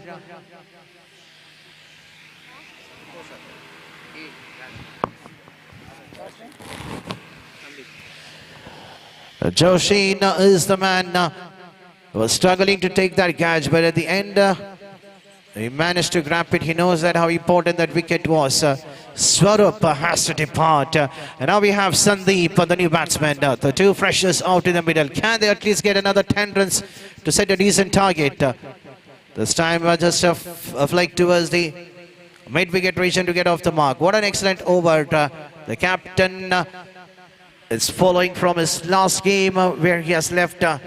Conceded just 1 run in the previous game, and now so far 5 balls, 1 run, 1 wicket. Last ball of his spell. And this time just a flick. But luckily the ball did not carry to the deep mid-wicket region, and the batsman Nitin crossing for another 2 runs. So with that 2 run score moves on to 21.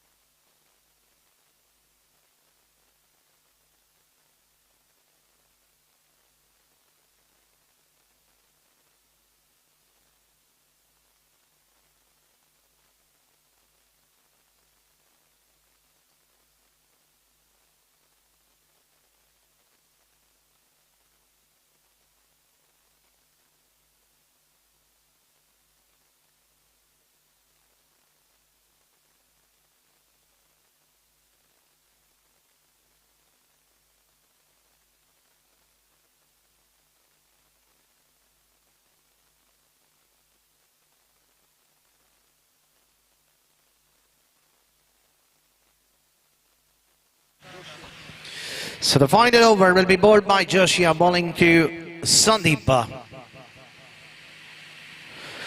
And that's a short one. 1 bounce straight to the field in the square region. The timing was not accurate from Sandeep. He could have hammered it. It was a loose one bowled by Joshia. But Nitin has an ability to clear the boundary up. Can he target to the mid-wicket region? And this time targeting to the long on region, straight to the throat of the fielder, and the fielder doesn't make any mistake. The batsman Nitin had an ample of time to play that towards the long on region. And now the team Shanti Cathedral Balmata are deep in trouble. At the score of 22, they have lost their 4th wicket, and now we have a new batsman, Vikyat. Can Vikyat score another big runs for his side? 4 balls, at least 1 or 2 sixes. A target of 30 can be defendable by the bowlers of Shanti Cathedral Balmata. Another chip towards the long on region, just for a single. Sandeep, can he target over the umpire's head? That is the shortest part of the ground. Even the wind is blowing toward that direction. Will he look at to play a straight hit? But again, finding this time a fielder and a misfielder casting a boundary. Can this will be a turning point?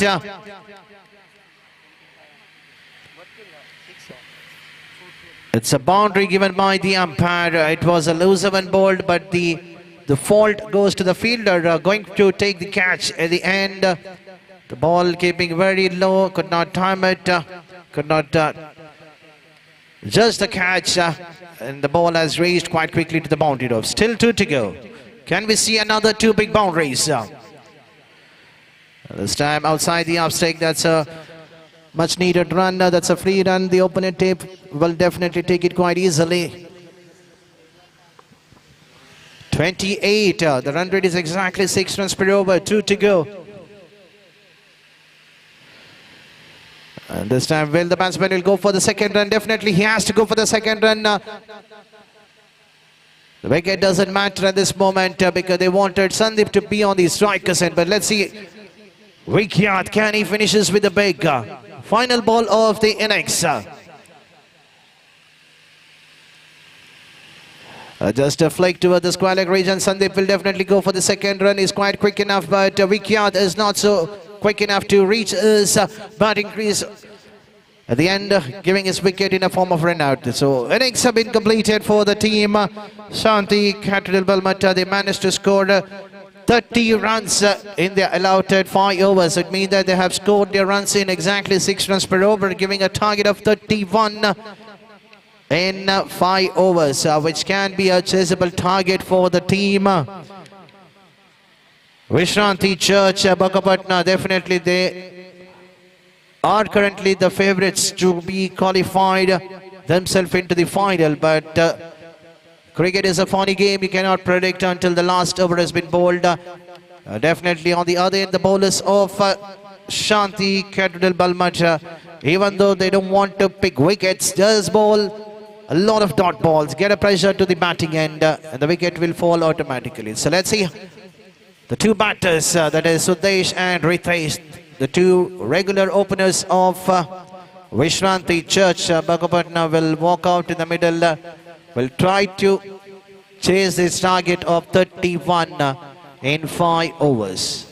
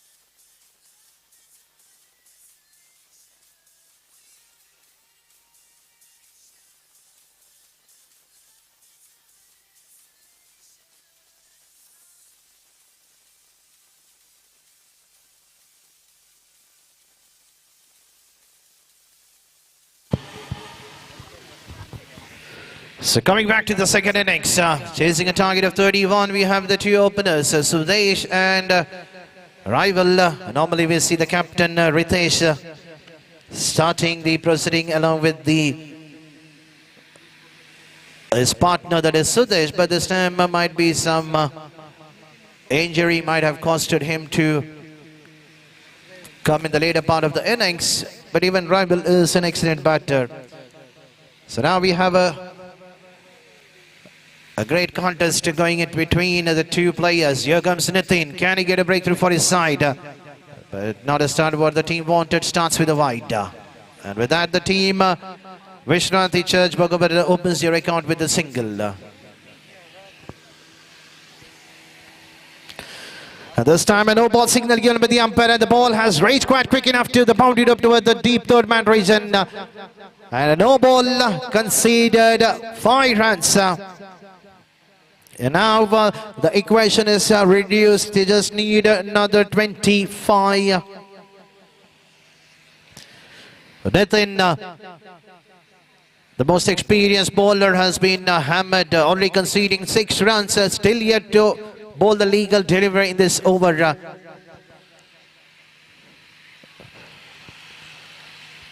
So free hit ball, you can change the field because is the main batsman on the strikers, and only when the non-striker batsman When he comes to the strikers and to the free hit ball, you cannot change the fielding position. But the free hit ball has been hammered towards the fine leg region. The batsman will definitely look for the second run. The throw was not accurate coming from the deep. The wicketkeeper himself taking a charge. The start.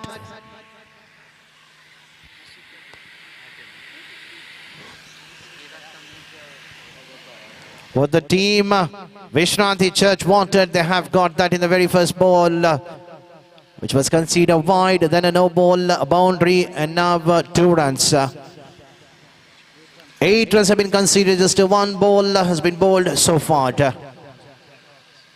This time once again right in the middle of the bat, the ball will definitely race to the boundary rope, but the end, it was an excellent attempt done by the fielder. Will the batsman cross for the 3rd run, because the fielder was quite slow enough. That's another 3 runs adding to the total, and the score jumping to 11. Each and every runs have been cheered by the fans of Vishwanti Church, Bhakapatna. Why not? Both the openers are playing a wonderful knock for their side. The bowlers have done the job. They know that how the strong side, the team Shanti Cathedral Balwata is. But in this game,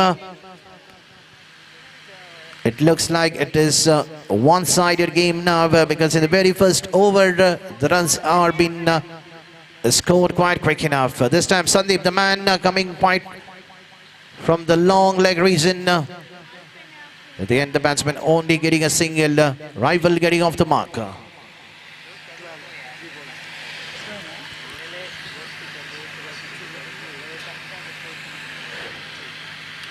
3 balls have been bowled in this over so far. 12 runs have been conceded. The experienced bowlers like Nitin, if he gets going in this way,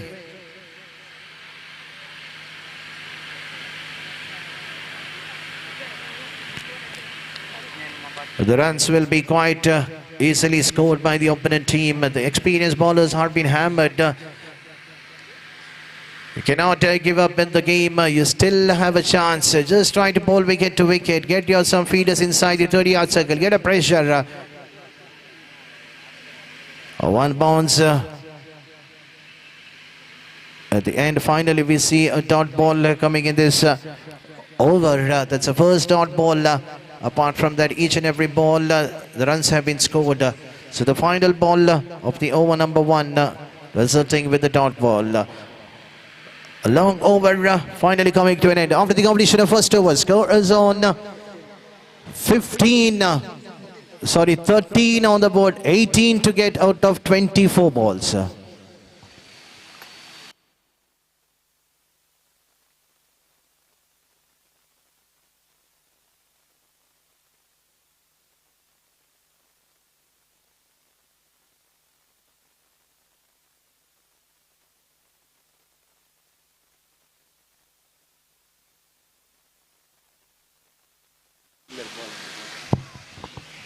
So Sandeep, can he get a breakthrough for his side? He is another experienced bowler.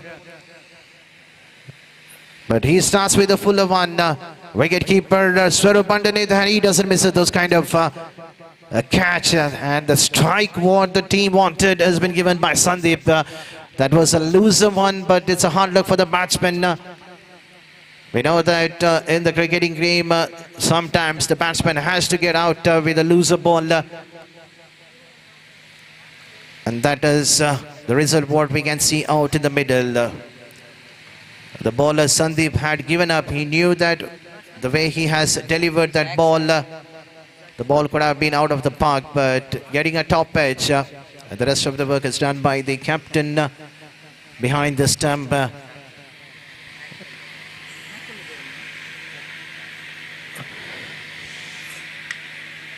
So Saxon is the new batsman. Now these players just need to play a sensible cricket. That start what they wanted. They have already got 13 runs in the 13 runs in the first over. Now they have just to score 18 out of 23 ball. But this time there is a chance of an out, and the batsman has to depart. That's an unnecessary run.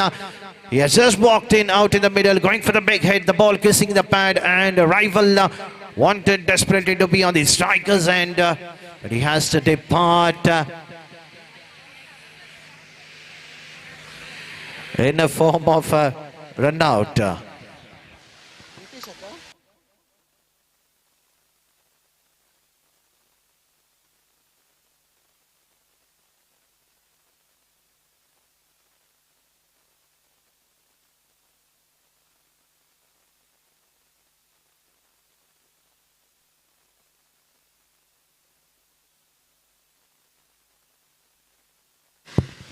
So captain has to join the company of rival.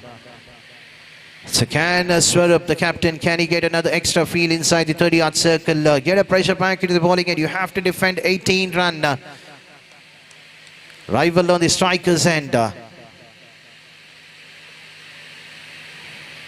And this time connecting right in the middle of the bat, and the result is a big six. Coming towards a long on reason. He was just targeting in the previous over, but this time that's an over pitch ball and he doesn't miss it. Those kind of an over pitch ball where the wind is blowing toward that direction. Nothing wrong with the delivery ball by the bowler Sandeep, but the power behind the shot and the rest of the work is done by the wind taking the ball out of the park.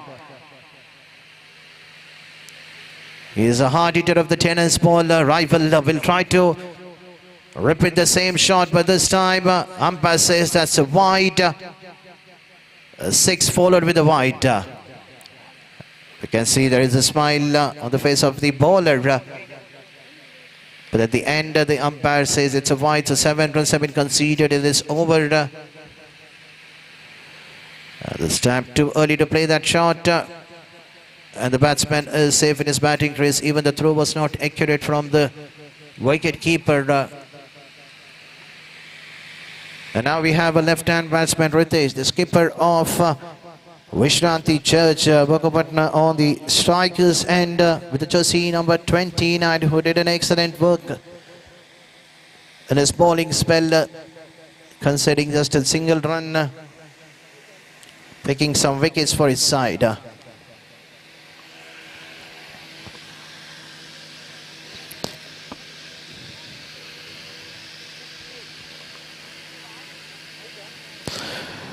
And that's a full respect given by the batter, Ritesh, the captain, playing it defensively.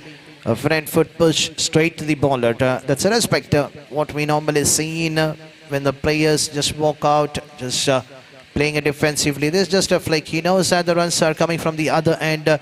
Rival is hitting the ball right in the middle of the bat, and he doesn't want to take a risk of scoring quick runs for his side. That's called a sensible batting by the captain. Now the score is on 22. Just they need another 9 of 18 ball, which is like an equation of just 3 runs in each and every over.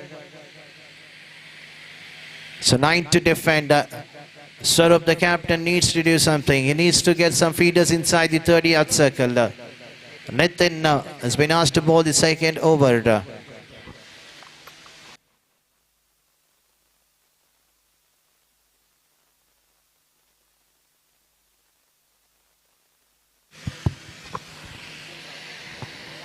That was a quicker one.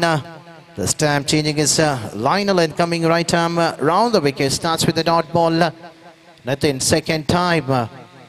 This time played widely toward the deep coverage, and the batsman will cross for a second. Now they should be only satisfied with a single. And now the equation is just another 8 to get.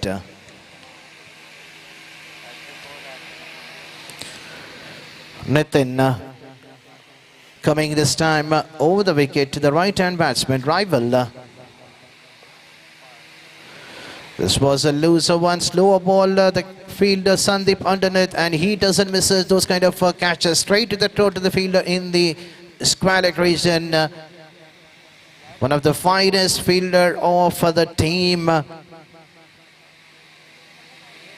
And he doesn't miss those kind of catches. Now the pressure is can Nitin balls another 3 ball with the 3 dotted on Suhan.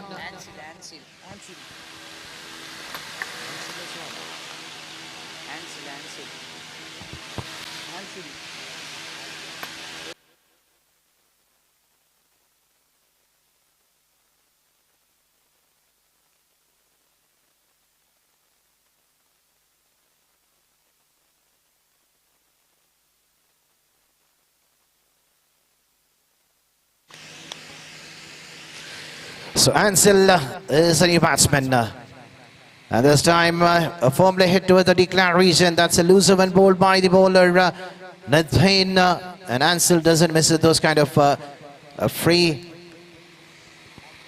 ball which has been put outside the leg stake. That is the shorter part of the ground behind this time. Even if they scored those 2 runs towards the declare region, they will get their team into the big final which will be played tomorrow around this time.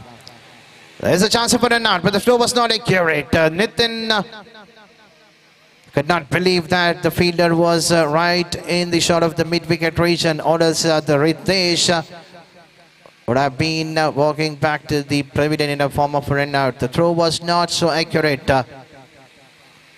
Final ball. And this time played over the point fielder and the ball rising to the boundary. Will the ball will be cut down by the fielder, but at the end the batsman crossing for the second, and this time another run has been taken. So over number 3 coming to end. The score is on 29. Just another 2 to get for the team. CSI Vishranti Church Bhagapatna to qualify themselves into the final of CSI Kanthi Church. KC presents blessed 140th year trophy, which is played in this fishery ground today and tomorrow.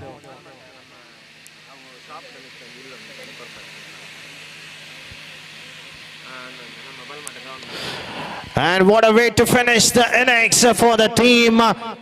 Vishwanti Church Bhagapatna, they have qualified for the final, and the big hit coming from the captain Ritesh, finishing the game with a big 6 to this Palak region. So congratulations team Vishwanti Church Bhagapatna to qualifying into the final.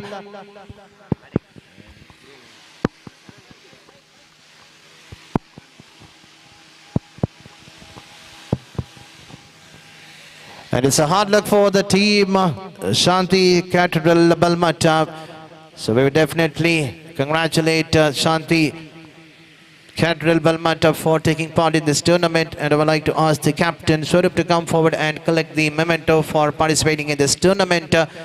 And the man of the match for this game in this big semi-final, it definitely will go to... It goes to none other than rival for his excellent 2 overs, getting a pressure to the opponent team. We had a strong container, rival and Ritesh, but at the end it has to go to none other than rival. So I request Mr. Rival of CSI Vishranti Church Bhagapatna, please come to the commentary box to collect your man of the match reward. So congratulations team CSI Vishranti Church Bhagapatna, the man